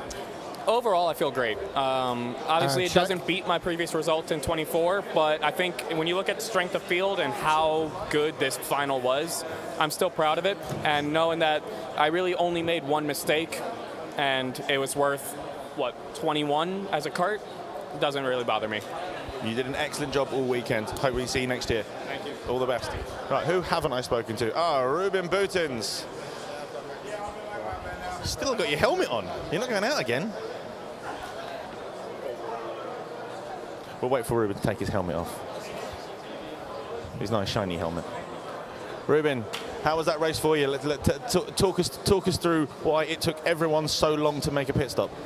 Yeah, well, for me it was a difficult choice because I had the 8th card pick and I chose one of the 2 spare cards like Vika. So it was a bit of a gamble, but I knew with the other cards which were left, I was probably not going to win. So it was a gamble, and it turned out the first 10 laps tires were really cold because this card didn't drive in the semis, so I really had to limit the damage in the first couple of minutes. And then in the end of the race, I was just trying to be consistent, stop as late as possible, because you never know if some people who already pitted started to fight for position, then maybe you can still gain a bit. But yeah, not much happened, and then I waited till the very last lap to pit. So I was surprised that Sam pitted even 1 lap later because the light was already flashing. But I think for me the maximum possible result, it was clear that yesterday I destroyed my own championship, because if I wouldn't have made this mistake, then I would be 3rd in the ranking instead of 8th. So I can only blame myself, and I want to congratulate Tomek for amazing championship. Yeah, it was absolutely brilliant. He was phenomenal all weekend. As a person who's done this type of racing, not just a champion here 6 times and done every single version of this type of BRKC, but done it all over the world, why do you think we saw so late pit stops this weekend? We expect them to be a bit more spread out, but they all happened in the last 5 minutes. Yeah, that was also a surprise for me. Of course, when you pit early, you always have the risk that you come behind someone and you have, let's say, no more tactic in hand. So I'm also always in favor to pit late, unless you are really held up by someone. But indeed, it was pretty surprising that the top 3 was really just continuing and not pitting, not attacking for like 25 minutes. So that was also surprising me a little bit. Yeah, it was an absolutely crazy weekend. But anyway, listen, absolutely phenomenal as always, and look forward to seeing you next year. Right, is there anyone else here I haven't spoken to, apart from Jim Vera, who is actually over there? I can see him. Hang on a second. Let me see if I can grab him. Jim Vera, I need you to come over here, my friend.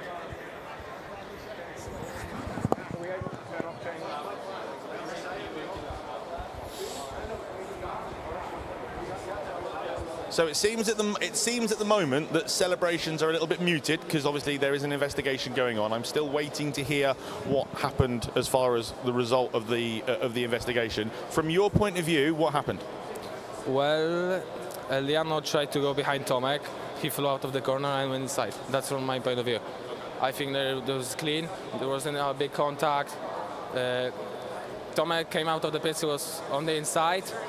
And Eliano, because of this, was on the outside, and I just, to the long right-hander, I just went fully into the corner, and we were already side by side when we touched, so yeah. There was a gap and you went for it? Yeah.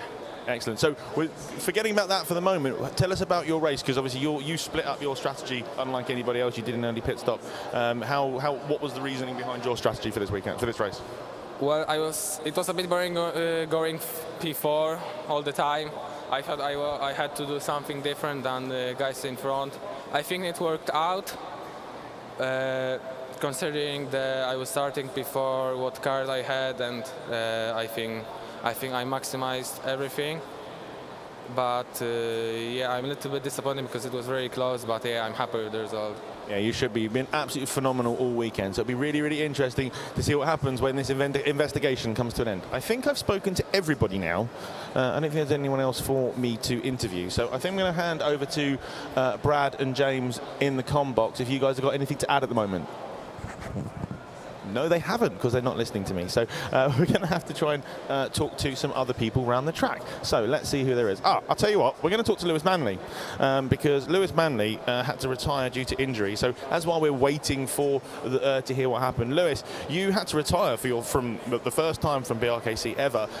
How are you feeling? How are the ribs? What actually happened? Yeah, just my ribs gave way, really. So obviously no chance of continuing, because if I continue, it's going to get worse and worse. So obviously the timing is never ideal, and it's incredibly sad with my rib injury. Only 5 minutes in from Saturday and then it was gone. So I thought second heat, third heats, give it a go, and it was not too bad. But then the fourth heat, it just got too much, and yeah, just retired. As obviously more important that I retire from it, obviously with my condition, rather than race out there. So obviously make myself more safe than being in more pain. So just fingers crossed, and hopefully 2027 I just can come back here stronger and get back to where I belong and get some great results and get some luck, hopefully. Excellent. Thank you, Lewis. Hope to see you in 2027. Right, so now because I tried to go after other people in the crowd, they've all vanished. Alex, can you hear me? I can hear you now. Yeah, we've got a decision imminent, we believe. Ooh. So yeah, we'll hang on for that. Great job, by the way, Alex. You got all the interviews that we normally ever get. So cracking job. I had to do a lot of padding, but if you notice, look, if I show the camera to the thing, this was full of people until I asked Lewis a question, and then everyone's like, "Oh no, he might start asking us questions," and everybody ran away. Absolutely right. There's part of me that wants to go into the back and try and grab more people. But the only people you haven't interviewed is me and Brad. Well, yeah. So, Brad, how was your race week? How was your race weekend in BRKC this year? He hasn't got his headset on. He's not listening. Yeah, I'm back. Right, so I've got final results for you. Oh, we have some final results. Decisions. So let me just explain it before we go to the podium. So the top three remain unchanged. So it's Bernardowski from Vera from DeVos. But the one change is Sam Slater failed to pit in time, according to the stewards. So he takes points for last place. I'm sure he won't care that much, although he's worked hard for his position. Well, he did get it halfway up the field. It wasn't like it was for a podium. I'm sure Sam's here for the win. So, but the top three, importantly, remain unchanged. So over to the podium, I guess. Excellent. All right. So I'm assuming the podium is coming up to the brand new Formula Fast podium. Yes? Yeah, go for it. I don't know what's going on. We'll find out as we go up to the podium, and yeah, we will be back shortly. Depending on what you think you've got time for.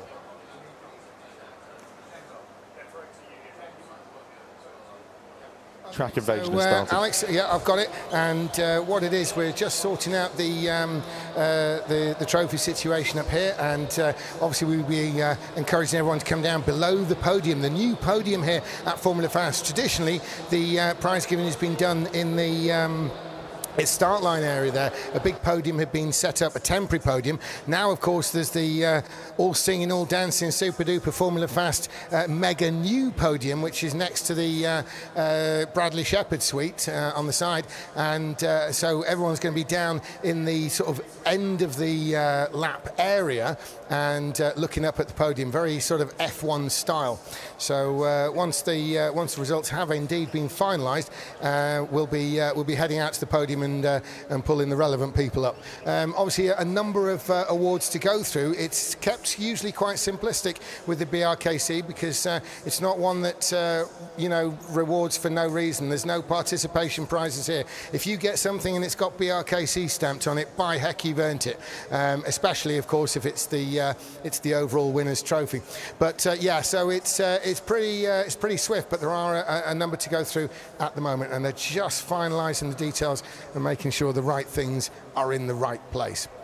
That, of course, will be streamed on the live stream, so everyone will be able to watch that, and we'll be getting that underway soon. But what a British Rental Kart Championship it's been. I keep hearing from the drivers that it's been the toughest one yet, and I'm not surprised with the invite entry and then obviously the fill-ins thereafter. There's not been one person out there who hasn't got some kind of peg to hang their karting helmet on in terms of championships and races win. It's a bit of an all-star cast, even if there are 100 people there. Glittering international entry, and the final, actually, even though it's British Championship, it actually had 2 British entries in it, Sam Slater and Seb Miller. So we're about to honour the trophy winners up here.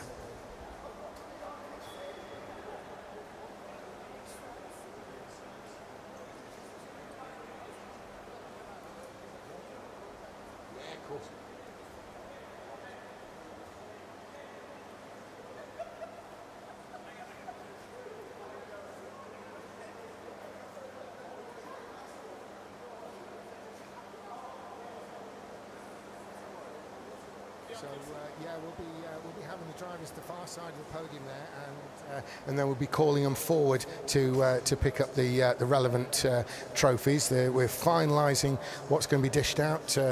Phil Stanley, the owner of Formula Fast, is scribbling away as fast as his quickest writing hand can manage. He's been writing a lot this weekend, and he's just cooling it off with some water. Is that complete? I'll take it.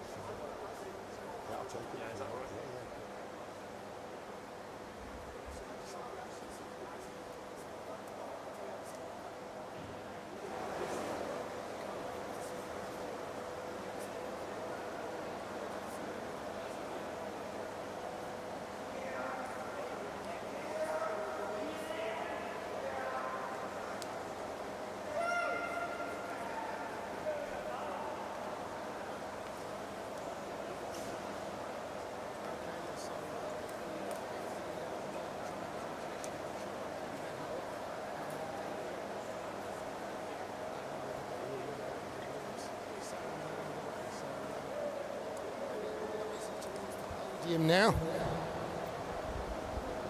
we're going to award the semi-finals because they haven't been awarded yet, so we're going to start off with the 3 semi-finals. So the 3 semi-final results are going to be awarded first. We've got the podium up here. We're going to have the drivers over to the side, the right-hand side as you see it. And of course, everyone knows the results of those semi-finals. They're basically the races that got them into the final. And then we'll be moving over to the Cam Ho Masters Award for the drivers who I have been saying substantially under 50, and that's what I've been saying because Brad Philpott's in it now, and of course he's one of those competing in it. But actually it's for the over 40s award effectively. Then we'll be moving to the team awards, and it has been close as expected. And then the Genevieve Reason Award, and I'll explain that one for those who don't know as we get to it. And then of course the top 3 from the final, the overall awards. So 3 sort of areas to this prize giving. Just waiting for everyone to be ready and in position. So we'll need all the drivers who were top 3 in the semi-final into this area to the right as you see it, so up the stairs or however you get here, and then we'll also need representatives from Blue Star Racing, BSR Orange and BSR Black, and then the 3 top ones obviously in there as well. And there'll be someone I'll be calling up for the Genevieve Reason Trophy later, a bit of a surprise one there. And obviously we'll need those up at the sharp end of the Cam Ho Masters Award for the, so that'll be Neil Durant, Brad Philpott and Gary Jones up in this area as well. Currently we have nobody, so if someone to make a move. Oh, well done, Mason. So if you look at Mason here, and if you think you came top 3 in the semi-finals, the final, or you were part of Blue Star Racing, BSR Orange, BSR Black, or you are Neil Durant, Brad Philpott, Gary Jones, you really do need to be over here, stood right next to Mason Brown. Mason, it looks like you're going to take all the trophies at the moment, mate.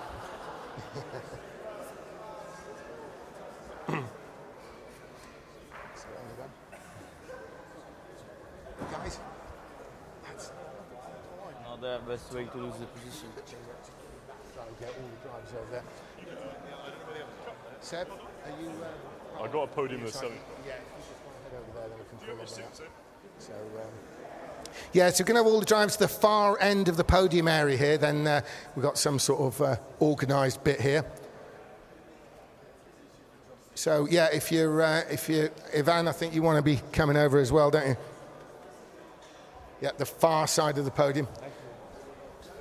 Yeah, if anyone's those mentioned, so any of those mentioned, you do need to be the other end of the podium here. You can stay where you are, James, you're all right. Yeah, Masters, so get over there, yeah. Right, there's Jimmy, yeah, head over with the others.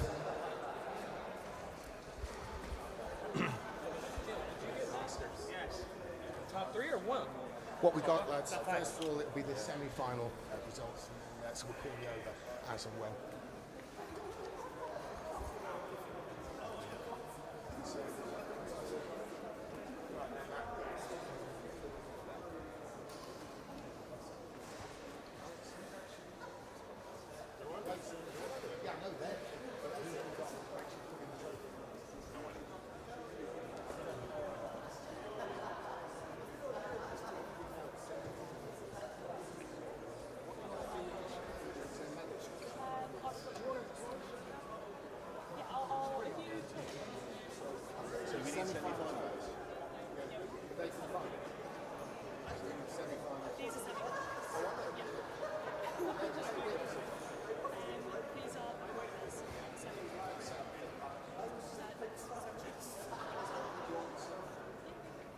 Okay then, so we're going to start the presentation, folks. First of all, have you enjoyed the BRKC 2026?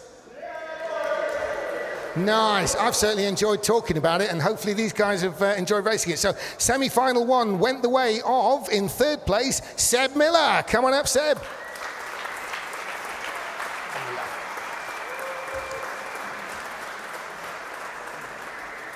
Second place, Tomek Bernadowski.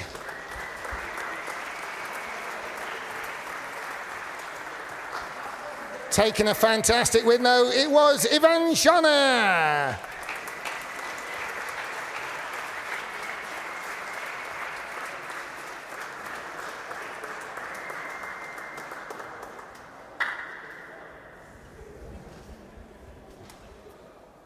Superb. So, yeah. Whatever. So the lights are on, and there we go. That is the semi-final 1. Enjoy the moment, boys. Okay then, so ready for semi-final 2. Semi-final 2, of course, in 3rd place. Let's hear it for Bobby McGeer. Bobby McGeer, we believe. Oh, here he is, yep, up onto the podium there, Bobby. And in 2nd place, the reigning champion, Vika Schlitz.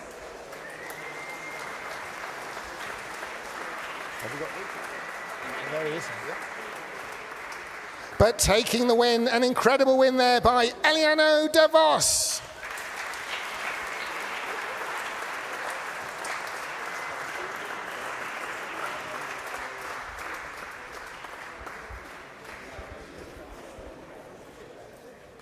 Fantastic result there.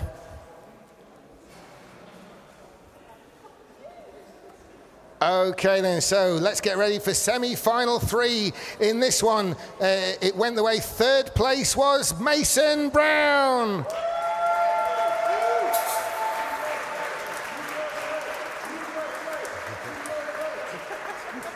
Second place, Charlie Ratford.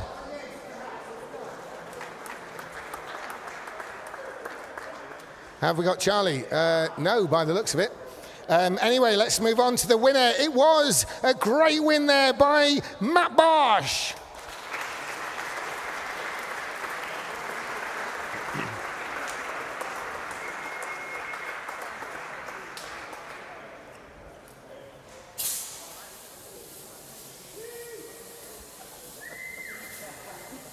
Okay then, so those were the semi-finals, and next we are going to move on to the Cam Ho Masters Award. Now, Cam Ho Masters Award, Cam Ho was a racer who raced on as long as he lived, actually. Cam Ho, I remember doing the World Championship with him, and he was 65 at the time, so if you think you're running out of time, you ain't close. As Cam Ho there, unfortunately, Cam passed away, would you believe it, actually during a kart race. So we win we give the Cam Ho Masters Award. In third place, it's Gary Jones. Well done, Gary. I think Gary's long gone. Now, it was a tight one for the win. It came down to literally the exact positioning on the last heat race. Second place goes to Brad Philpott. Come on up, Brad. There's a stairway here. Yeah, the trophies are all up here, boys, so yeah, we're not coming to you. If you're Neil Durant, you might want to make a move, because I'm about to call you. But taking it, he finished at exactly the right place, at exactly the right time. The Cam Ho Masters Award for 2026 goes to Neil Durant.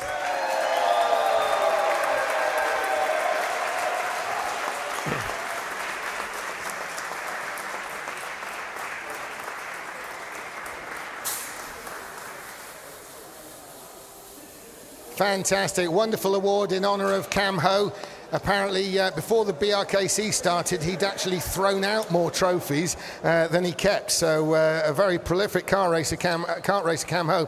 Now we're going to move on to the team awards. So it's going to be a bit of a busy one, this one. Now, we all know Bradley Shepherd Racing had an awful lot of teams out there and drivers. They've even got their own suite, the Bradley Shepherd suite, just over the side here. So in third place, it's BSR Black. Come on up, BSR Black.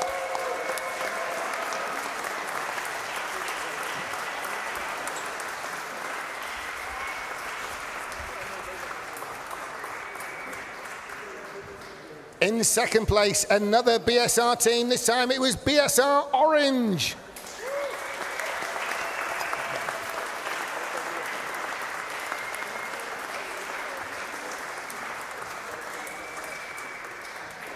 But the overall team victory, it went to one of the established teams, very established, Blue Star Racing.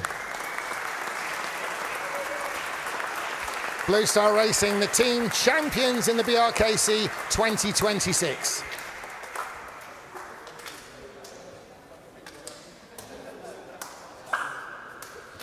Vastly experienced in indoor karting, Blue Star Racing come over from Belgium.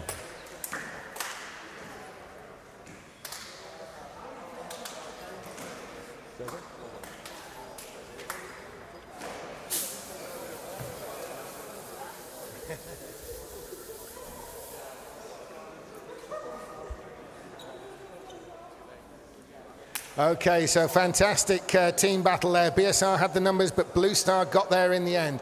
So the next the next award is the Genevieve Reason Trophy. Now, quite a few people may not know Genevieve Reason. Genevieve Reason was known to many people, particularly here because she did work here, but I've also worked elsewhere with Genevieve and known her well. Now, Genevieve Reason, she was very popular here before, unfortunately, passing away just over 10 years ago in a car accident. Very much missed by all who knew her. Now, Genevieve Reason was a pretty lively kind of girl, and so we give this award out to the one that we think she'd have enjoyed spending time with here. Now, obviously, the likes of Jupp Van Leinhorst and friends would definitely have appealed if they're going to be out till 4 in the morning in the bar, so Genevieve would have liked that. But there's a group of guys, really, that she really would have enjoyed spending time with here. She'd have loved the style of the Razio Drag Boys, and so she'd have definitely liked you guys, and she'd have enjoyed your sort of general rambunctious nature, because she'd have been down there with you. But Razio Drag is they're going to be represented. The award actually goes to their top scoring driver. So the Genevieve Reason Award for 2026 goes to James Wilshire. Come on up, James. Genevieve Reason Award winner. On the podium, top spot.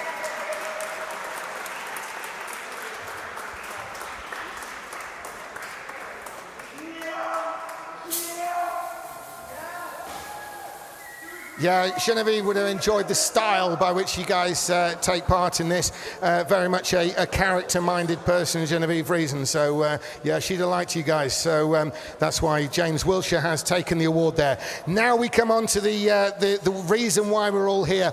It's the overall award for the overall awards for the British Rental Kart Championship of 2026. Obviously, this involves the Kart World Championship entries, and most importantly of all, the first prize award, the £1,000, and we're going to hear it. Third place overall British Rental Kart Championship 2026, Eliano de Vos.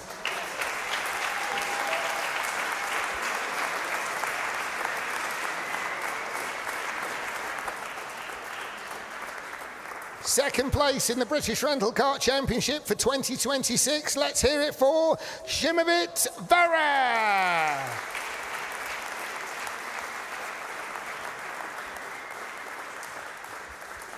But a spectacular win for this driver, the winner and overall British Rental Kart Champion of 2026. Let's hear it, a big cheer, Tomek Bernadowski.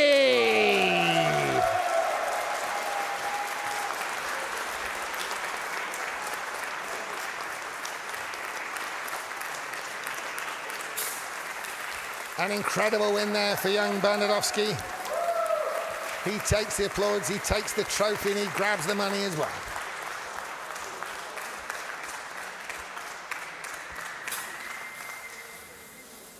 So, that concludes the British Rental Kart Championship for 2026. We hope you've had a great time. Time for the champagne, boys. So, in front of you, the bottles, and away you go.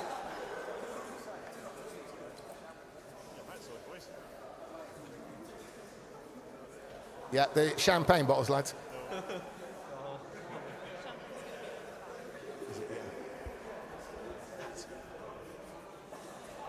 Yeah.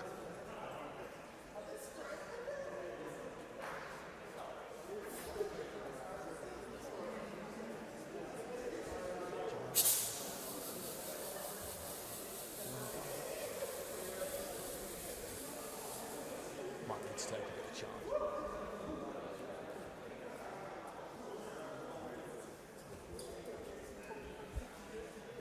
So now time for the champagne. The top three, Eliana de Vos, Jimavit Vera, and the spectacular Tomek Bernadowski.